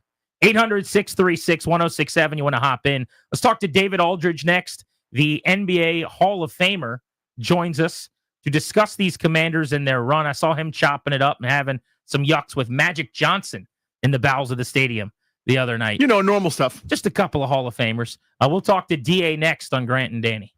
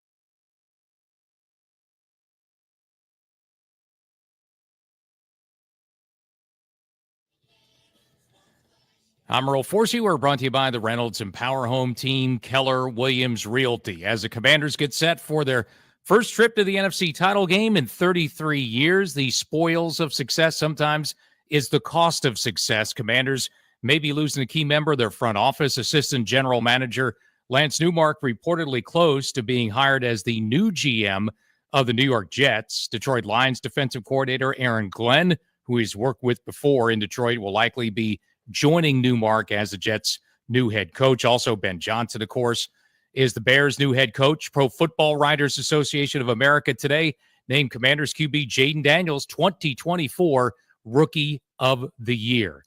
For the Commanders, they are now a 6.5-point underdog for the NFC title game in Philadelphia. Kickoff is at 3 p.m. We'll start the Burgundy and Gold game day coverage early. Countdown to kickoff, the first ever NFC title game edition of Countdown to Kickoff. I'll be here 9 a.m. and then the Burgundy and Gold pregame. We will have play-by-play from Westwood One National Call on Sunday afternoon. And then, of course, the postgame as the Commanders try to make the Super Bowl for the first time since 92. Want to hear the fastest way to know what your home would sell for? Reach out to the Empower Home team. Simply text your address to 800-763-3000. No phone call, just text your address to 800-763-3000, 800-763-3000. From the Crop Metcalf 5-Star Sports Desk, I'm Earl Forsey on the Fan.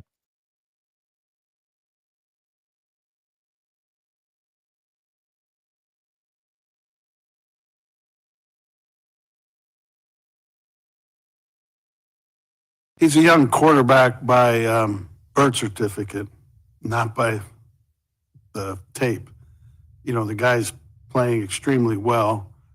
You could tell how much they think he's playing, you know, so good by the volume of their offense, the things they trust him to do. And he's come through for them in a big way. And he's tough to handle. That's the voice of Vic Fangio, the defensive coordinator of the Eagles. I love that line. Jaden Daniels is a rookie by birth certificate only. It's perfect. That's a great way to put it. G&D welcoming you back. The show's brought to you today and every day by the law firm Kondorian Murad.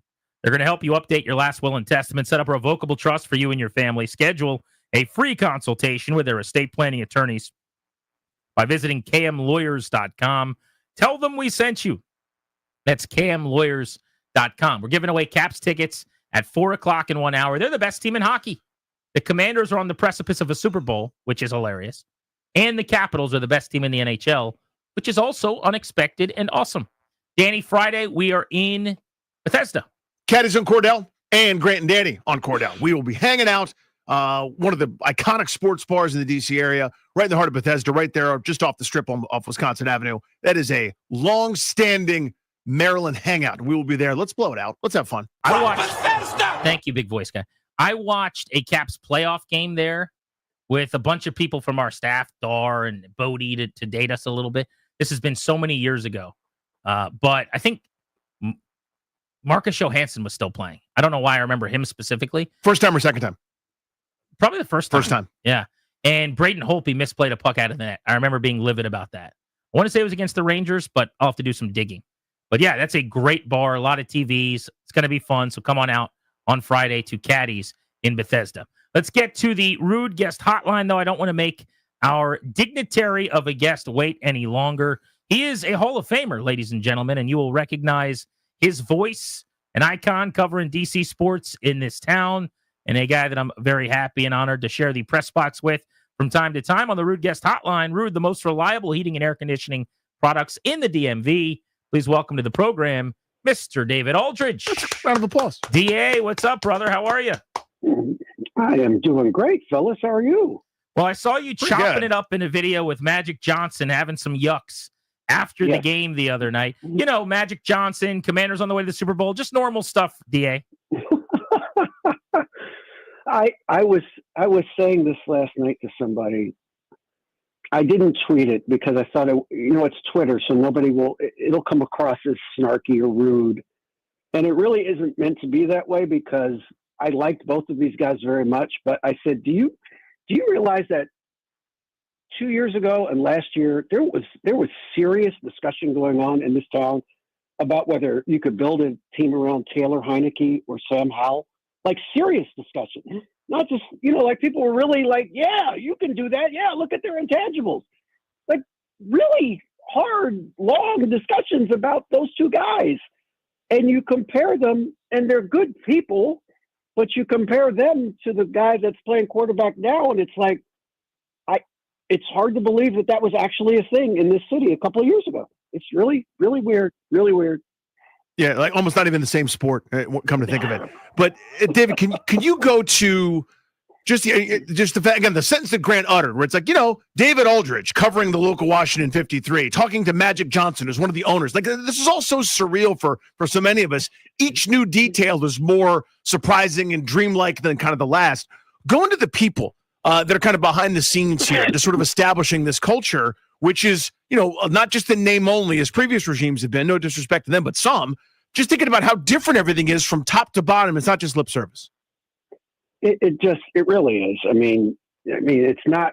Look, Jaden is responsible for a lot of this, right? Like the lion's share of it. I don't want to put a percentage on it, but none of this happens if they don't have Jaden Daniels. We all understand how special he is. The people that have been following him all year know how special this is. But they did a lot of other things right too. And one of the things they did right is the things they didn't do.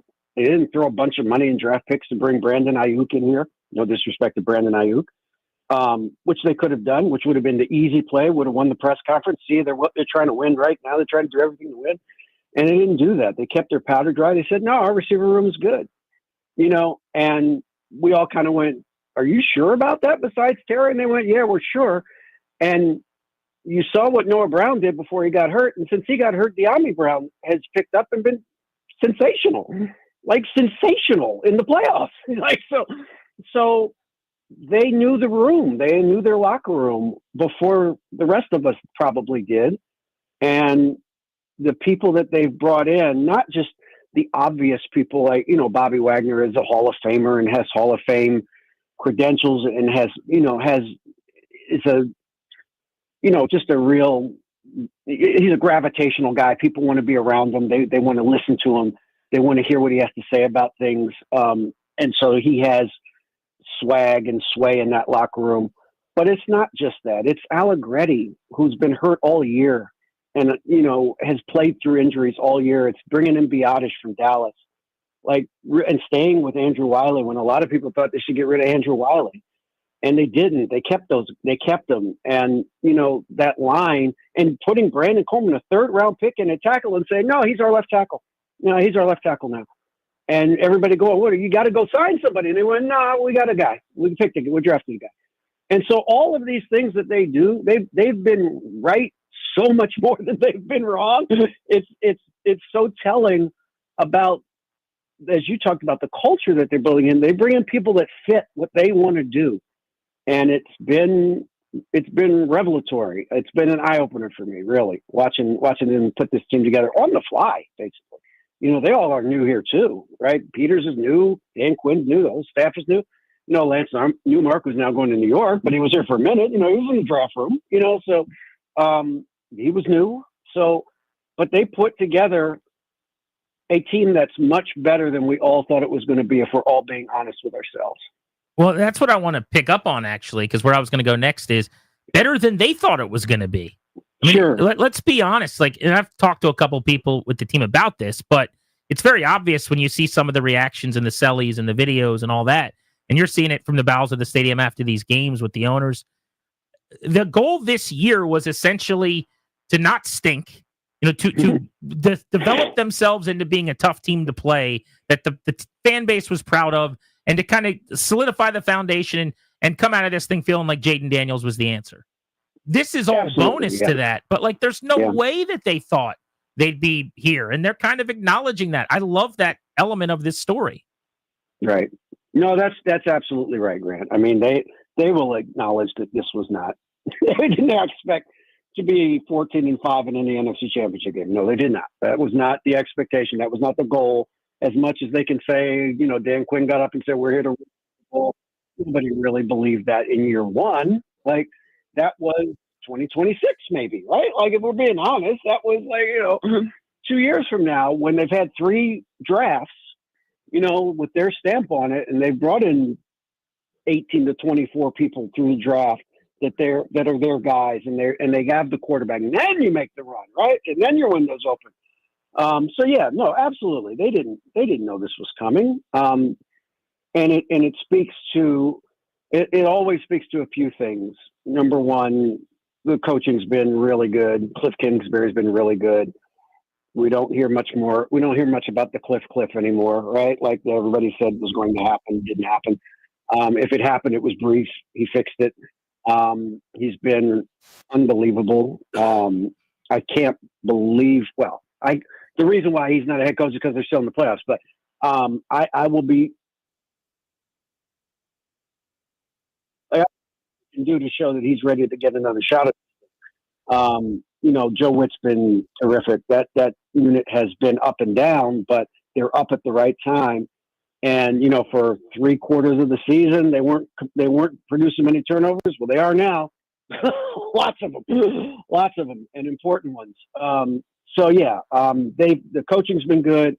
The quarterback has been better than we all thought he would be, and I think most of us thought he was going to be pretty good. But I go back to the offensive line and the receiver room because those were the two kind of flashing lights, right? I think most of us would say and maybe cornerback, before they got Lattimore, that was a flashing light. But Samerstill's been everything they said he was going to be, in terms of impact. And Lattimore really picked it up last week and played very well, I thought. So, what they got out of those two rooms is remarkable. The O-line room and the wide receiver room, because I didn't know if they'd be able to score enough points, even with Daniels. Because I just think, well, who's he throwing? They're going to double Terry and take everything else away. Who's he going to throw to? And how is he going to have enough time to throw to people? And so the route that he threw to Brown, that's a long developing route. That took a long time. Like you have to have a lot of time to throw that ball and put enough air under it for Brown to catch it. And it just speaks to the belief they had in those guys, and those guys have come through for them. David Aldridge with us here on Grant and Danny. You mentioned Cliff Kingsbury, and I was one of the annoying people, David, that now looks foolish in some people's eyes, but I was simply acknowledging, hey, this is happening. This has happened before, whereas offenses have gotten worse. We've got a few game stretch here where it doesn't look as good. I'm looking for some changes. And I think you said this very well. To his credit, those changes happened. After Terry McLaurin lined up on the left side, didn't have any targets for 99% of that Philadelphia game, he's now moved around. He's now getting more looks and is more involved. We don't go those, quarters and halves and games at a time where he doesn't get chances, doesn't get looks. I give Cliff a lot of credit for kind of making that adjustment. It feels like that's kind of an underrated story here, is it was going downhill for a minute and they stopped it. That to me is kind of one of the underlying stories of the season. I think, again, yes. The adjustments that the coaches have made, what they've done at halftimes, and that's more on the defensive side than the offensive side, but it matters. Like there were halves where they were getting gassed and then they fixed it, right? And they stopped it and they adjusted. So they've been good in game. They've been good during the week. I'm thinking about, is there a game where I really thought they got out coached this year? Like, I'm sure somebody will come up with one, but I can't think of one where they just got out coached. The home Dallas game was the only one I remember feeling that way about. Yeah, I mean, they didn't play well in that game, right? And so you could make the argument that was they didn't have them ready to play, or they didn't adjust, or whatever it was. Whatever you want to say about it. Yeah, that's one. But other than that, I don't think they've been out coached in any game this year. I can't think of one where somebody just did something that they never fixed.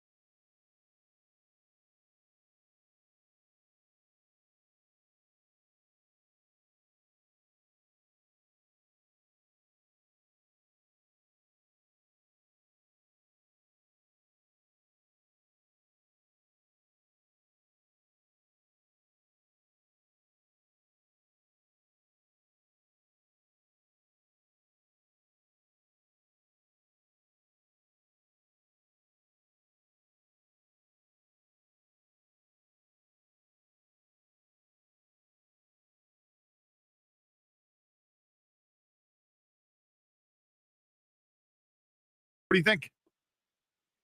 I got two questions, and I don't have the answer to either of them right now, but they're pretty obvious ones. Like, I don't know. I haven't seen anybody stop Saquon Barkley all year, right?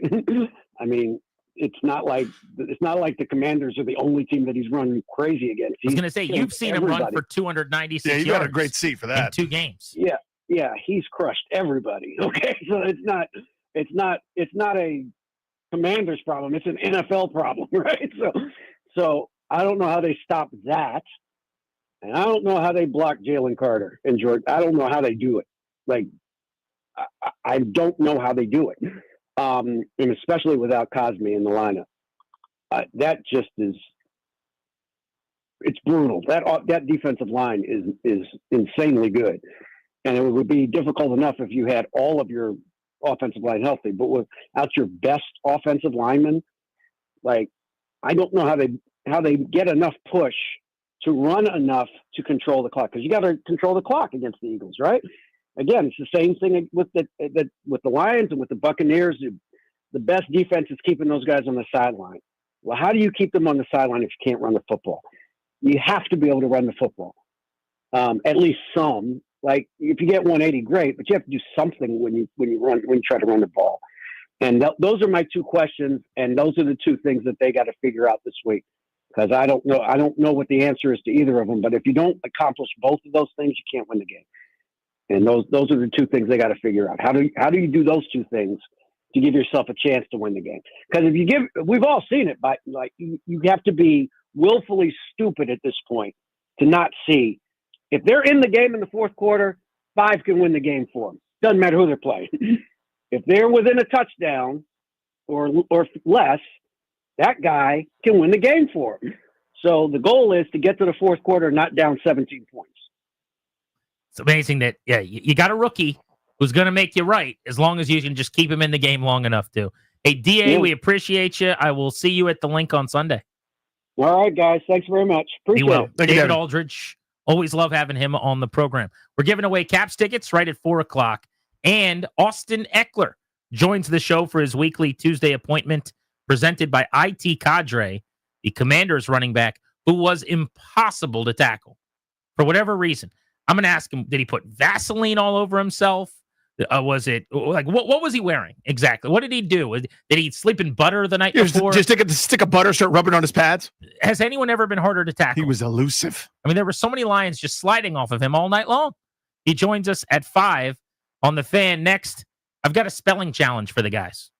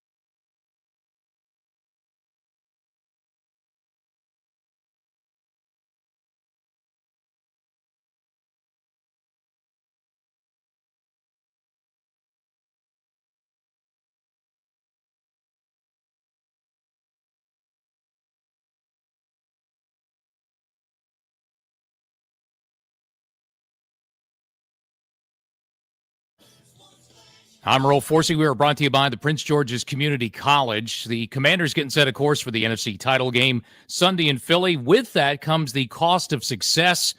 Commanders assistant GM Lance Newmark is interviewing with the New York Jets today. Could be offered their GM job by the end of the day. Elsewhere, Buccaneers offensive coordinator Liam Cohen reportedly close to being offered the head coaching job in Jacksonville. Pro Football Writers Association of America today named Commanders QB Jaden Daniels their Rookie of the Year. West Coast swing for the Wizards playing the Lakers tonight, 10:30 p.m. on the Team 980. Capitals also out west on the road in Edmonton, 9 p.m. face-off here on the Fan. Get a degree, certificates, or take an enrichment course. Live within 6 miles of MGM. You could go for free. The local impact grant makes it possible. Visit pgcc.edu for more information. Prince George's Community College. Explore the freedom to learn. From the Crop Metcalf 5-Star Sports Desk, I'm Earl Forsey on the Fan.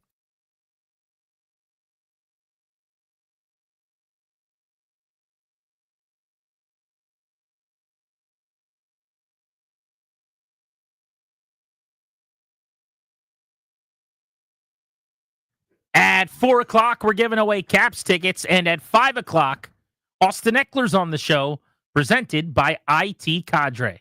Welcome back, Grant and Danny on the Fan. Darius, I need some game show music, please, at your disposal. I've got a bell here. I will hit the bell if you are wrong. Oh. If you don't hear a bell, it means you're right and you win. The way we're going to play the game is, can you spell the word Eagles? Can you spell the word Eagles? It's a very complicated word. It is a difficult word to spell. Just ask the mayor of Philadelphia, who cannot, apparently, spell the word Eagles. We found out the hard way. Let me hear you all say, E-L-G-L-E-S, Eagles! Let's go, Birds! So, Danny, it's your turn to try to spell the word Eagles. I want to spell the word correctly. Oh, I'm sorry. Eagles. E. This is where it gets. A. So far, you're doing better than the mayor of Philadelphia. G. L. E. S. No bell? Nailed it. Danny spelled it correctly. I nailed it with a little self-vomit too in there. I hate him so much. Darius, I'm going to let you go next. Now, it's tough. You think it's easy. It's actually tricky.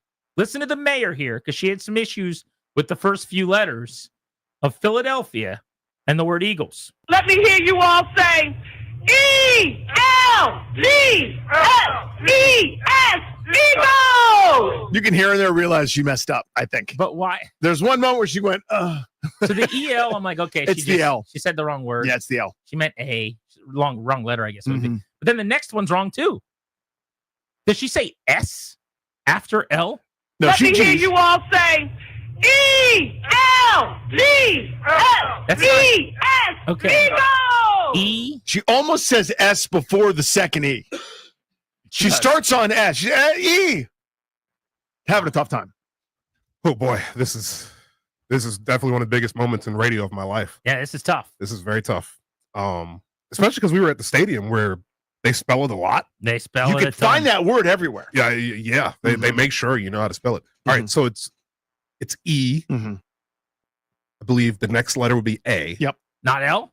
No, not L. No. Okay. No. E, that'd be A. EA Sports. No, not EA Sports. Sorry. It's in the game. It's in the game. EA G. Eeg. Oh, yeah. That's right. L. Okay. L, which is what we're going to give them on Sunday. E. Talking a little trash. What was that? Look at this tough guy from Detroit over here doing a podcast. He's going to go on with the Junkies next week. If he runs 10 times, he's going to the medical tent. And you and your veteran injured quarterback are going to play my team? You and your defense that gave up 40? You got no idea what's in store for you. The last letter was S? Because it's plural, right? Yep. Darius. It's more than one. There it is. It's more than one eagle. Eagles. You did better than the mayor. The Multiple mayor struggled Eagles. to spell Eagles when she got her opportunity. Let me hear you all say, E-L-G-S, Eagles! So she does botch 2 letters. Yeah. Because I think that she recovers. She does, but after the S, so after the G, it should be an L after that. She does not, E-A-G-L, yes. That L, it's not an L. Listen. After, E-L-G-S, Eagles! That's an S. Oh, my God. She says 2 things wrong. She says E-L. Yeah. G-S. And then what are the E-S again? So she spelled E-L. Elgasel. Elgasel. E-L-G-S-E-S. I think. Play it one more time. E-L-G-S, Eagles! And if I really want to get picky, the G sounds like a Z. Now I'm going to give her the benefit of the doubt because there's no Z in the word. And it seems like she's mixing up letters more than she's saying letters that aren't in the word. So the kindest interpretation is I'm going to not give her the false start. It would be a false start penalty in game. They'd back you up 5 yards, right? Because she went like half of an L. I'll even discount that. It's just E-L-G-E-S is what she ends up with. That's the kindest you could do. I think you could say that she says E-L-Z-S. For Eagles. How do you spell Eagles? E-L-Z-S. Elzols. Right. Elzol Radio. E-L-G-S, Eagles! There is no G there. A G has a sound to it. J. There's a J in there, like a J sound. J. Jumper. Jubilant. J. There's no sound. There's a Z. I'm changing my opinion. Ooh. She says E-L-Z-S. E-L-G-S, Eagles! Am I wrong? I think it's a G. It just doesn't sound like one? I think it's the only, because here's what happened. She realized. What happened was she couldn't spell Eagles. Well, I'm aware of that. But in the middle of spelling it, I am so off the reservation here. I have a landing zone, and I'm out in the middle of the ocean. And I got my parachute's deployed, and I can't get back there. And so there's uncertainty. The G turns, because she's already thinking, like, how do I get this back on track? And then do I do the second L, put the actual L where it's supposed to go? So then she false starts on the L and just kind of goes, yes, yay! No one pay attention. And to be fair, the video that's circulating is in 360p, which my grandfather's TV probably is still broadcasting in. So the audio might not be great. Oh, I'll give a little bit of benefit of the doubt, but the audio might not be great. What a deep technology cut from gamer streamer Darius. Yeah, 360p is very 2004, right, Darius? I'm really hyper. That might be 1990. Really? In the 90s somewhere. I'm a 1080p guy. Yeah. I'm really into the Eagles being spelled E-L-G-S. Darius is like 360p. What kind of press conference are we running here, Mayor? It's like, can we focus on the E-L-G-S? And Darius is like, I'll get there in a second, but let's fix this 360i27p over here. Clary, you're up. This is not as easy as you think, by the way. Huh, he's a great speller. I'm good at spelling. That's how he got his corporate job. All right, let's see what word you've got in the spelling bee. All right. The word Eagles, right? No, you're going to get a different one. Okay. Ha! Clary's word is, yep, it is Eagles. It is Eagles. It is Eagles. Okay. I. G. L-E-S. Eagles. I thought he was going to go G-O-F-F. Eagles. J-A-R-E-D. Where do you think Jared Goff is this week, by the way? He's at home. He's getting ready for next year. Wait, next year there's still games being played. There are games being played. And our Commanders are in it. They're in it. We are in it, right? We're in it. We're in it. It's so funny to simultaneously that we're at home and we're still going. So you're going with Eagles? Eagles. I-G-L-E-S. Okay, that brings us to Ben. Nats beanie, awesome Redskins jacket. It's a good old. His buddy gave him for $30. It looks like it's from 1987, Mm-hmm. and a good Commander's hoodie as well. Can you spell the word Eagles? Well, I haven't graduated from the University of Maryland yet. Okay. I don't have my degree. He's an undergrad. Yep. I don't know if I can spell it. Can I say before you answer? Then yeah, I think we should all Nobody should be laughing if he doesn't get it right. It's not his fault. He's still in school. He's a young person. He's just a boy. Yeah. And he is a good little employee It's of not like he ours. majored in professional team name spelling either. You know what I mean? Yeah, what's your major? Broadcast and journalism. Right. So, I mean, we don't learn about that. Yeah, it's spelling stuff like Eagles is not in We your only purview. we only fail assignments if we misspell proper nouns. So I'd actually would get a 0 for the assignment at school if I made this mistake. All right. So with that in mind, let's try. Okay, here we go. A Merrill F. Shout out to all the Merrill College people. I'm gonna go LOSINDAY.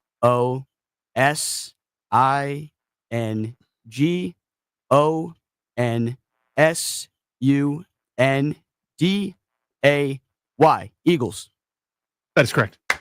Bell didn't ring. That is correct. Bell didn't ring. That is correct. Bell didn't ring. That is correct. Longer than I would have thought. Yeah, because you sound it out, you don't get all those letters. Right. One more time, can I hear the mayor at the pep rally? ELGSES Eagles! Let's go, Bird! That fourth letter is That is so tough. What letter in the alphabet is There's a little silence on the back end, too, where Yes. people are kind of probably looking around like, oh no. that's definitely a viral moment, right? Yeah, we're gonna see that again. That's how I think about life now. In real time is like, oh my God, how many years am I going to be seeing this for? Like last night, one of the funniest things ever happened. Did you guys see Ryan Day and the Ohio State players after the national championship game? In a golf cart, they hop in to be driven. And this happens in these stadiums because if you're in the concourse, like the bowels of the stadium, you might have to be driven 3/4 of the way around the stadium or whatever. Mhm. And so they'll put you in like one of these gators or golf carts or whatever, and they'll drive you around. So they jumped in this golf cart, and this girl starts driving it and just smacks right into the wall. I tweeted a video if you want to see it at Grant H. Paulson. Did you see this? I did. I mean, it was like Austin Powers in that scene where he goes back and Parallel forth. parking. Yeah. And then she like panics. She can't get it to back up for some reason. It just is running to It a won't wall. make the sound to back up. Ryan Day's leg is like being pinched between a golf cart and the wall. It's the funniest thing in the world. But all I could think about is every time Ryan Day ever loses, any fourth down they don't get, anytime Michigan beats them or whatever. It's your new had a bad day like, meme. It's a meme now. Like I would be so mad if I was him at this girl because you've now made me a meme in perpetuity. And that's what I think of. If you're this mayor, this is your Howard Dean moment. We're going to Iowa. We're going to Texas. We're going to Louisiana. We're going to Virginia. Woo! Like, this is what you're known for, is ELSZGR. Are you going to the mall? Unreal, man. And obviously, she could probably spell Eagles. I bet if she give it another chance, she could get it right. But it just went sideways on that. That's a big moment. And that's hard to do. Oh, gee. Yes. Maybe she was talking about her cell phone. LG. She was just looking at a sign at a Verizon store across the way. Like, what could possibly have happened? She was thinking ahead. Premature. That L jumping up early in that word for her really threw everything off. Because now you're off the bridge and you don't know how to get back. So she false started, stuttered, illegal formation, messed up the whole thing. That was tough. I'm getting a lot of people chiming in here, getting some Instagram DMs at Grant H. Paulson as well. They're hearing a Z. They're hearing You guys, a Z. no. ELGSES Eagles! Z. I'm most upset that no one got my Billy Madison joke in the room, including Danny. Yeah, I didn't get it. I tweeted the video and I said, COUR, are you going to the mall? And not one person in the studio got. I'm like, anyone know? Danny came back from the bathroom. I was like, okay, now I got someone. Now I who's got gonna someone get to it. help me. And Danny looked at me like I was an idiot. Are you going to the mall? Nothing, Billy. Are you Madison? going? Is what I was asking you there. He gets to go to third I'm the grade. smartest. That part. Grant and Danny on.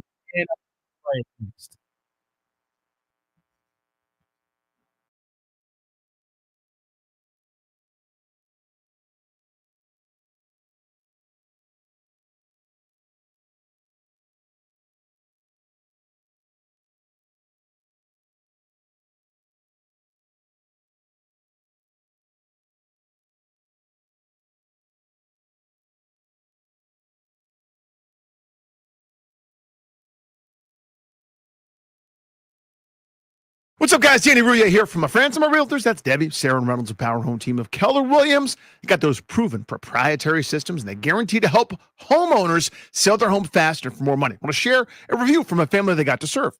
Christian wrote, Reynolds, a Power Home team demonstrated an impressive level of knowledge and professionalism that truly set them apart in the real estate market. They took the time to understand my goals and tailored their approach accordingly. Their expertise in pricing strategy was evident as they provided a comprehensive market analysis that positioned my home perfectly for a quick sale. What impressed me the most was their strategic approach to marketing my home. They utilized high-quality photos that showcased the best features of the property. Thanks to their efforts, we had multiple showings, which resulted in offers significantly above our asking price. That happened to Christian. Happened to me, too. They did this for my family. We got way more than asking. The whole thing was done on a weekend. They knew exactly how to navigate what I thought was going to be a tricky sale. Wasn't for them because they're great at this. If your home doesn't sell, in fact, Debbie and Sarah will buy it. That's their guarantee to you. Call them. Don't make the mistake of calling somebody else. Give Sarah and Debbie Reynolds a call. 844-654-SOLD. That's 844-654-SOLD or DebbieHasTheBuyers.com.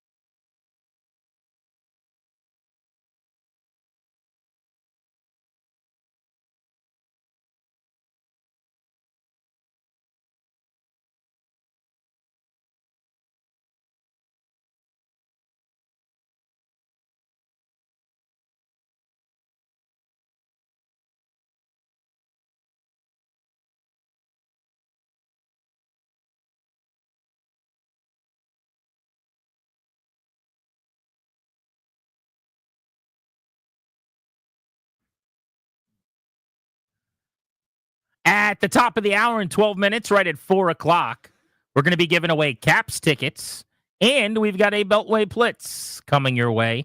5 o'clock today, a little over an hour from now, Austin Eckler back on the show. He's been with us every Tuesday all season long, and he will continue to be with us until the end of the year. And this year's not ending. The Commanders keep on keeping on. That segment's awesome. It's presented by IT Cadre. It's an hour and 10 minutes away. And I'm excited to talk to Matthew Berry. I don't know that we've ever had him on the show. Longtime ESPN fantasy expert, now with NBC. You see him on Football Night in America.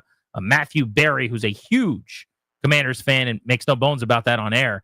Very, very public supporter of the team. Swings by at 6. It is time, though, for our double play right now on Grant and Danny.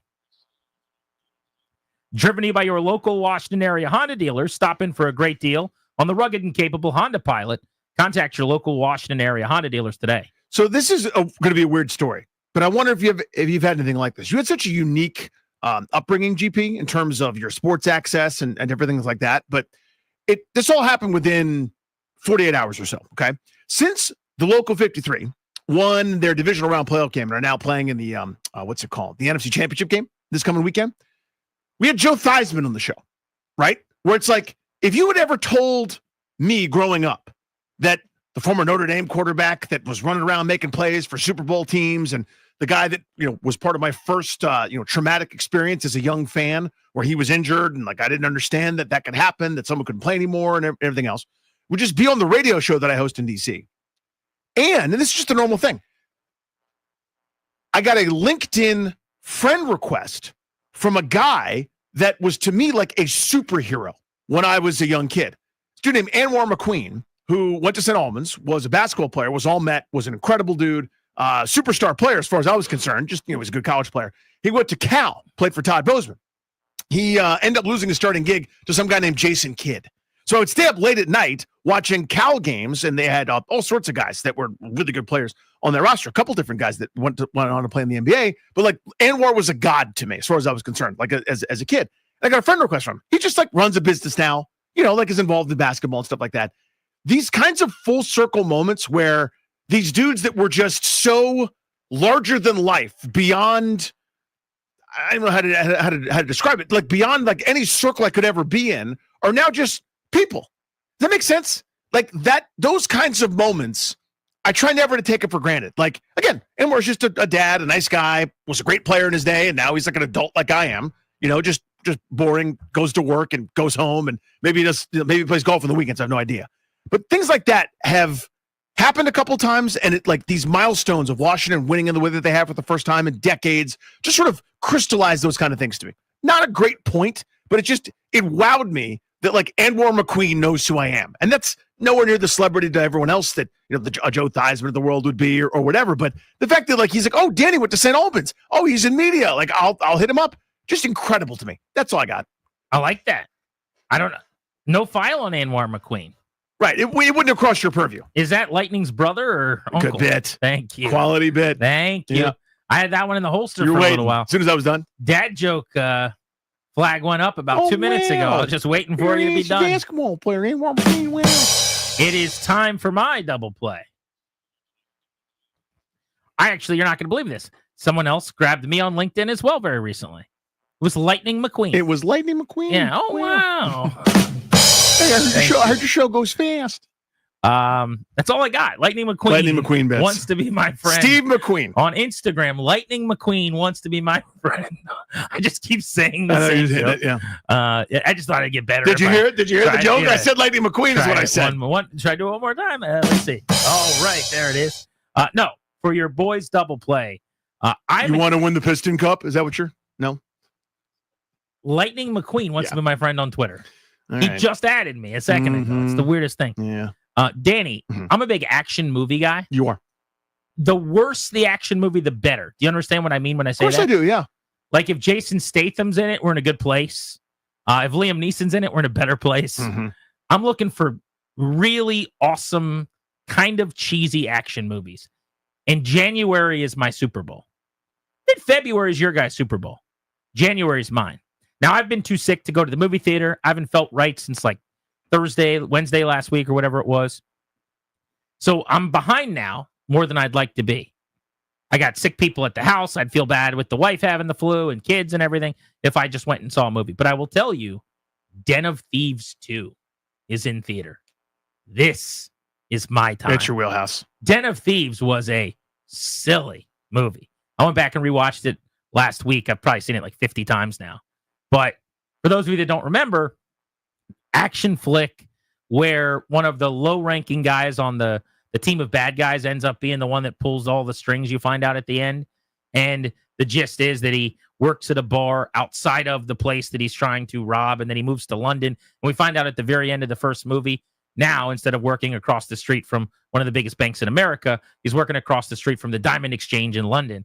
And he's like, you work over at the Diamond place, yeah? And the guy's like, yeah, you know it. And he's like, first drink's on me. And you're like, oh my God, we're doing it again. We're doing in it a again. different country. Mm-hmm. And the again is right now in 2025, the year of our Lord.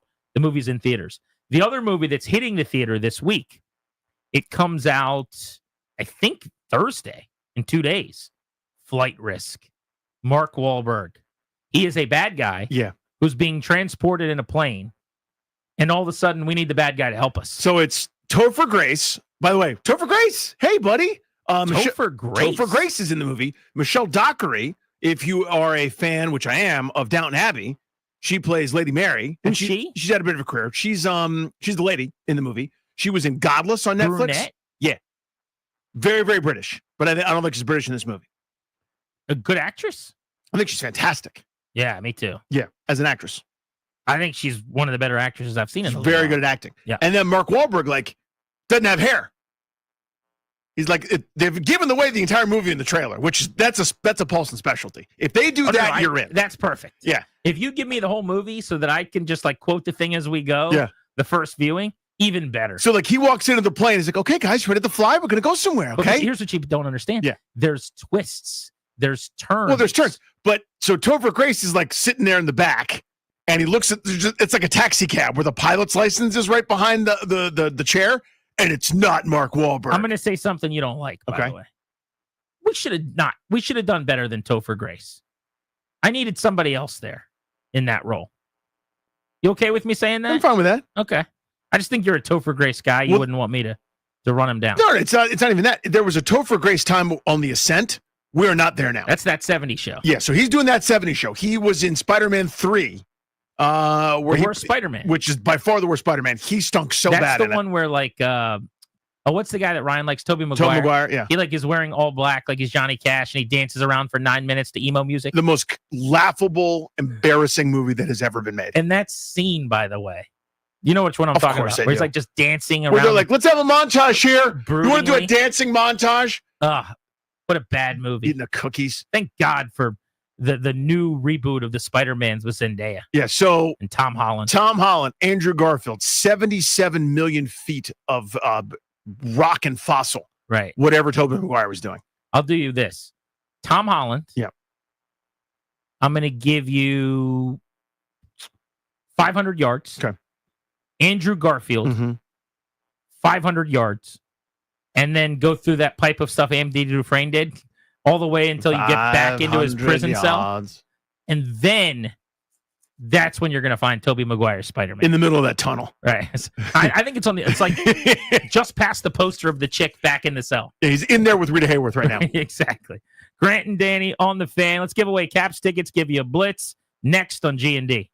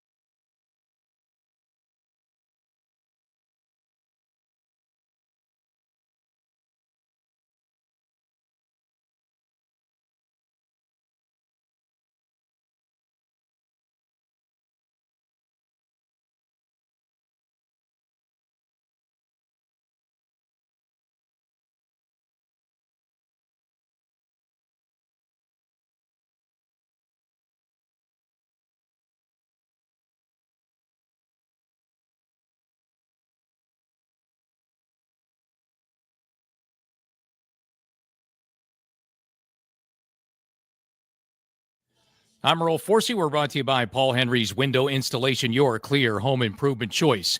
Championship week in D.C., first time 33 years. The Commanders, Washington, will be playing for an NFC title. 3 p.m. is the kickoff time in Philadelphia Sunday. Some of the early line has moved toward the Eagles a couple of points. Now Philly a 6.5-point favorite. We will have coverage all day, including the play-by-play network, play-by-play from Westwood One. With a 2 p.m. start for their pregame, I'll get it all started bright and early Sunday morning. Countdown to kickoff, NFC title game edition, 9 a.m. Sunday here on The Fan. Now, Pro Football Writers Association of America today named Jaden Daniels the Rookie of the Year for 2024. Also, Offensive Rookie of the Year for Jaden Daniels from the Pro Football Writers. Commanders could be losing a key member of the front office. Assistant GM Lance Newmark meeting today with the New York Jets as they continue their search for a new GM. Also today, Buccaneers OC Liam Cohen reportedly close to being offered the head coaching job in Jacksonville. Hockey caps out west in Edmonton, 9 p.m. face-off on The Fan. Wizards take on the Lakers in L.A., 10:30 on the team, 980.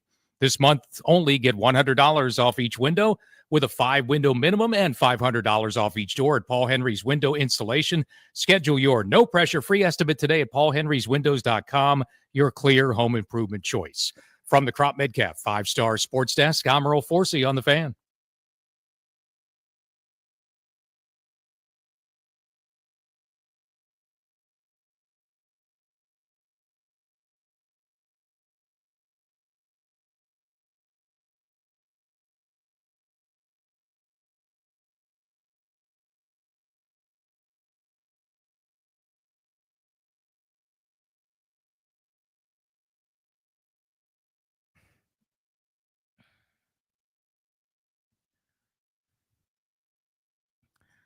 As promised, caller 10 right now at 800-636-1067.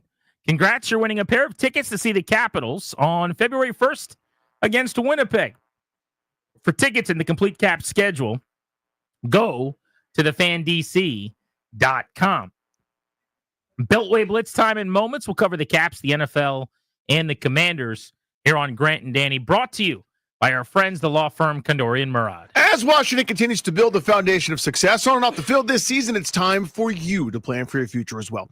As the exclusive sponsor of our show, the law firm of Condori and Murad can help you update your last will and testament or set up a revocable trust for you and your family. Schedule a free consultation with their estate planning attorneys today by visiting kmlawyers.com. Be sure to tell them that Grant and Danny sent you. That's kmlawyers.com. As a reminder, the NFC Championship game can be heard right here on 106.7 The Fan. You can listen to it this Sunday. Ian Eagle, Kurt Warner, Ross Tucker, awesome broadcast team. Nice. On the call, crystal clear FM right here on The Fan this Sunday. Make sure you're listening. If you want to get ready for the game with us on Friday, we got an opportunity for you. We're going out and about. A field trip Friday, hopefully our biggest of the year. We're going to Bethesda, just outside the city, at Caddy's on Cordell. We're headed to Merlin, across the river. Come on out and find us at Caddy's in Bethesda and party with us ahead of Sunday. By the way, in less than an hour, 5 o'clock today, Austin Eckler, presented by IT Cadre. Cannot wait to talk to Eckler after he was tremendous in a win in Detroit. That's coming up at 5. Let's kick off the Beltway Blitz. And we start on the ice with the Caps. Before we look ahead with Sammy Silber, who covers the Capitals. Sammy, I just want to get your thoughts on the Caps being the best team in hockey right now and how unlikely this was. At the beginning of the year, there were plenty of outlets that had them in the bottom 5, 7, 8 among teams and power rankings. What they've done is just unbelievable. Most recently, a 4-1 pounding of the Penguins. Yeah, it's pretty impressive to watch. I think you saw a lot of critics kind of doubting what Washington would be able to do this season, especially after, the way last year went. Now they stuck into the playoffs and then got swept. I think, a lot of credit goes to, Brian McClellan, obviously, and Chris Patrick and that retool on the fly over the summer. But, at the same time, all the new additions with, you got Dubois, Chicker, and Thompson all playing their best hockey. You got Ovechkin still doing Alex Ovechkin things. And then, of course, Spencer Carberry, right? Just tying that whole group together.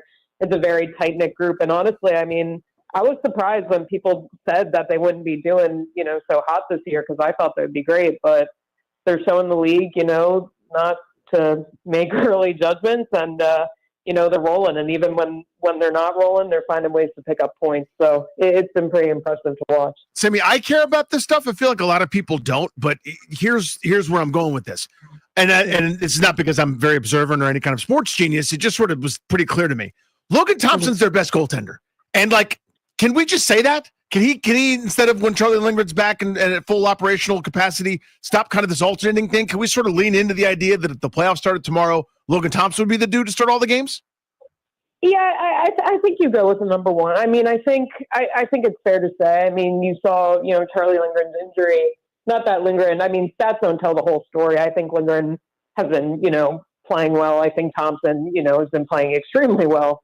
And stats don't always tell the whole story, and you got to look at the eye test. But I mean, you look at Thompson, you see, okay, is he able to, have those impressive numbers, right, without getting a rest every other game? Right now, he's able to continue it for 2 games, 3 games, 4 games. I think tonight's going to be the 5th straight start, right? So, given that consistency and just the way he's played and his style and the way that he's been able to, just shut down any opponent, it doesn't matter where they're coming from.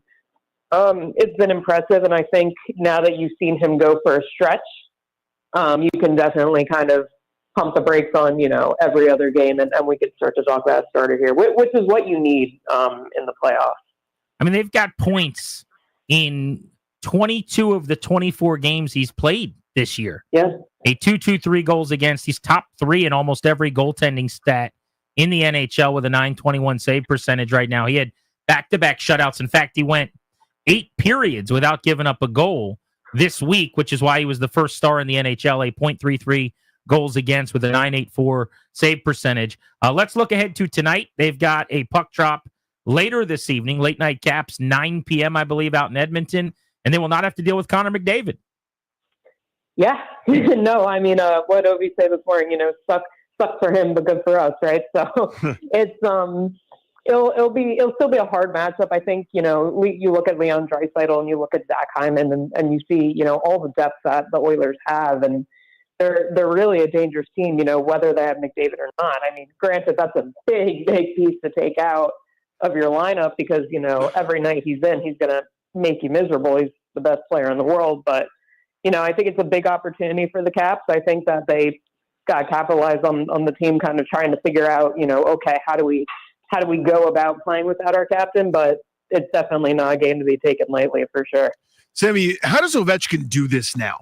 In other words, he's scoring the goals. It's incredible, but he's not skating around like a bull in a china shop anymore. It's now if to use a baseball analogy, a pitcher that used to throw 100 that now throws 80, but is still getting outs, with just guts and guile and stuff. Break it down for me. How is he scoring at this prodigious clip despite maybe not having the same physical tools? Yeah, I mean, you look at it, right? And it's funny. I was talking to Brendan Morrison, who played with him in 2009, and he's like, you probably don't see him, mulling guys, head first into the boards anymore, but. You look at O and you see, you're never going to lose your scoring sense. I mean, physical things can go away, but the 2 things that just don't go away for him are the way he sees the game and that shot, and whether it's coming from the office on the power play or whether it's coming in front or coming off a wrister, he's finding different ways to get it done, but he still has the lightning quick release. He still has the hockey IQ. And you can see it, he puts himself in the right spots. You can tell on the power play, if it's not working for him in the office and that's not where the passing's going, he's going to move up, closer to the crease and see if something happens there. So it's finding his spots. He's such an intelligent player and the shot, you combine all that together and it's just history. It's the greatest goal scorer of all time. I mean, that's the answer, is just greatness. So it's been fun to watch for sure. Sammy, thank you for the time. We appreciate you. Of course. Thank you. Take care, guys. You got it. Let's keep the blitz going. Nate Davis, USA Today Sports. We are on to the conference championship round.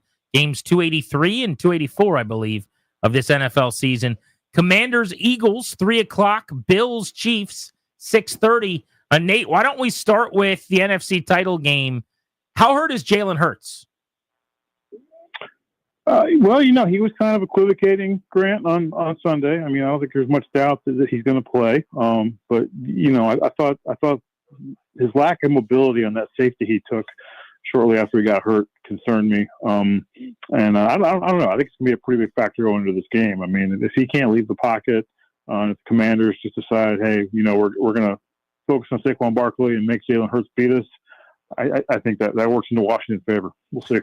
Why is that defense so good? You look at a couple of years ago, Nate, when they went to the Super Bowl, they set the world on fire by sacking the quarterback a billion times. This group doesn't do that, and yet they're as good as anybody in terms of yardage allowed, points allowed, and just frustrating people. Yeah, Danny, I think it's depth up front, and certainly the dominance that Jalen Carter has brought in year two. But I think they're better on the back end. I think Quinyon Mitchell, Cooper DeJean have really helped the secondary, and I think they're much better. At the linebacker level, that's normally a place where the Eagles are good, but they don't tend to invest a lot there. And they didn't necessarily invest a lot in Zach Bond. I mean, they got a little lucky with him on what they invested versus what the return on that investment has been. But I mean, he's probably been the best off-ball linebacker in the league this year. Going to be a free agent, probably a prize one, but I mean, he's made a real difference for that team. Let's talk Bills Chiefs. In an AFC title game that's 3 years in the making. I go back to that 2022 Classic. I think everybody's wanted to see this in this round since then. Is this the year that Josh Allen and Buffalo break through? I mean, it could be. I mean, this game feels like it's a little bit of a toss-up, but, the Bills, of course, have not been able to break through against the Chiefs in the playoffs, and they haven't been able to do it at Arrowhead. Three losses to the Chiefs in the playoffs in the last 4 years. Two of those at Kansas City, and you cite that 2022 game. I don't know that we're going to see that again. I mean, certainly with the way the Bills play offense now, obviously Tyreek Hill no longer part of that equation. I think that this, what we're more likely to see this time is more of a slugfest of teams that kind of pick their spots. But I think it'll be close. I'm a little concerned about the Bills being, banged up, especially on the back end and the secondary there. And the Chiefs, I think, looks awfully fresh. Certainly guys like Travis Kelce and Chris Jones, and that's what happens when you have to play one meaningful game since Christmas. So I tend to think it's trending a little bit in their direction right now. Nate, my stomach turns for Lamar Jackson. The shouty shows and everybody else is going to say what they're going to say, kind of no matter what. When you don't win in the postseason, despite another MVP caliber campaign, his turnovers, he needs to be responsible for those. I thought that fumble was terrible. So was the interception. Then the Henry drop pass, the multiple Andrews drop pass, the Andrews fumble. It's like if one of those things just goes right, they're playing the Chiefs this coming weekend. Just kind of what about him and sort of the State of the Union there? Yeah, I mean, I think they said it yesterday that they feel like it's inevitable that Lamar will win it one of these years. I'm kind of with you, Danny. I'd hate for this to become part of his narrative that he can't win the big one. And I mean, some years it's been deserved, and I think it was kind of an organizational breakdown, last year in the AFC Championship game against the Chiefs. He played well. I mean, he played well enough on Sunday, but I mean, he did make some uncharacteristic mistakes, and certainly, basically overcomes them until Mark Andrews has that drop of the 2-pointer. At that point, you would have had a brand new game essentially there. It's unfortunate. It's kind of had me ruminating. Should the MVP, not just in the NFL but in every league, be more of a all-encompassing, include the playoffs? I mean, because MVPs are generally playoff guys anyway. Lamar's probably going to get number 3 here. He'll be the 7th to do that. All the rest of them have titles. So I hope for his case, he does get that ring and kind of puts that kid with a big one narrative to bed. But he has had a hand in a lot of those. But it seems like he's getting more and more comfortable at this stage. We'll see what happens next time. Ben Johnson of the Bears. Thoughts on that hiring and the coaching cycle in general here? Yeah, I mean, obviously Ben Johnson bided his time before taking this was the job he wanted, and I think probably the thing that put it over the top was knowing that he's going to inherit a young quarterback on a rookie contract with a GM that knows how to acquire talent. They're going to have the money to do so. I think if you're the Bears, probably the thing you're as excited about as anything, because not only do you probably get the most prized coach of the last couple of years, at least on the assistant level, but you also really deal a blow to your division rival in the process. So from that standpoint, I like it for the Bears, and I like it for Caleb Williams. I mean, they really failed him this year by not having a proper infrastructure to develop a young quarterback, including the fact that they didn't keep the veteran quarterback on the roster for most of the year. So I think this should be a good win for the Bears. Nate, thank you, buddy. Always appreciate it. Thank you, guys. You got it, dude. Hit that local 53 sounder, Darius. Our pal Liam Griffin joins us. Not Liam Cohen, who's up for a head coaching job. Liam Griffin, Washington Times, covers the local 53. Liam, I don't really have a great question for you. Then, can you believe it? Yeah, I mean, this is my first season on the beat, and so I've been joking with some of the more tenured reporters. I'm like, all right, so it's like this every season, right? Very common, very normal. Yeah. What do you think is the most amazing part of this run, maybe outside of the Daniels rookie season? Yeah, I mean, the Daniels thing can't be overstated, as you alluded to. Rookies are just not supposed to do that. But to me, I think it would be the cohesion that you see from this roster and how quickly it was all able to come together just based on the record amounts of turnover that they had. They completely remodeled this roster, league-leading levels of, few guys returning, tons of new free agents, and the way they were able to gel so quickly is astounding. Why will they be able to beat Philadelphia this weekend? I think they'll be able to beat Philadelphia because this is going to sound, like the most basic thing in the book, but they can score more points. The Washington Commanders, with Jaden Daniels on the field, they feel like they can score with anyone, and they've proven that throughout the season. If it turns into a shootout, I don't think they mind that. If Jalen Hurts is being forced to drop back 30, 40 times to keep up with Jaden Daniels, I think that is a matchup they're going to appreciate. Now, if Saquon Barkley takes over the first half again, that might not bode well. But I feel like this could turn into a shootout, and that plays into Washington's favor. How big of a loss is Sam Cosmi in the short term here over the next couple of weeks, and how will they get by without him, specifically against Jalen Carter? It's a really big blow to them. He is probably the best player on that line right next to Tyler Biadasz. And I think you're going to see the biggest impact on this run game that has struggled recently. They performed well against the Lions, but everyone knows that the Lions are eviscerated on defense. But in the end of the regular season and the beginning of this postseason run, they were having trouble getting any kind of designed run game going. And with Trent Scott in there for Cosme, most likely, I think you're going to have to see more creativity from Cliff Kingsbury's scheme, and you're going to need more help blocking these Philadelphia Eagles pass rushers, especially Jalen Carter on the inside. He's going to get a double team, and you might need some help on the outside too. So I was just thinking kind of over my lifetime, Liam, of some of the greats of this game. At the receiver spot most specifically. Jerry Rice, obviously, sort of, pretty much everybody's one seed, understood. But then you start to go down the list, whether you like Terrell Owens or, the deep threat of Randy Moss or Calvin Johnson. Where does De'Ami Brown rank among those all-time greats? He's someone who's going to be interesting to watch as you move towards this offseason because, like most of the pass catchers on the team, he'll be a free agent in just a couple months. And so if he's able to put together, as you mentioned, this Jerry Rice, Randy Moss run like he has the past couple weeks, he's someone who they might want to build around. You guys have been asking me all season, who's the number 2 behind Terry McLaurin? Who's it going to be? Is it? It's Noah Brown for a little bit. It's Olamide Zaccheaus. It's 34-year-old Zach Ertz. But if Noah Brown can keep putting this together, either the Commanders are going to give him a nice hefty paycheck or somebody else will. Yeah, I mean, look, Jefferson makes $35 million at the top of the wide receiver market. CeeDee Lamb, $34 million. A.J. Brown, $32 million. I certainly don't think he should be up there. But what about, the next tier down? Amon-Ra St. Brown makes 30. Tyreek Hill makes 30. What about De'Ami Brown somewhere in that 30 to 31 mil per year range? I think it might be a little bit soon to put him in that range just because of what if he has another game like the last two? Then he's probably like that's like 30, 35, 33, 34, or do you just go all the way to 40 and you just start a new market? It's funny given how often earlier in the season or in the off season I had to keep talking about Deebo Samuel and Brandon Ayuk and how they all want to come to Washington, and as the season went on, it was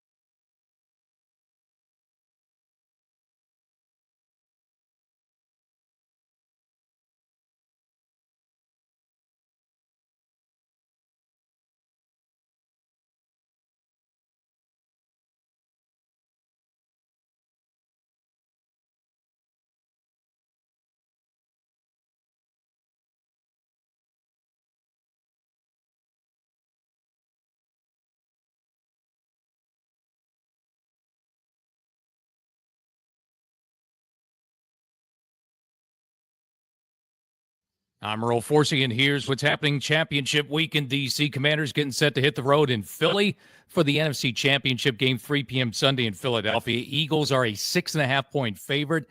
It is only the second time these teams have met in the postseason. The last time, 1990-91 campaign wildcard round. Washington knocked off Philly 20-6. A few days later, Buddy Ryan was fired as the Eagles head coach.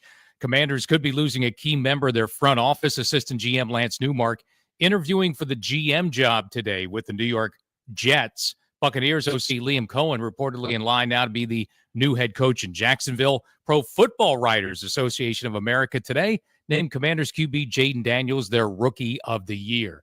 Capitals out west tonight in Edmonton looking for a 5th straight win. 9 p.m. faceoff for Caps hockey here in the Fan. Wizards also out west. They will tip things off 10:30 against the LA Lakers on the Team 980. From the Crop Metcalf 5 Stars Sports Desk, I'm Earl Forsey on the Fan.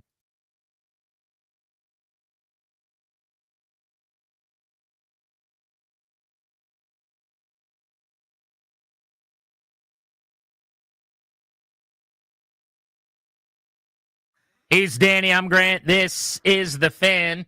Austin Eckler is on the show in 30 minutes. Matthew Berry, longtime ESPN fantasy expert, now with NBC, joins us at 6. 2 hours remaining in the program today. Feels like just one giant countdown to Sunday at 3, doesn't it? Just a whole bunch of anticipation. Since that final whistle went off in Detroit, you know, when the number 1 seed in Ryan's favorite team had to go home and start their offseason, just sit there going, okay, let's go. I want to play the next game right now. I have no nerves at the moment. We're too far from kickoff, just excitement, but the nerves will ramp up. It's funny. It has not felt watching a game like the Washington-Detroit matchup did for me in a long, long time. That was watching a Nats playoff game, kind of tight stomach. I'm just not used to that for football in this town. You just don't get That's it. right. I mean, the times it's been, oh my God, they have to or else, have been for much lower stakes. Oh, the lowest. You know what I mean? Where it's like, I mean, that 2012 win against Dallas to get in was awesome. I had a blast, like everyone else did. The Jets game last year when they were ruining their draft positioning, moving down the field with Jacoby Brissett, and then the Jets got the ball back, and you're like, please, God, please go do this. And they were just checking the ball down every single throw to their running back. I don't remember if that was Brees or somebody else. Might have been Brees Hall. They just, remember that drive? Of course, yeah. And they just get barely across midfield, and then Greg Zuerlein boots the ball, or else. Greg the leg. You know, Washington ends up moving down the draft board, and history is very, very different. All right, the segment here we want to do is called I'm Old Enough to Remember, right? Because most of us are old enough to remember times before Washington was the best, and this Commanders team was great. And the idea is we will recount some of the things we had to overcome to get here, right? The tribulations that we had to hurdle over. So as you think of something that you're old enough to remember from the days of Washington being bad, you can call us and share your experience at 800-636-1067. That's 800-636-1067 on the MGM National Harbor listener lines. So, Danny, I'll give you an example. Mm-hmm. I am old enough to remember back when Washington was bad, and I cried because Joe Gibbs benched Patrick Ramsey for Mark Brunell. I remember thinking it took 1 hour since you've been hired for you to make this trade for Brunell.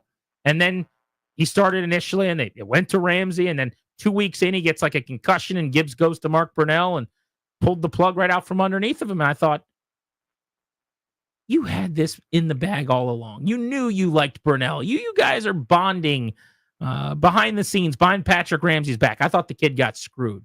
And I'm old enough to remember being on my deck, crying, and my dad coming outside and going, get it together and get in the house because Patrick Ramsey had been benched. They go DP. I'm old enough to remember Inside the Red Zone with Vinny Serrato.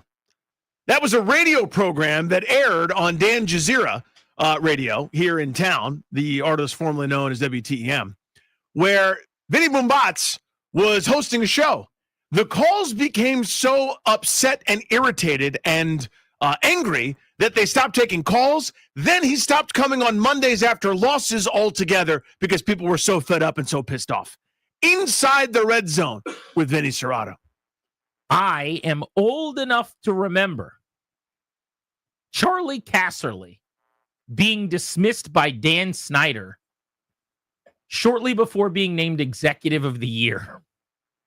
The 99 Redskins, the team that he built, which prior to this past weekend was the farthest any team had gotten since the 91 Super Bowl in January of 92. But in that early offseason of 2000, Dan Snyder didn't want a GM who was a football guy who made football decisions. He wanted to do it. And so he fired Charlie Casserly, who would then subsequently, simultaneously almost, be named Executive of the Year, and Washington would not have an actual empowered GM running everything unilaterally until they hired Adam Peters after Snyder was gone. I'm old enough to remember, speaking of Snyder, when he sued the Washington City paper because they thought they could bully the paper into not existing anymore because they had more resources than the paper. That's part of the back and forth that happened. The lawsuit was dismissed because Snyder and company hadn't read the actual article that caused them to sue. That happened. I am old enough to remember when an early round draft pick was traded for TJ Duckett.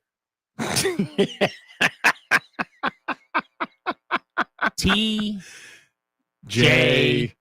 Duckett. Yeah. Duckett that trade. It was a good one. It made sense at the time. I'm old enough to remember Pat Hill.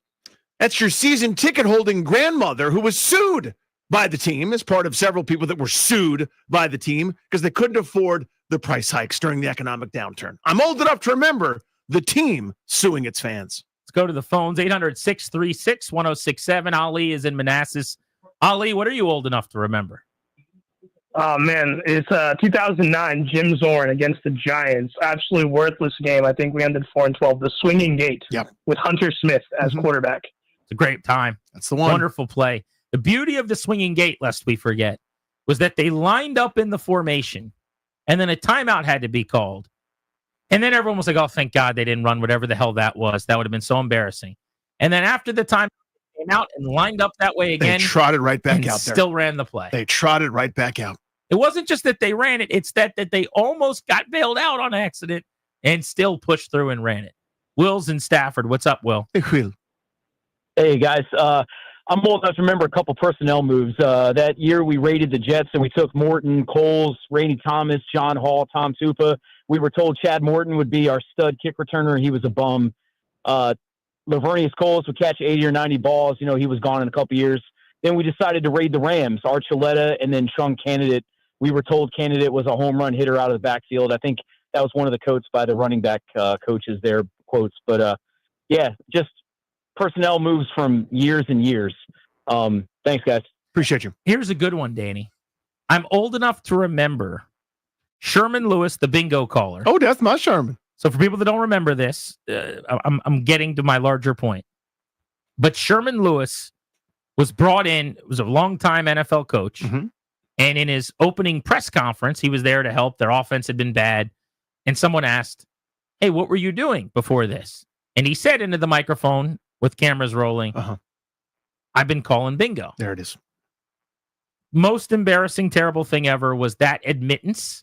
No one kind of vetting him. Hey, they might ask. Let's not say you were calling bingo. Let's tell them. Studying the league. Getting ready for this opportunity. Looking at trends. Yeah. But it's not even that. I'm old enough to remember the charts on the primetime games on Monday Night Football, where at that time, what would have to happen was the bingo caller would pick the play he wanted on his play sheet, and then he would say it into the room for two coaches to hear. And the one coach would have to relay the running plays to the offensive line or whatever, and the other would relay the passing plays. But it was so complicated and stupid that they needed a flow chart. Do you remember this? Yes, of course. Where it would show like Sherm with an arrow to one of the coaches based on runs or passes based on the other coach. And so they would do this flow chart of how the plays got into the helmet. And weirdly, during that time, did it not work? The offense didn't take flight. I'm old enough to remember Albert Hainsworth's conditioning test and what happened in his pantaloons. He had to start it over. That was a good conditioning test. That was a great conditioning test. Let's go to James in Winchester on Grant and Danny. What's up, James? A big game, James. Hey, guys. Thanks for having me on.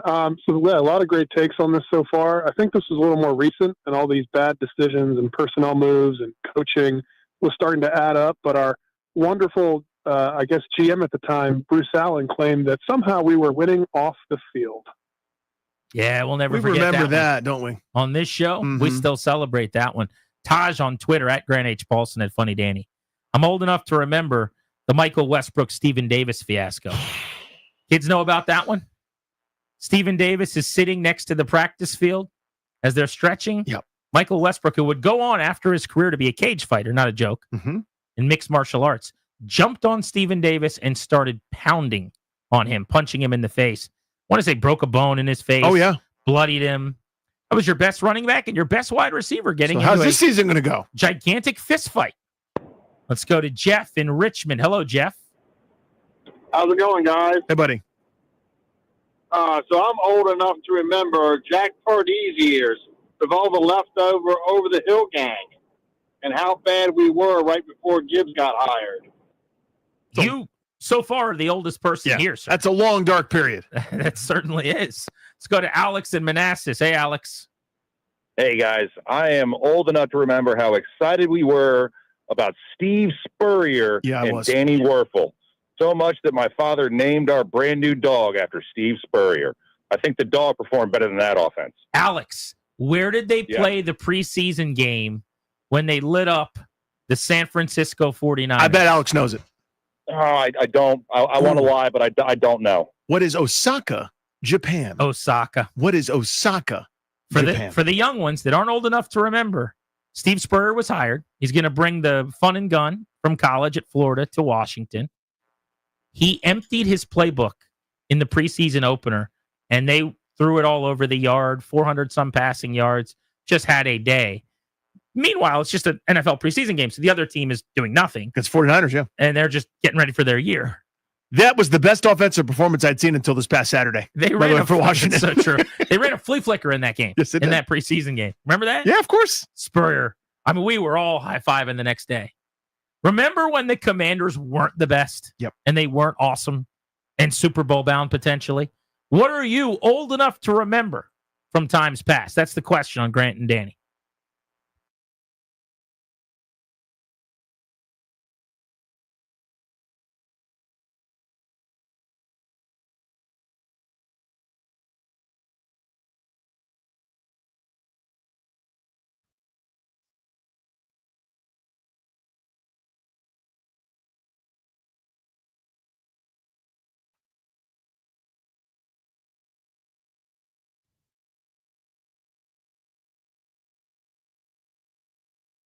Hey, guys, it's Grant and Danny for Window Nation. Heating costs are getting out of control, and experts say it's going to get even worse before spring. And if you want to save money, replace your cold, drafty windows with energy-efficient ones from Window Nation. Go to windownation.com right now and save big with 50% off all style windows. Plus, you get zero interest with zero payments for 2 years.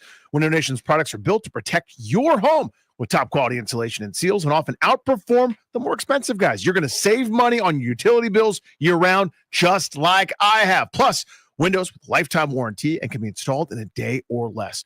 A+ rating for the Better Business Bureau. You can trust Window Nation. Hurry. This sale ends January 31st.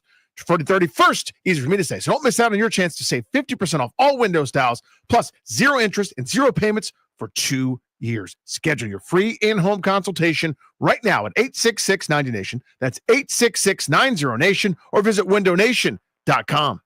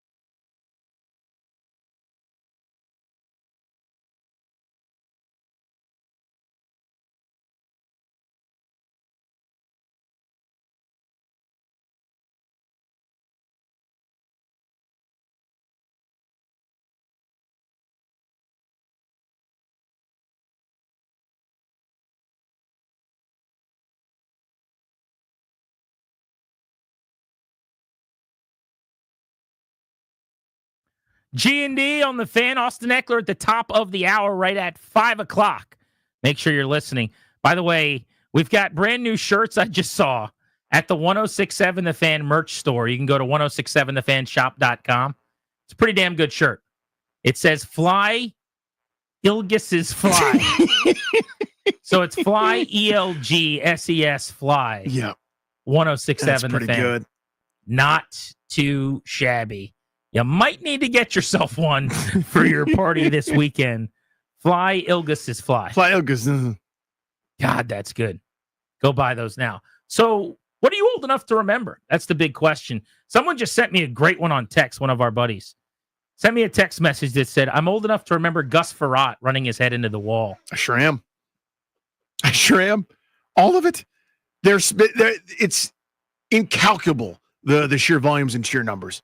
You could go back to more recently. I remember the first time there was a federal investigation into Dan Snyder. I remember the first lawsuit. I'm old enough to remember all that stuff. I'm old enough to remember when he took out a loan without the permission of the minority owners, allegedly, whatever word I have to say, so he doesn't sue me from his yacht. I'm old enough to remember all of it.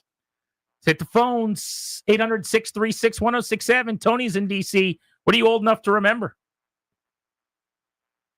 Enough to remember. I wanted to say we got eliminated, but I started laughing uncontrollably when when Danny does the impression. I wanted to say Albert Hainsworth taking a siesta or coloring on the ground. Just laying down. Oh, when he laid during the Monday Night Andre Massacre. Carter, good one, Tony. Yeah, Carter hurdles him. He comes flying past and just jumps over him.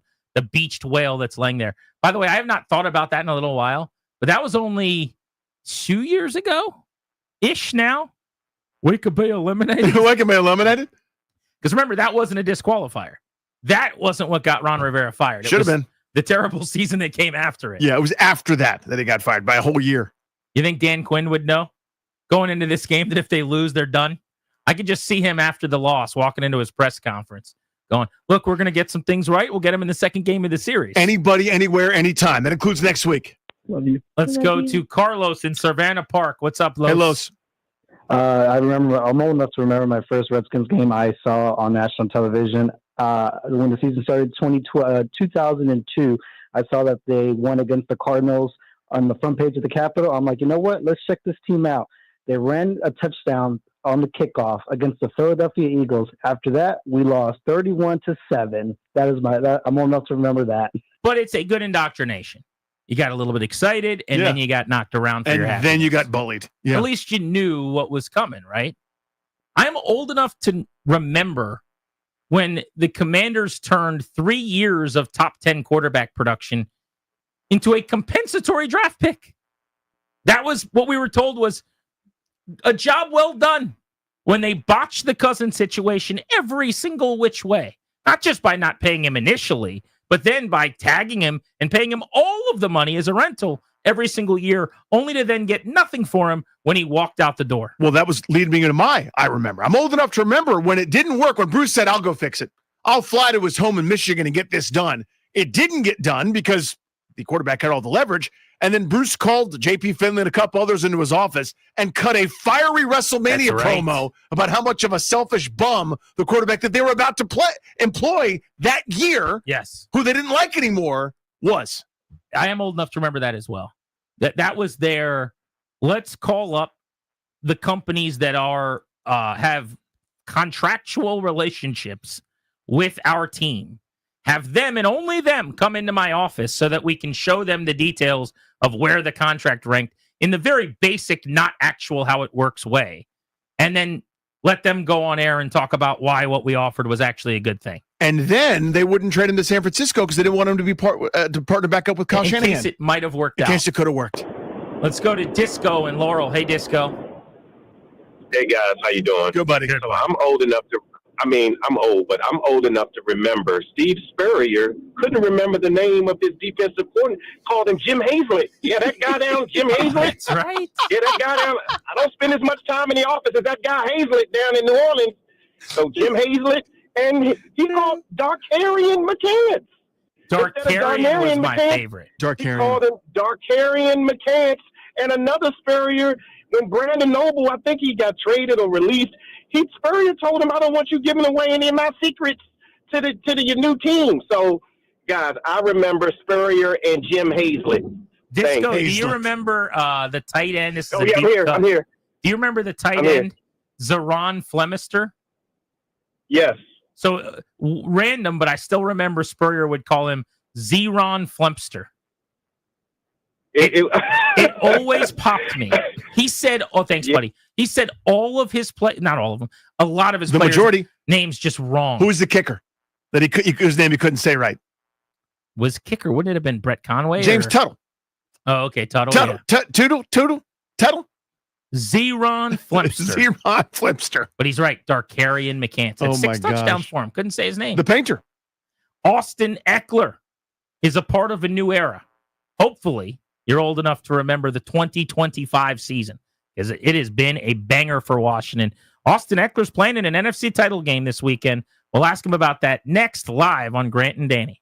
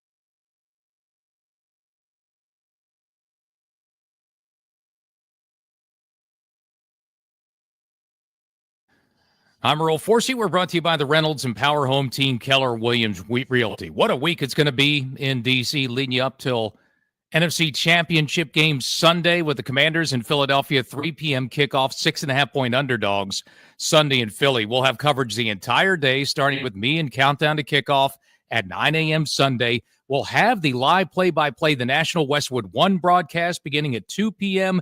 Afterwards, DOC steps in with Burgundy and Gold post-game coverage all day and obviously throughout the week here on The Fan.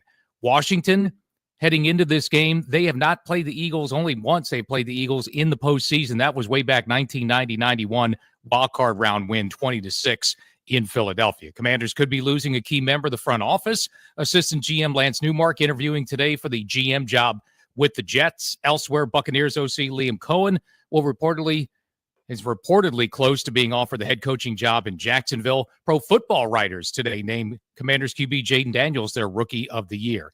Capitals out west, we've got Caps hockey tonight. They're in Edmonton, 9 p.m. face-off on The Fan. Wizards West Coast swing continues against the LA Lakers, 10:30 p.m. on the Team 980. Want to hear the fastest way to know what your home would sell for? Reach out to the Empower Home team. Simply text your address to 800-763-3000. No phone call, just text your address to 800-763-3000. That's 800-763-3000. From the Crop Medcap 5-star sports desk on Championship Week, I'm Earl Forsey on The Fan.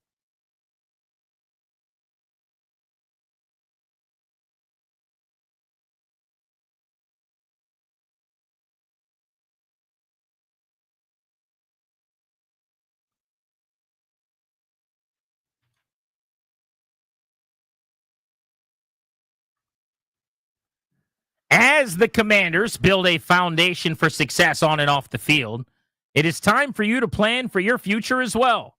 The exclusive sponsor of our show is the law firm Kandori & Murad.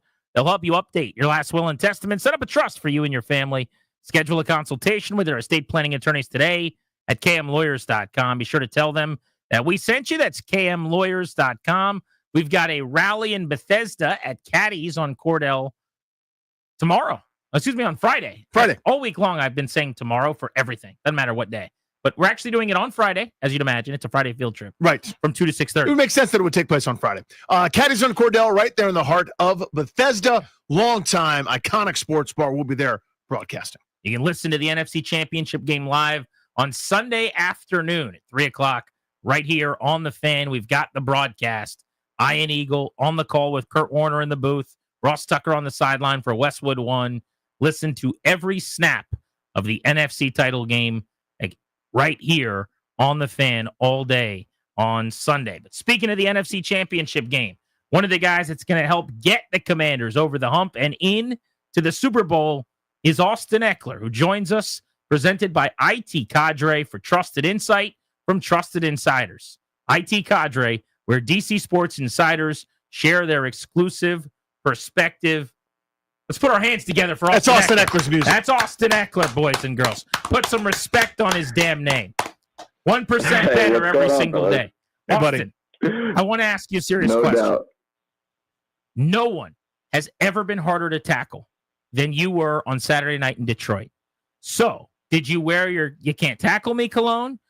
Did you dip into butter right before the game? Was there Vaseline on your jersey and arms? Why couldn't the Lions tackle you? Oh, hey, I mean, that's probably why I've been around the league for as long as I have. Is one of my strong points is being pretty elusive. You know, it's not to say they couldn't tackle me, but I definitely don't make it easy. That's for sure. Damn right about that. That was awesome. You were incredible. I think it was your first touch of the game. It was very I think you'll understand what I'm saying. It was like Friday Night Lights movie real moment where he kind of did this full speed spin out of a tackle and then completely stopped for a second. Oh, I'm still going. And then kept going. Yep. It looked like it was a director made you do that cut 3 times and they shot it in the perfect way. I've hit the spin move. I think, I caught the ball out in space and I was actually surprised how wide open it was. So I started getting vertical. And then there's 2 guys kind of coming to compression, tackle me from each side. Hung her right. One guy got my leg, spun out of that, kind of reset my feet, started going forward again. And then De'Ami Brown gets pushed down into my leg. Tried to Heisman hurdle him, and then he ended up getting me on the ground. So friendly fire got me on that one. So, Austin, take me back to before this game. Detroit's great. I mean, they earned the number 1 seed. They're awesome. They've been awesome all year long. The place is going bananas. There's a confidence, though. There's an attitude, whatever you want to call it with you guys, where nothing's too big, nothing's too scary. What's the mood like before the game going up against this great opponent who's now in your rearview mirror? But take me back there to Saturday night before kickoff. What are you guys feeling? What's being said? Yeah, for us, it was, hey, we're out here hunting. That is the mindset. We are hunting to go earn, right, some respect on our team.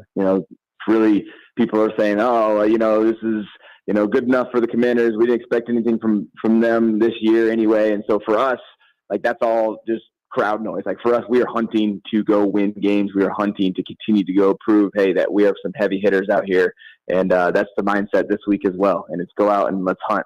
Right, the Eagles are now on our way. They're another team that, kind of like the Lions, have proven themselves over the past, few years, established themselves, and we're on the same type of mindset as well.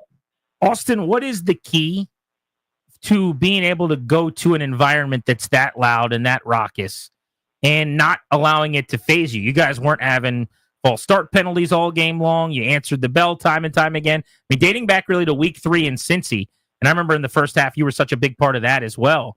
You guys just kept getting up off the mat. That was an electric atmosphere. What are the difference between the teams that can handle that and the teams that can't? Yeah, there's some perks into our offense that are kind of built in for going into loud environments.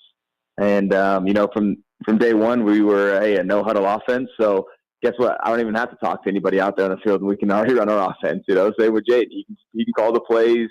We don't have to say a word. Everything's on signals. And so, it can be, we could, have the loudest stadium, wherever that is. And it doesn't matter for us, right? For us, it's an energy. It's an energy that, hey, everyone's loud, excited. That's great because, we're using this energy as fuel for us. But for us, we can get lined up and operate at the same pace because we don't have to get in a huddle and talk to each other like some of these teams do. So, for us, it really doesn't matter. I think it's fun because, hey, everyone's going crazy. It's loud. It's like I said, an energy that we can feed into. And I think our team does pretty well in that environment. Austin Eckler with this here on G&D. Yeah, the fact you're going to the NFC title game kind of speaks to that, Austin.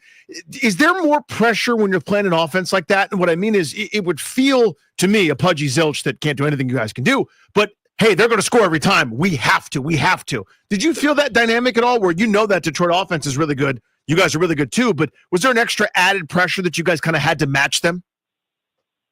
I mean, the pressure is already at a maximum. I don't know how you could add more pressure. It would just feel the same at this point, especially where we're at right now. I mean, it's the ultimate pressure, and that's where it kind of feels like pretty much the whole way through the playoffs this is, hey, advance or go home. And for us, yeah, we know that, hey, they're a heavy-hitting offense. Well, guess what? We are too, and we kind of showed even with the game versus Tampa, like keeping them off the field. We know they did a really good job with time of possession. And how do you win the time of possession battle? Well, it means moving the sticks and not turning the ball over. And so that's something that's been emphasized for us the entire year, and really showed up in both of our playoff games so far. Austin Eckler on Grant and Danny here on the Fan, going into the NFC Championship game, just like we all expected in year one of this regime. Running the football has been such a talking point, not only in this segment, but for everybody. For the last several weeks, you guys just hadn't really been able to get the ground game going. But, man, did that change in a big way. B-Rob looked like he was shot out of a cannon. You had a lot of success. How do you carry that over now against probably a tougher front like Philadelphia is going to bring to the table? Yeah, you just go back and look at the matchups. I hate to beat the dead horse here, and I know talk about matchups and looking at different game plans and based off of matchups and things like that every week, but that's the game we play. Where do we feel like we can exploit some of their weaknesses, and where do we want to stay away from things that they might be better at than we are? And so I know, just for myself, looking at the linebackers, and then when I played them, I've been able to, have success out and get in space. So it's like, okay, that's probably going to be something we're trying to do. Hey, let's get Austin in space. And that's kind of one of been my strengths for, as long as I've been in the league. And so it'll be more things like that. How do we draw up plays for our players and their strengths? And same thing in the run game. Are we going to, attack the edges? Are we going to attack, at the middle? Are we going to use some misdirection? Are we going to use some guard pull stuff? You know, and it'll probably be a combination of that because you want to keep them on their toes. But that's the best part about, you know, going through the week and looking at the game plan and sitting down with Cliff and everyone else and, you know, deciding, okay, these types of players are going to be running the red zone. This is kind of open field. These are third down runs. And just kind of seeing it all come together is pretty cool to be a part of. Austin, only real bummer from the game is Sam Cosmi going down. You know, just stinks. You feel for the guy. You know, as you guys are, you know, experiencing such a high, what's it like in game when there's a change in front of you as a running back looking at that offensive line and then kind of going forward? How does it change you guys' approach or what you might be able to do this weekend? Yeah, you know, it's obviously unfortunate, you know, for anyone, you know, to have significant injury like that. You know, and it definitely changes. It changes because that was one of our starters, and he was a starter for a reason. You know, signed a contract this year, so really established himself as one of the dominant, you know, guards in the league. And you know, when you lose a guy like that, it's definitely tough. You know, and Trent will step up. You know, he filled that role when he went out and, you know, did his job. We were able to continue to, you know, find success running the ball and continue to hold on to that lead. And it's the next man up mentality. But yeah, you know, just as far as we go, you know, Sam's still there with us, you know, in the building, cheering us on, like still has his energy in there. So we know we'll have that from him, but, you know, won't have to see him on the field, which is unfortunate, but also, you know, part of the game, unfortunately. Austin, are you at a point where nothing Jaden Daniels can do impresses you or kind of takes you aback anymore? I know the rest of the country is just getting used to him, but on that stage to play the game he did, even for those of us that have kind of seen that become old hat, that was a new, amazing height for him. Yeah, I think this is why the NFL is so popular, is because even though you're expecting, you know, amazing things, when you still see them, you're still amazed. You're like, dang, that was a really great play. And it's the same thing with Jaden. You know, like he's established himself, you know, even this early in his career as, you know, a dynamic player that continues to make plays and is flashy and has poise and, you know, can get the job done. And even when we know that, and when he does it, you're still like, wow, that was cool. And it's the same thing as being his teammate, man. It's been such a great pleasure to be, you know, in the backfield with him, watching him do his thing and helping him make some plays out there. What's gotten into Jerry Rice? I mean, De'Ami Brown. Hey, man, he's put himself in a position. Hey, he's proven that he's got what it takes to continue to play at a high level, and so that's what he's going out there doing. He's been showing out for us, you know, these past couple of weeks, and really putting a statement on his name of being a playmaker in big games. When did you guys know? I mean, I think every team gets together with optimism. You guys are pro athletes. You're not built to think of negative things. You're always looking ahead, and you know you keep driving, and your work ethics is so incredible. But when did you get the feeling, Austin, just you personally, where you go, you know what? This isn't just a good team. This is special. Like, what did you know? Well, I think there's levels to it, or maybe different stages to it. I think, you know, during training camp and going through that type of environment, you start to see kind of the philosophies of Dan Quinn and the coaching staff of, okay, this is how we're going to run our team. This is how we're going to talk about brotherhood, coming together. These are kind of the expectations of what practice should look like. And when you start to kind of build those fundamental blocks of what the team looks like, you can kind of start to see, okay, what kind of season this is going to be.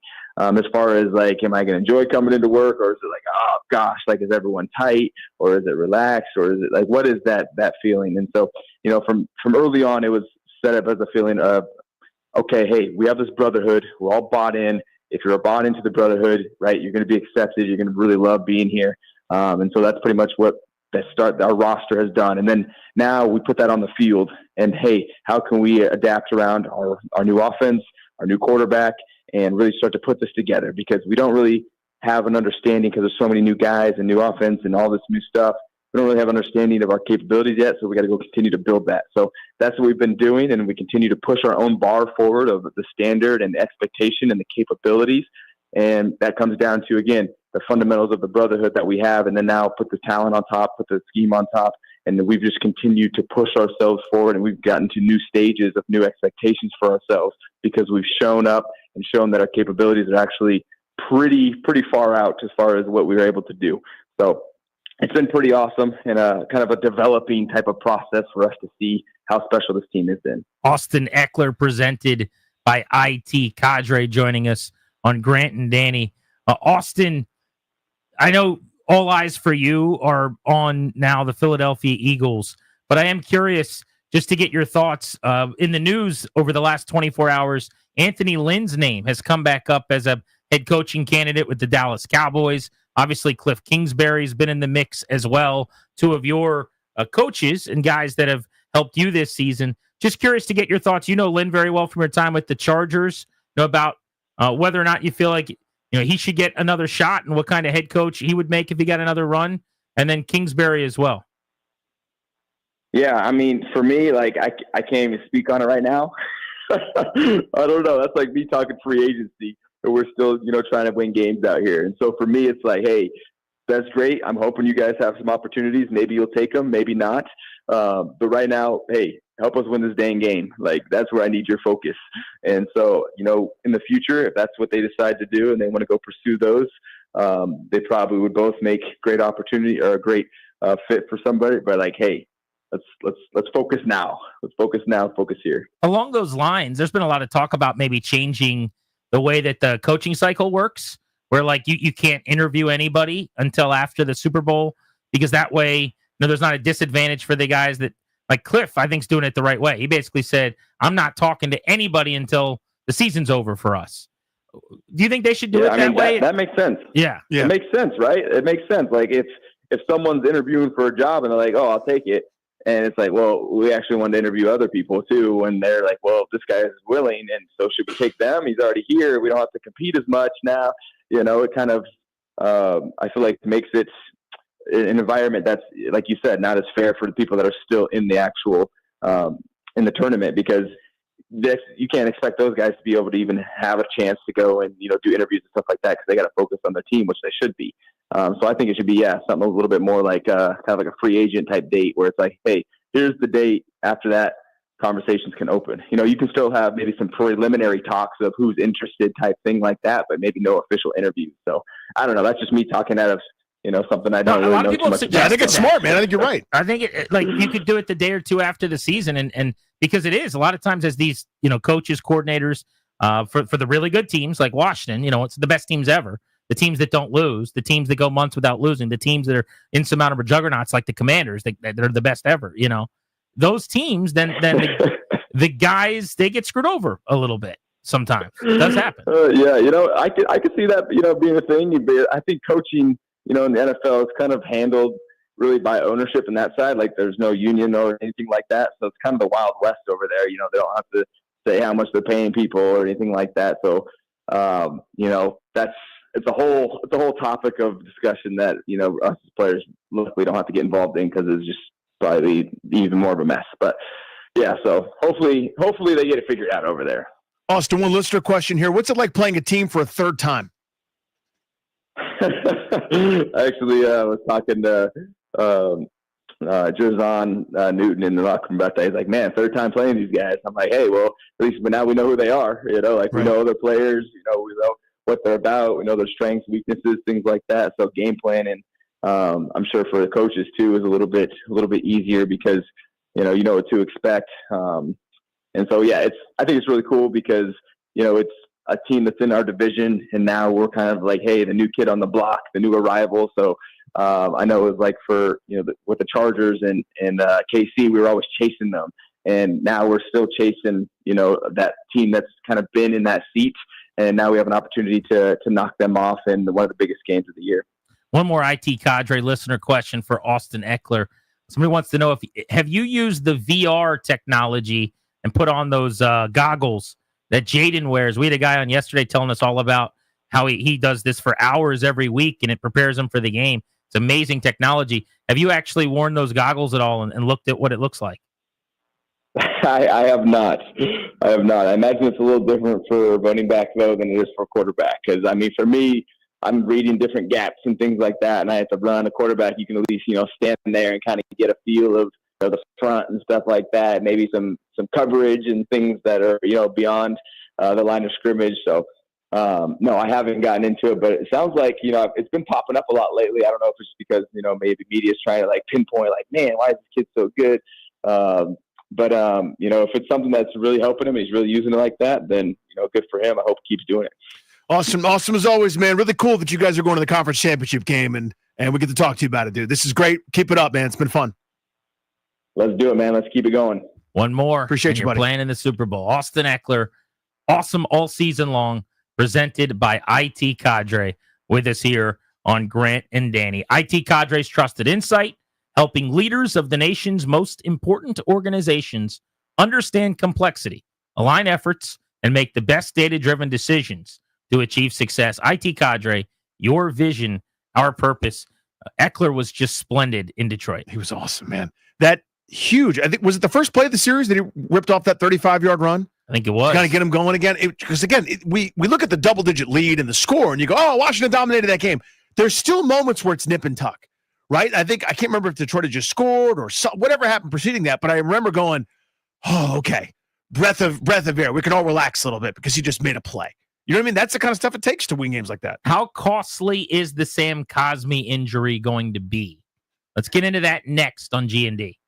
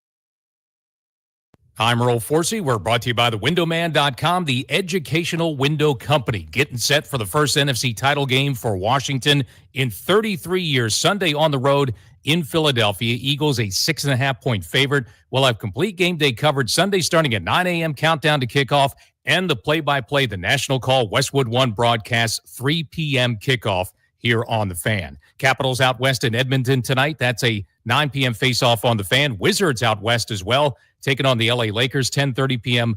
on the Team 980. Pro Football Writers Association of America's named Jaden Daniels the 2024 Rookie of the Year. The Windowman.com is the educational window company. They educate, you decide. The only way you'll sign a contract with the Windowman.com during your initial consultation is if you demand it. No pressure, games, or gimmicks. Visit thewindowman.com or their all-new Fairfax showroom. From the Crop Metcalf 5-Star Sports Desk, I'm Earl Forsey on The Fan.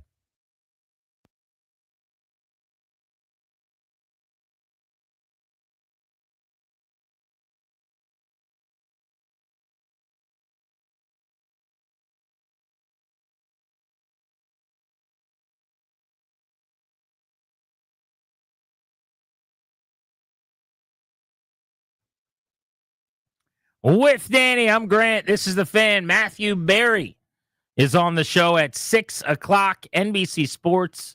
He is a longtime fan of this organization. He's taken a lot of heat over the years for publicly on networks like ESPN and NBC, being a big then Redskins fan. Yeah, he paid his dues, man. He caught some guff. Looking forward to talking with him. We're getting ready for the NFC Championship game on Sunday. Do you have plans shaping up yet for how you're going to watch the game?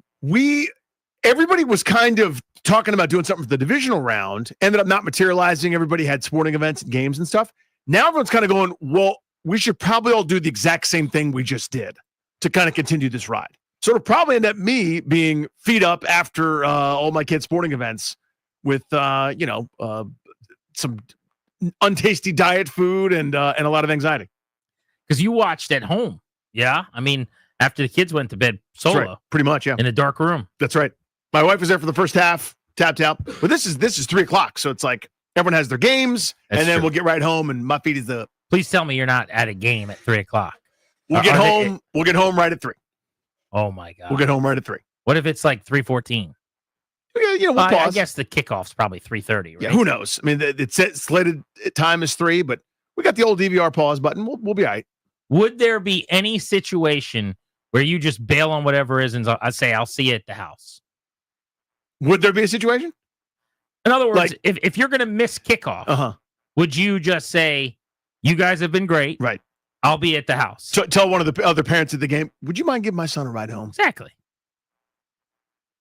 Yeah, you can see that. Okay. But the game's local. It's like really close by. So I feel like I think it's fine. Be like, listen, it's cold out, but could you just walk back home by yourself? I just don't like the rushing to sit down in time for kickoff. That I get. I need to be in my spot. I got a way I like to do things. I want the chips and the dip out. I want the Coke Zero in the glass with the ice, with the Redskins logo on the glass. I want, if I could say it in the voice you like to say it in, my feet is up. My feet is up. I like my feet up on the ottoman in front of me, right? Or I'm in the recliner chair that I want. I've got my laptop right to my left on a little folding, like wooden not a card stand. table, but it's like a little place for if you want to eat dinner in front of the TV. Like old people that live like by themselves and watch TV all the time eat their dinner off of. Yeah. Like my great aunt Helen had one. What the hell is it called? What is that thing? It's not a table. I know exactly what you're talking about. A stand, a folding stand, portable stand. Stephen King's The Stand. What did great aunt Helen eat her food off of? Call my dad real quick and see. I think it's a vestibule. It's where she would keep like her shoehorn underneath of it. You know what it is. I know exactly what you're talking about. The veranda. I don't know. But you know what I'm talking about, Darius? It's like a TV dinner stand. It's like a folding TV. Yeah. I have one that I use. I don't know what it's called. Do you eat off of it? Yeah, all the time. Oh, silly. It's a TV dinner stand. So I use it. I think that's what I call it. Is a TV dinner stand. Yeah. Okay, that's what we'll call it. Yeah. I use it exclusively for my laptop. Really? Yeah, I don't think I've ever eaten anything off of it. You won't eat something off of it. You should eat something off. That's what a coffee table's for. I have a gigantic coffee table. You eat off your coffee table? The problem I'm gonna have is that my kids hear the words chips and dip, and they come a running, and they don't just dip the chip into the dip and then eat it. Those digits in there too. Those fingers and those hands. I can't tell you how many times within seconds of that hell of a good dip opening, and I'm not going to bring the whole tub, right? But I'll spoon it out into the ramekin. You know ramekin, but you don't know the TV stands. I was about to say, how the hell do I pull ramekin? You know ramekin. There's an HGTV element of things too, where there's like some word that everybody says all the time. I'm like, what the hell is that? Like, how is everyone just casually saying this thing? It's like some sort of covering for a porch. Yeah, it's like this word. I'm like, what is that? Awning? No, not even awning. It's like, is this some sort of accoutrement on a castle where it's like a portcullis or a moat or something? How is everyone just saying this word? And everyone said the word ramekin. Like, how does anyone know that word? McKinley will come over and she just I'm like, she's got an entire handed dip, and I'm like, not only do I now have to clean this, but more important, Daddy's got no dip. The dip's ruined. My son comes running down the steps. He hears it from a mile away. Tippies and dippies. Tippies and dippies. When he hears that tippies and dippies crack open, he comes running. Now, he doesn't hear you when you say go to bed. He doesn't hear you when you say come on downstairs, tie your shoes, brush your teeth. He actually normally brings them. He'll bring me the Daddy Wagga and the tippies and dippies. What's the Daddy Wagga? That's Coke Zero. Oh, it's Coke Zero. That's Daddy's water. Yeah. I see. I call it Daddy's water. You can't have it. For a lot of people, that would be like alcohol or something. I was going to say, it's your Budweiser. Coke Zero. It's your Bud Heavy. I think I'm going to be at the game, though, at the link. This is one of those, it's close enough. You got to be there. You gotta get in there and cough on everybody that works for Philadelphia. I think that's the play. You got to get in there and spread whatever you got to those Eagles people and Eagles fans, to the media. That would have been last week. I suppose. I got nothing to spread anymore. You just could have done a public service and gone to Philly for no reason. Well, somebody did say to me, they're like, can you imagine if you did go to the game in Detroit, getting over the flu, but still possibly contagious? Oh, you were fully flued. Gutted it out. But then you go in the locker room and you're like interviewing the players, and then it just spreads like wildfire. A flu super spreader event allegedly happened in Detroit. With more on this story, here comes. Right. And then Jaden Daniels either can't play or plays terribly because he's got the flu in the NFC Championship game. And like for 30 years, I'm known as the guy Paulson flu that gave like Eckler, Daniels, Ertz, and Terry all the flu. Yeah. That was on the table. So I'm glad you didn't go. But now, Me too. But now you're going to go. Hopefully you're fine by Sunday. I'm in a good place. I think everything's going. I just can't stop coughing. I was going to say you've coughed more times than anybody in the history of coughs. It comes and it goes. You know what I mean? Well, it's not going. You know what I mean? Like today it has arrived and it's maintained residence. Well, I understand. It hasn't left the building at all. It's like a snowstorm hovering over us. Seriously. Just inches compiling now. Just a cold snap. But I'm saying, like, there are segments where you wouldn't know I have a cough. This happens to be a segment where, my God, 3 words in of every sentence, I can't speak anymore. I know. So we've had multiple people call in, and I have also looked it up on the Google web. It is called a TV dinner tray table. That's what it's called. A TV dinner tray table. Okay. Tray table. So I was looking for a word that doesn't exist, basically. But no, like I understand that's the full official name, like a 4-word that no one's ever called it that. I think so. A tray table sounds right, honestly. But that's for a plane room. Your tray table's an up and locked position. Like that's a tray table. Oh, that's a good point. This is also a tray table, but with like 2 other words in there, like a stand. Also, I want to say something else about not going to Detroit. All right. And this is going to rub some people the wrong way. TV tray table stands. Yeah. So I did the right thing by not going to Detroit. We all agree. Oh, you're going to do the bit? Well, it's not a bit. It's real. But I'm going to say the thing that you think I'm Here we go. I told Danny this the other day. It has come to my realization that Michael Jordan's flu game would have never happened. Okay? And the reason is society wouldn't have allowed it to happen. You understand this? So Michael Jordan played sick, right? And we view him as a hero. He palms up against Portland, right? He goes out, he's sick, he's gutting through it, he's throwing up on the bench. And you know, Scottie Pippen is like holding him up as he's puking into towels and stuff. In 2025, the story wouldn't be that Michael Jordan had this heroic effort. It would be what a selfish guy Michael Jordan is for going to work sick. Because how dare anyone go to work ever, by the way, in 2025, number one. But number two, like everyone I said, I was like, I think I'm going to try to gut it out. And the idea that I would even consider, well, you can't possibly. You could get someone else sick. People get sick. Act accordingly. I gotten sick a lot. You don't see me doing investigations to find out who got me sick. Where did it start? How did it start? Here's what happens. Someone gets sick, then someone else gets sick. Then you get better or you don't get better. You're probably going to get better, though, if it's the flu. End of story. Enough with the third degree on, how could you possibly go do that? Because I have a job to do. Because it's an important day. Because God forbid I see the most important football game in 33 years. But no, it's about let's all protect everyone from getting the flu. Michael Jordan's flu game wouldn't be possible in this era because you guys would be worried that B.J. Armstrong might get sick, that he might put Scottie Pippen at risk. You're focusing on the wrong thing. That's all. So I'm like texting. They're like, are you going to go? I'm like, I don't think I can. And they're like, you're too sick? I said, no, because I'll get too much crap from every person I ever talked to after that for being selfish and mean and not just staying home. What would Michael Jordan have done? Bet you his fat ass would have been on the plane to Detroit. Michael Jordan was in pretty good shape. Well, I'm Michael Jordan. Oh, okay, you're Jordan in this case. My ass is the fat one. A couple things. It was in Utah at the hotel. And remember from The Last Dance, it was actually the bad pizza that he ate. But nobody knew that during the time. No one else knew it. Now, it's not. He didn't get on the plane and go through the terminal and go through all the different things around all the people. He just went from the hotel to the arena. So it's. I understand your point. You're missing the point. The point is, well, who made you sick? How did you get there? Who gave it to you? You're a person. Yep. You got sick. Mm-hmm. You'll get better. Yeah. Take some medicine or take a nap. And hopefully, and I'm saying this as someone who just went through this 4 days that were awful, right? Darius got sick this weekend. Apologize. That's terrible. Ryan got sick this weekend. Yes, Feel awful about that. Probably, dare I say, it had a lot to do with being around me on Thursday. We got things to do here. We got a life to live. We got shows to produce. Broadcast. We got, a NFC championship game to cover. We got football to go watch. Mm-hmm.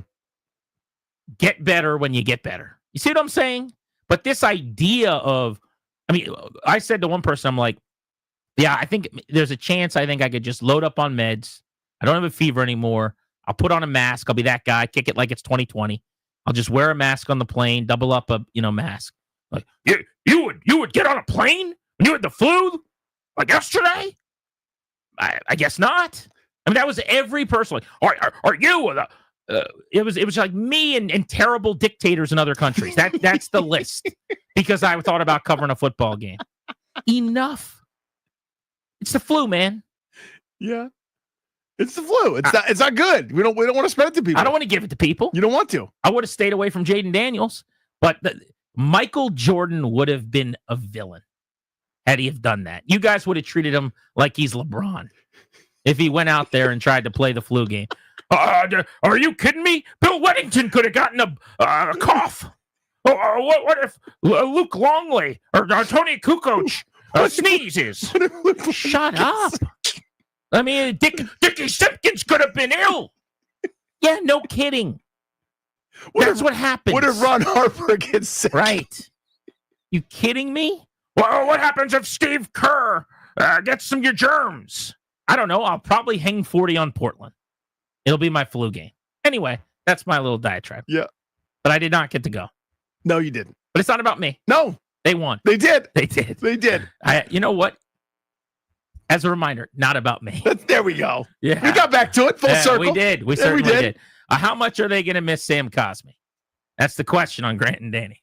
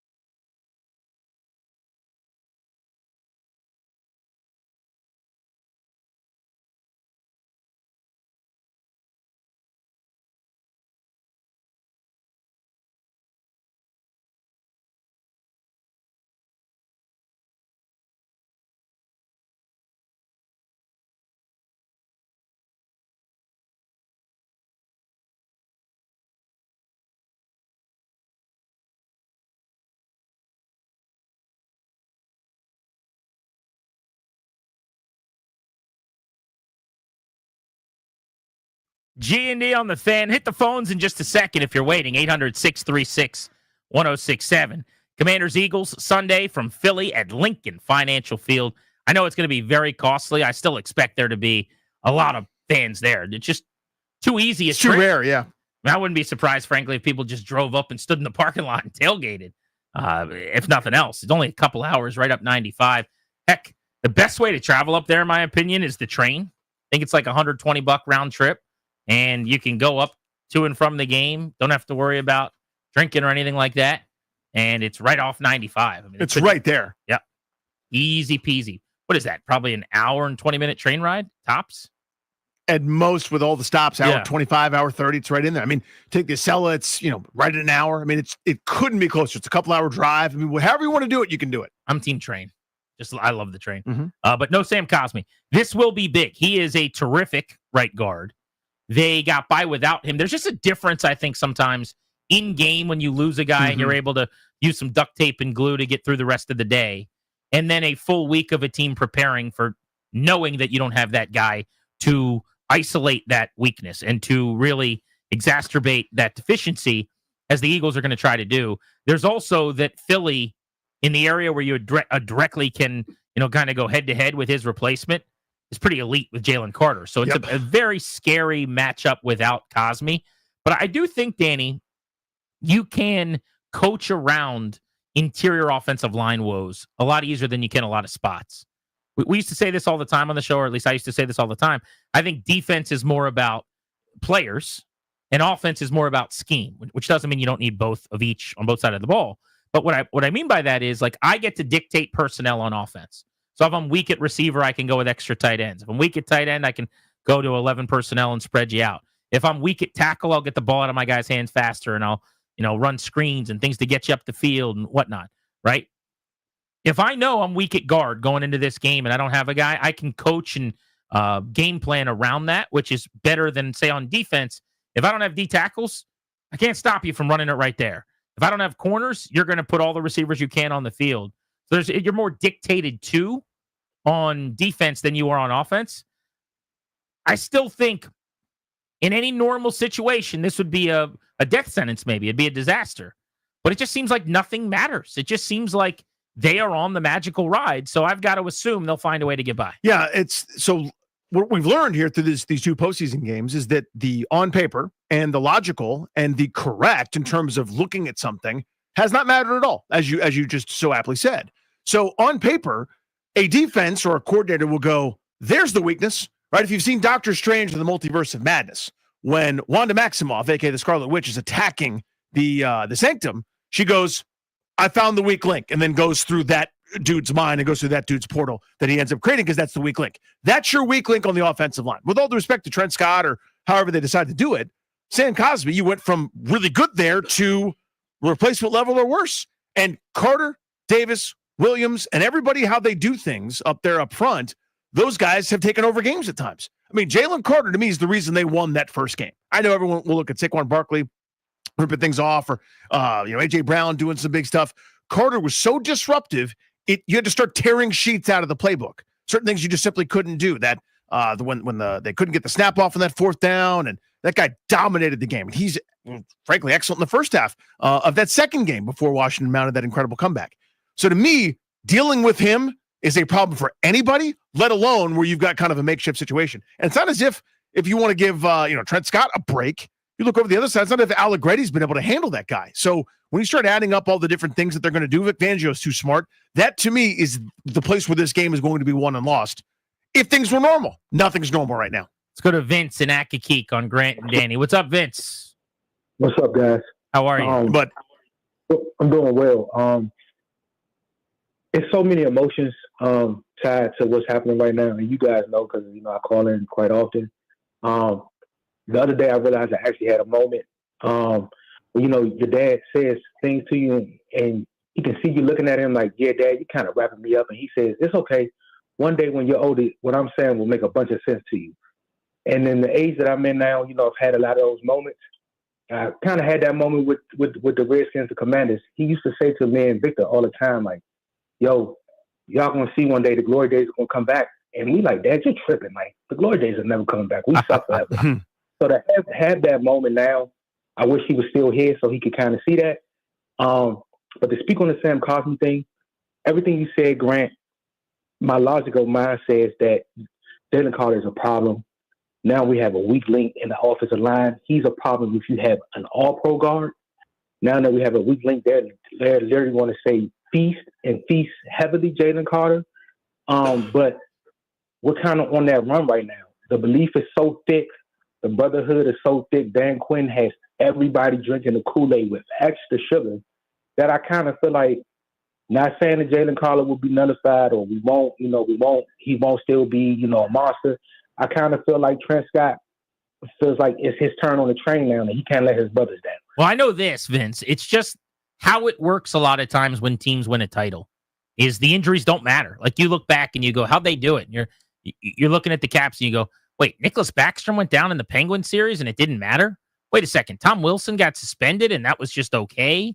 But you had to play this Nathan Walker guy on the fourth line and he got a point right away against Pittsburgh in the decisive game. Like when it goes the way that results in a parade, these injuries are just footnotes. Now, if you end up losing, okay, then there wasn't the magical carpet ride that we all kind of thought. Mm-hmm. But it certainly feel like it certainly is. Let's go to Luke in D.C. What's up, Luke? Hey, boys. Glad you take my call. Thank you so much. You got it, buddy.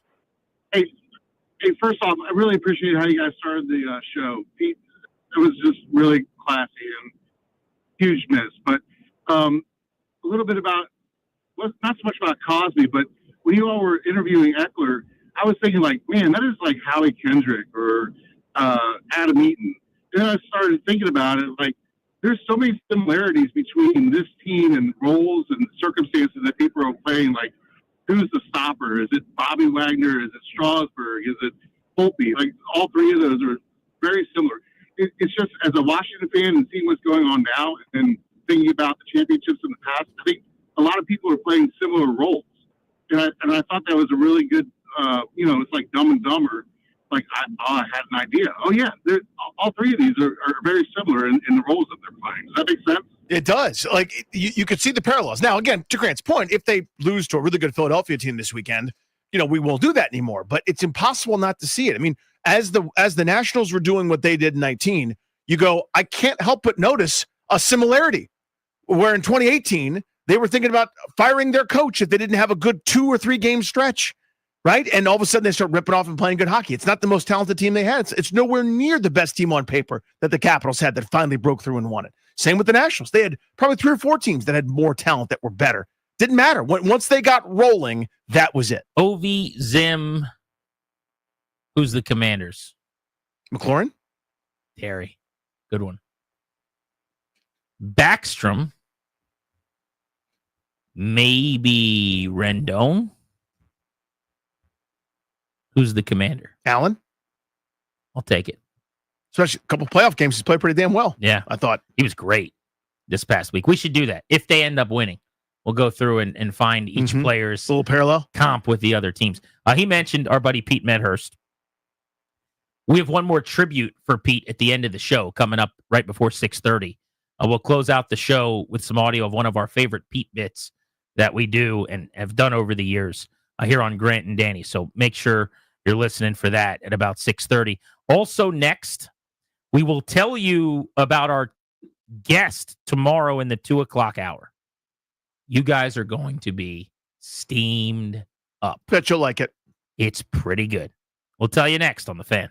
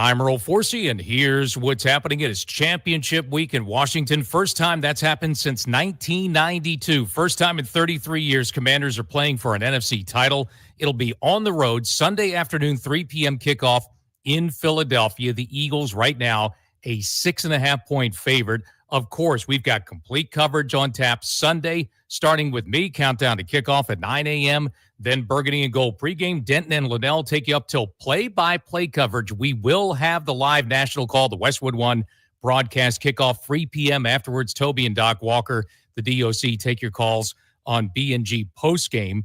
Washington, if they win, if you're wondering, would be a 4.5-point underdog against either the Bills or the Chiefs in Super Bowl 59. Lions offensive coordinator Ben Johnson is now the new head coach of the Chicago Bears. Commanders could be losing a key member of the front office. Assistant GM Lance Newmark reportedly close to being named the new GM of the Jets. Lions defensive coordinator Aaron Glenn likely to be joining him to be the new Jets head coach. Pro Football Writers Association of America today named Commanders QB Jaden Daniels the 2024 Rookie of the Year.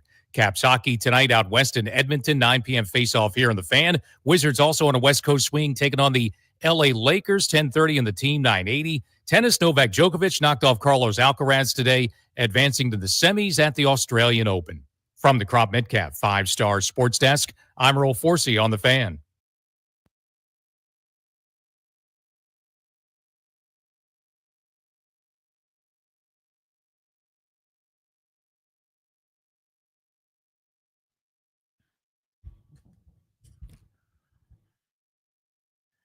Welcome back, Grant and Danny on the Fan. We are taking you up to 6:30 on this Tuesday. We're brought to you by the law firm Kondori and Murat. As Washington continues to build the foundation of success on and off the field this season, it's time for you to plan for your future as well. The exclusive sponsor of our show, the law firm of Kondori and Murat, can help you update your last will and testament, set up a revocable trust for you and your family. Schedule a free consultation with their estate planning attorneys today by visiting kmlawyers.com. Be sure to tell them that Grant and Danny sent you. That's kmlawyers.com. Big Friday, Patty's in Bethesda, little Friday field trip on a football Friday ahead of the NFC Championship game, for God's sake. That's the usual stuff around here. We'll see you out there 2 to 6:30, broadcasting live all day Friday, but you knew that. Here is what you didn't know. On the show tomorrow, right around 2:30, right after our dentist appointment. Then Redskins legend, Joe Jackson Gibbs. That's Joe Gibbs. Joe Gibbs. That's Joe Gibbs. On the show tomorrow, right here on Grant and Danny, to discuss potentially a 4th Super Bowl coming to the nation's capital. But without further ado, that's tomorrow's business. Today's business, we're jacked up to talk to one of the guys in the media who has flown the flag for the Burgundy and Gold over the years. And that is Matthew Berry. He's on the Rude Guest Hotline. Rude, the most reliable heating and air conditioning products in the DMV. For many, many years on ESPN, I would see him repping the locals. Now on NBC, watching him on Football Night in America. And you've worn it sometimes, Matthew. You've been on the wrong side of jokes. People have pushed this team around, and you've stepped up for them. And I said, we got to talk to Matthew this week. He's one of the good ones. How are you, buddy? I appreciate it. It's it's a lot more fun this week than it has been in the last 20 years. But yes, I am part of the faithful, absolutely. And it seems like there's a lot of people all of a sudden on the bandwagon. People that are like, "Oh, I love this." I'm like, "Where have you been? Where have you been? The last 10 years, last 5 years? So true. So I appreciate. Don't you feel like that? I feel like there are a lot of people, and I don't mind the bandwagon. I get it. We're an easy team to root for. Jaden is easy to root for, but there's part of me that sort of feels like, some of these Johnny-come-lately types where you're just like, where have you been? Like, you can't be a true fan if you didn't have to live through the Snyder era. You know what I mean? Like, which is, by the way, this is what makes all this so much sweeter, is that it happens so soon. I mean, it just goes to show you, as soon as we got rid of that guy, that, good things could happen. Yeah, I think they're the cool kid right now, and they've got the cool quarterback. So that makes them, a hot commodity, and everyone's trying to claim them to an extent. So are you local? What's your background? How are you such a fan of the team over the years? I lived in Virginia till I was 12 years old. So I grew up there. And before I moved, and then I've moved around since I was 12. But from the time I was, basically born until I was 12, I lived in Richmond, Virginia, and Charlottesville, Virginia. My father's a college professor, actually, and so he taught at VCU and then later at UVA. So, back in the day, this is how long I've been a Commanders fan. Like, I remember when Jack Pardee was the head coach. Like that, when I was a kid, when I was a little itty-bitty kid, Jack Pardee was the head coach. And I remember, obviously, I was probably 9 or 10 when Joe Gibbs was hired. And so, throughout the Gibbs era, and that obviously cemented it for me, and, been a Washington fan ever since. We're fairly close in age. Matthew Grant's like 11, but you and I are I think I'm maybe a couple years behind you, but logically, I would have given it up several times. But like you, I lived through it and it was in my blood, and the joyous memories, like, it's, even if I pretended to quit them, I would still care. What moment where you go, you know what, if I could, I would walk away? Do you have one of those? Oh, there's so many over the Snyder era, but you're right. Like, it's in my blood. It's in my blood since I have pictures of me as a little 5-year-old running around with a Redskins helmet. I have one of my first autograph. I think the first autograph I ever got was I got a Ken Houston autograph and I got a Joe Theismann autograph. Like, I sent away to the team and I got like a 5x7 card that they signed for me. That's, I was so thrilled. And so, I remember my dad taking me to, a game or two at the old RFK. So, it's in my blood. It's my first love. It's the first sports team I ever fell in love with. I used to collect, football cards and everything like that. So in terms of times of when I've given up, and I've written about this, I write a column every week, originally for ESPN and, sites before ESPN. And then now I write it for NBCsports.com and Rotoworld.com. And, I've talked about my fandom many times over the years about, like, I wish I could quit them. Right. I'll tell you, the one that just comes to mind, and there's so many low points, right? But the one that comes to mind was when Bruce Allen got up there and said, "We have a damn good culture." That press conference, right, just infuriated me so much, because there was so much that was wrong with the team, and so much that I really lay at the feet of Bruce Allen, who I think is the worst general manager in professional sports history. And like, his entire existence was because he was enabled by Dan Snyder, and and everything that's come out has sort of proven that out. But I just remember when he got up at that press conference and took no accountability and basically was like, everything's fine, right? He was the real life version of that meme that you've seen where it's, it's the dog sitting at a table drinking coffee and there's flames all around him. And he's just like, it's fine, everything's fine. And you're like, what are you talking about? Damn good culture. What are you talking about? Any of this stuff? Like, it's awful. You know what I mean? And, I think he was the 5th losingest general manager during his tenure. Like, there's a zillion stats that we can point to, and, how he botched Kirk Cousins, and, how he botched Trent Williams, and anyway, on and on and on, and just how bare the cupboard was, from all his terrible draft picks. And anyway, that so, Bruce Allen presser, like by the way, Matthew, was also gave us this gift. We're winning off the field, but we got to start winning on the field. The old, we're winning off the field. Now it's just about winning on the field. So feel better. We're winning off the field because Dan gave away a turkey last Thanksgiving. Yeah, right. Yeah, exactly. It's off winning off the field. Well, you sued a grandmother, you animals. Like, like I could do an hour just on, stuff that infuriated me during the Snyder era. But we're here to talk about positivity. And it just goes to show you. I don't think there's been ever a greater contrast or more perfect example of what ownership means in professional sports than what the Commanders, in one of the biggest markets in the NFL, and the ineptitude that they showed for over 2 decades under Dan Snyder. And as soon as you get a professional sports owner in Josh Harris and his ownership group, as soon as you get somebody like that in here, all of a sudden, what do you know? And you've heard Josh Harris talk about this, right? Like, culture, hard work, people. That's what it takes, right? And it's proven itself out. It's been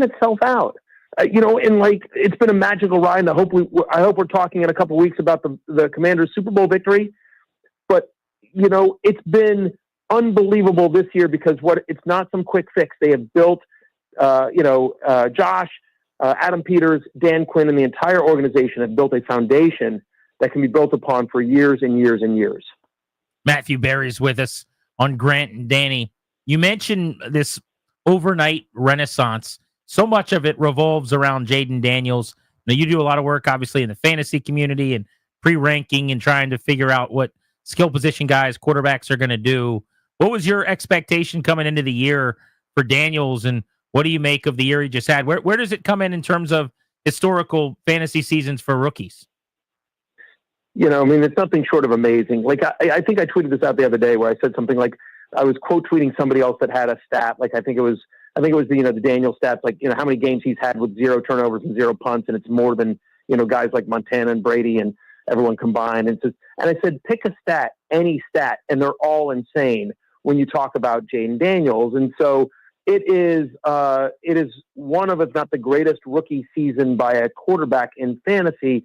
I haven't actually looked at it from a historical perspective to really look at the points. I mean, do you call Patrick Mahomes' rookie season? Like his technical rookie season, he only played that one game against Alex Smith, but the next year when he was a full-time starter, unbelievable fantasy year. Lamar Jackson's first full year as a starter, unbelievable as well. But it's right up there. But what I'll tell you is that I had Jaden Daniels as my QB 8 coming into the year. I had him on my preseason love list.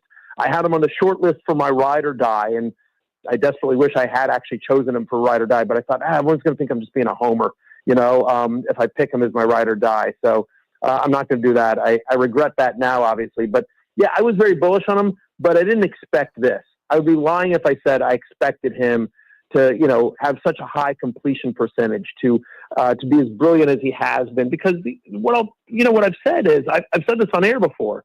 What's incredible, there's so many different things that you can point to about Jaden Daniels' brilliance.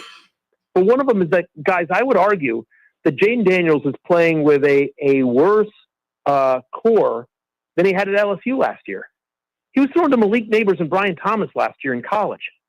And make no mistake, Diami Brown and Olamide Zaccheaus and Noah Brown for a while in the season, they've had nice moments and they've really stepped up. And Diami Brown has been fantastic in the playoffs. But,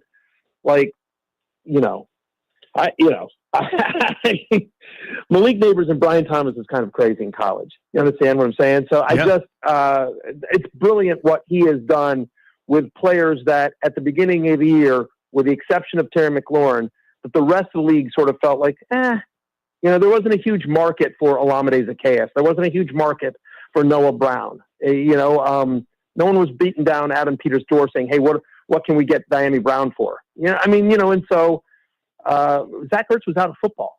Guys, Zach Ertz was out of football last year. And they've all been brilliant. And that's a credit to Jaden, and that's a credit to Cliff Kingsbury, and it's a credit to those gentlemen as well. They've put in the work, they've bought into the system, and they've been nothing short of terrific this year. Matthew Berry with us here on G&D. You just kind of touched on this, Matthew, but this is the thing, like in talking to like other dads at, dropping my kids off at school or, chatting with friends, text and otherwise, like you just touched on a bunch of guys that, as you said, probably wouldn't be starting or getting reps or looks for 25, 26, 30 teams across the NFL. And yet here they are 60 good minutes of football away from the Super Bowl. Like, how is this happening? You know what I mean? Like, I get Jaden Daniels is special. Kingsbury's made some nice adjustments, and that's cool. But they forced all the turnovers against the Detroit buzzsaw of an offense. Like, how is this group doing this? Yeah, I mean, I think it's a great question. I think they've been schemed open. I think, and I think that Jaden has raised the play of everyone around him. Credit to those guys. Like the completion percentage doesn't happen if guys on the other end of those passes don't come down with them. You think about that long pass last week to Diami Brown with and we've seen all the pictures of the guy hanging on him. He's literally like, he's holding Brown's, helmet and Brown still comes down with it. So credit the guys for coming down with the balls when they're thrown to him. But I think it's a combination of all those things that Kingsbury's play calling has schemed them open, that Daniels continually makes the right read and also just throws a perfect ball, right? The saying goes, there's no defense for a perfect pass. Brady said that on the broadcast, and he's absolutely right. I mean, that's what it was. That long pass to Diami Brown, that was a perfect pass. I don't know what you can do to defend that. And so I think it's all those things, but I also think there's a level of sort of believing in yourself and believing in the team. Everything, and you guys are there locally, and so you see it more than I do on a national level. But it seems like this team is insanely close off the field. That locker room is tight, and that's a credit to DQ and the foundation and the culture that he's built among the team, and everyone is bought in. And Daniel seems well above his years as a leader on that team, and I just feel like it's just one of those things. Like, think about Tom Brady. think about, some of the years that, yes, Brady had Randy Moss but there were times where he's out there throwing to Rashay Caldwell, but they always seem to make the play because Brady was Brady and he elevated the play of people around him. And I think that's what Jaden Daniels is doing here as well. Just people want to step up and play to the level that he's inspiring them to do. Matthew Berry on G&D here on The Fan. Before we let you go, what do you think? How much of a chance do you give him against the Eagles? I think we have a really good shot. Here's what I think. Being honest with you guys, I think we have the better quarterback, and I think we have the better coaches. I think they're probably better than us everywhere else, but that's all right. We have the better coach, and we have the better quarterback. Those are the two most important things in a football field, and if you have those two things, you absolutely have a shot. We're underdogs, but we were underdogs. No one gave us a chance against Detroit. No one gave us a chance against Tampa Bay. We were underdogs, and if we end up beating Philadelphia, we'll be an underdog to the Bills or the Chiefs in the Super Bowl. It's all right. We've been an underdog the whole year long. It's going to come down to turnovers, right? The way the Eagles, I actually didn't think the Eagles, should have beaten the Rams or the Packers. They haven't looked that impressive, but in each game, they got a couple of turnovers against the Rams. They got a couple of turnovers against the Packers. And they ended up winning. How do we win? We got the 2 turnovers against Tampa Bay. We got the 5 against Detroit, plus the 4th and 2 where they had 12 men on the field, which was kind of a turnover on the Lions side of the ball. Brutal beat for those guys. So I think it's going to, it's a cliche, but I think it's going to come down to defense. And can we get a couple of stops? Can we get some turnovers? I think the most important thing is also how does our offensive line hold up? I'm nervous about, the Cosme injury. I hope we've got a plan for Jalen Carter. I hope we're double teaming him every single play. And so I think line play, that's the biggest issue for me is how well do we hold up against their defensive line? How well does our defensive line hold up against their O-line? Because, they were just, getting these big holes for Saquon the last couple of weeks. And so can we contain Saquon? Can we win the battle of the line? And then also, can we win the turnover battle? I think we've got a very good shot. You know what I mean? I like our chances. I feel like every time anytime people have doubted this team, they have come through. So I like our chances. It's fun to say. Matthew, this is awesome, man. Real treat to speak with you. Thank you. Appreciate it, guys. Hail the Commanders. Hail victory. Be good. There's Matthew Berry. He has been a very public fan in the media since his early days at ESPN as their main fantasy guy. And now even on Football Night in America, he is kind of the Washington representative. Yeah. Shtick aside, I've been reading him and following him and consuming his content forever. Yeah. He was the first one through the breach to make fantasy a thing. Not that people weren't playing, but that we would have legitimate content all the time and this thing that's ubiquitous that everyone's doing. He's like, no, I'm going to make a living doing fantasy football. And, now everybody follows. It seems normal, but one of the pioneers, man, that's awesome. Also that whenever called upon, by the way, that little Washington bet was in there. I love it. It is time for a Caps power play.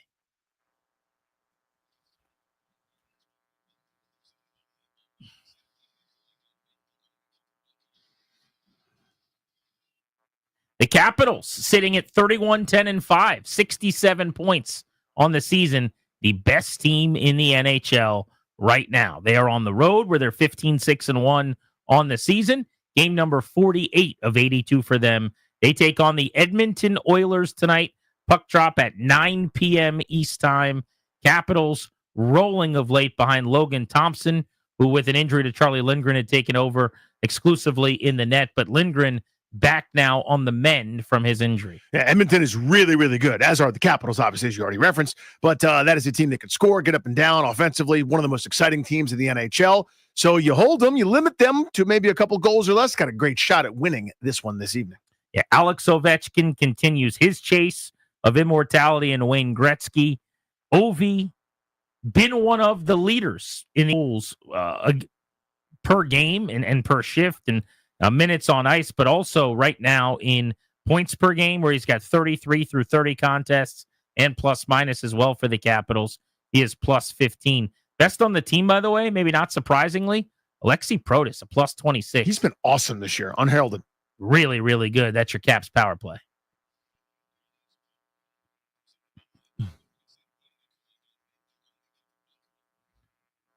So I want to come full circle here. We started the show with the terrible and tragic news that our good friend and longtime colleague Pete Medhurst had passed away, and it's still surreal. Yeah. Even to say that into this microphone, it's terrible. And there wasn't a 10-minute stretch that went by on the show today where I didn't think about Pete would have just texted me. A lot of time he would be listening to the show and he'd hear something and he'd text me or let me know, oh, that player was this, or reminds me of this game in this year. Yeah, that guy actually coached this guy in college at this D2 program before he transferred. Just a wealth of information and knowledge, man. An aficionado on all things sports.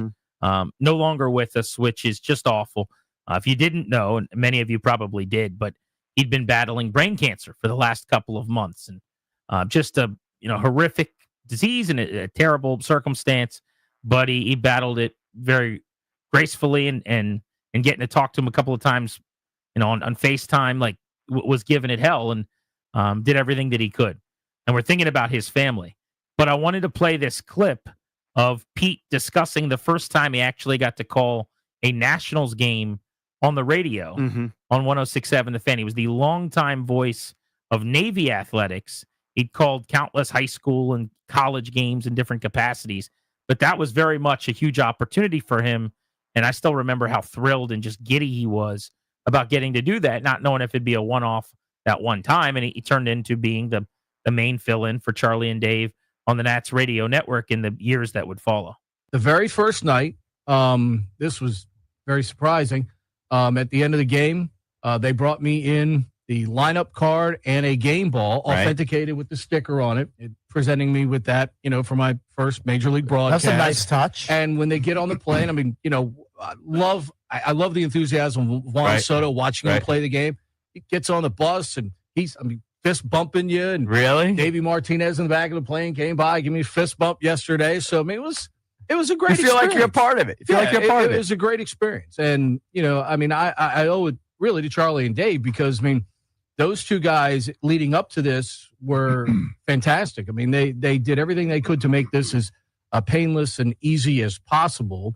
And it was everything I expected to be and even more. I mean, it was just so blown away by the experience and the opportunity to do it. That, of course, was Pete on with the Junkies after that first call, which he crushed, and obviously got more opportunities thereafter. But isn't that neat? You could just hear the childlike enthusiasm there, where it's like, I'm doing this major big league thing. You know what I mean? Like a culmination of all the work and all the hours, honing the craft and knowing everything inside and out, and to get recognized for it. It's like basically, it's like his version of making the major leagues.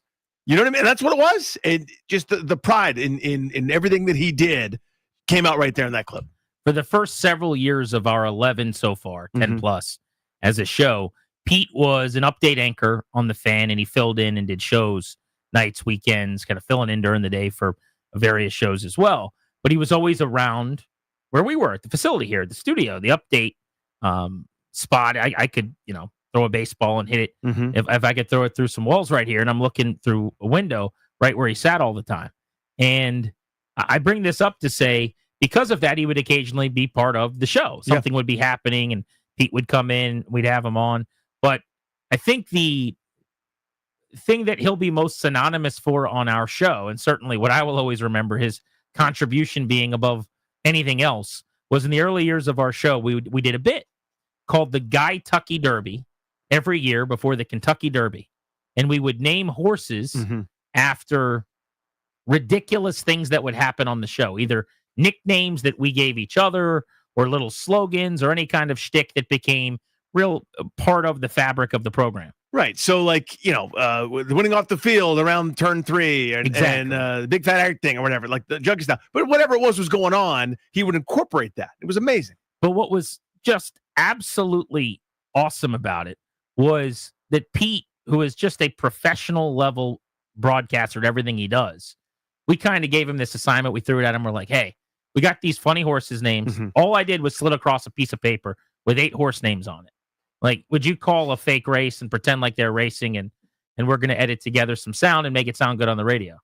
And he was psyched. Like, he was so excited to do it. But then he called it like it was the real Derby. I mean, he made the segment, which was one of our really popular early segments as a show.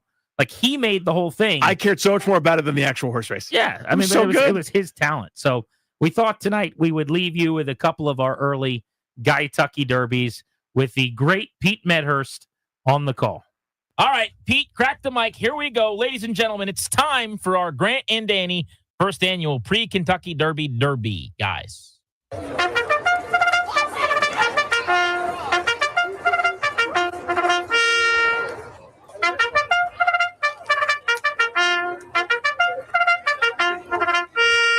Here they come for the first annual Guy Tucky Derby. Number 1 is Oh I'm Sure, owned by the prestigious GHP Stables of Colonial Beach, Virginia. 2, Just a Guy, owned by Serbian comedian Sergey Rouye. 3 is Goat Hummus, owned by the AJ and Steph Stables. 4 is Alex Len, owned by the I Answer the Phone Incorporated with Brendan Darr. Number 5 is Slacks, I Sign Your Paycheck Stable with Chris Kynard.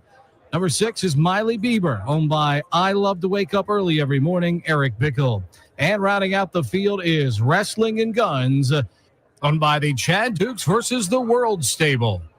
It is a field of 7 going into the gate now for the first annual 106.7 The Fan Guy Tucky Derby. They're all in line. And away they go.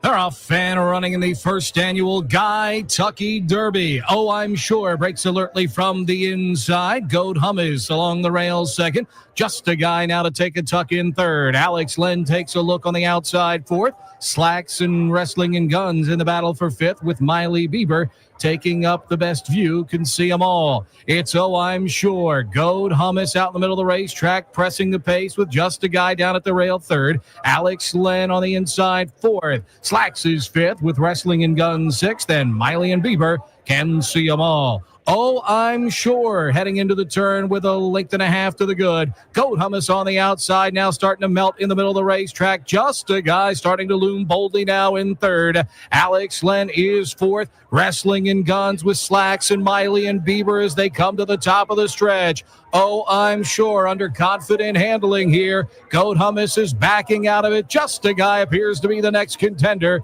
Alex Len with Wrestling and Guns, Slacks and Miley and Bieber can see them all. Less than a furlong to go. Oh, I'm Sure. Goat Hummus and Just a Guy with a late run from Wrestling and Guns. It's Just a Guy to upset him on the far outside. Just a Guy to win the first annual Guy Tucky Derby. 150-2. Yeah!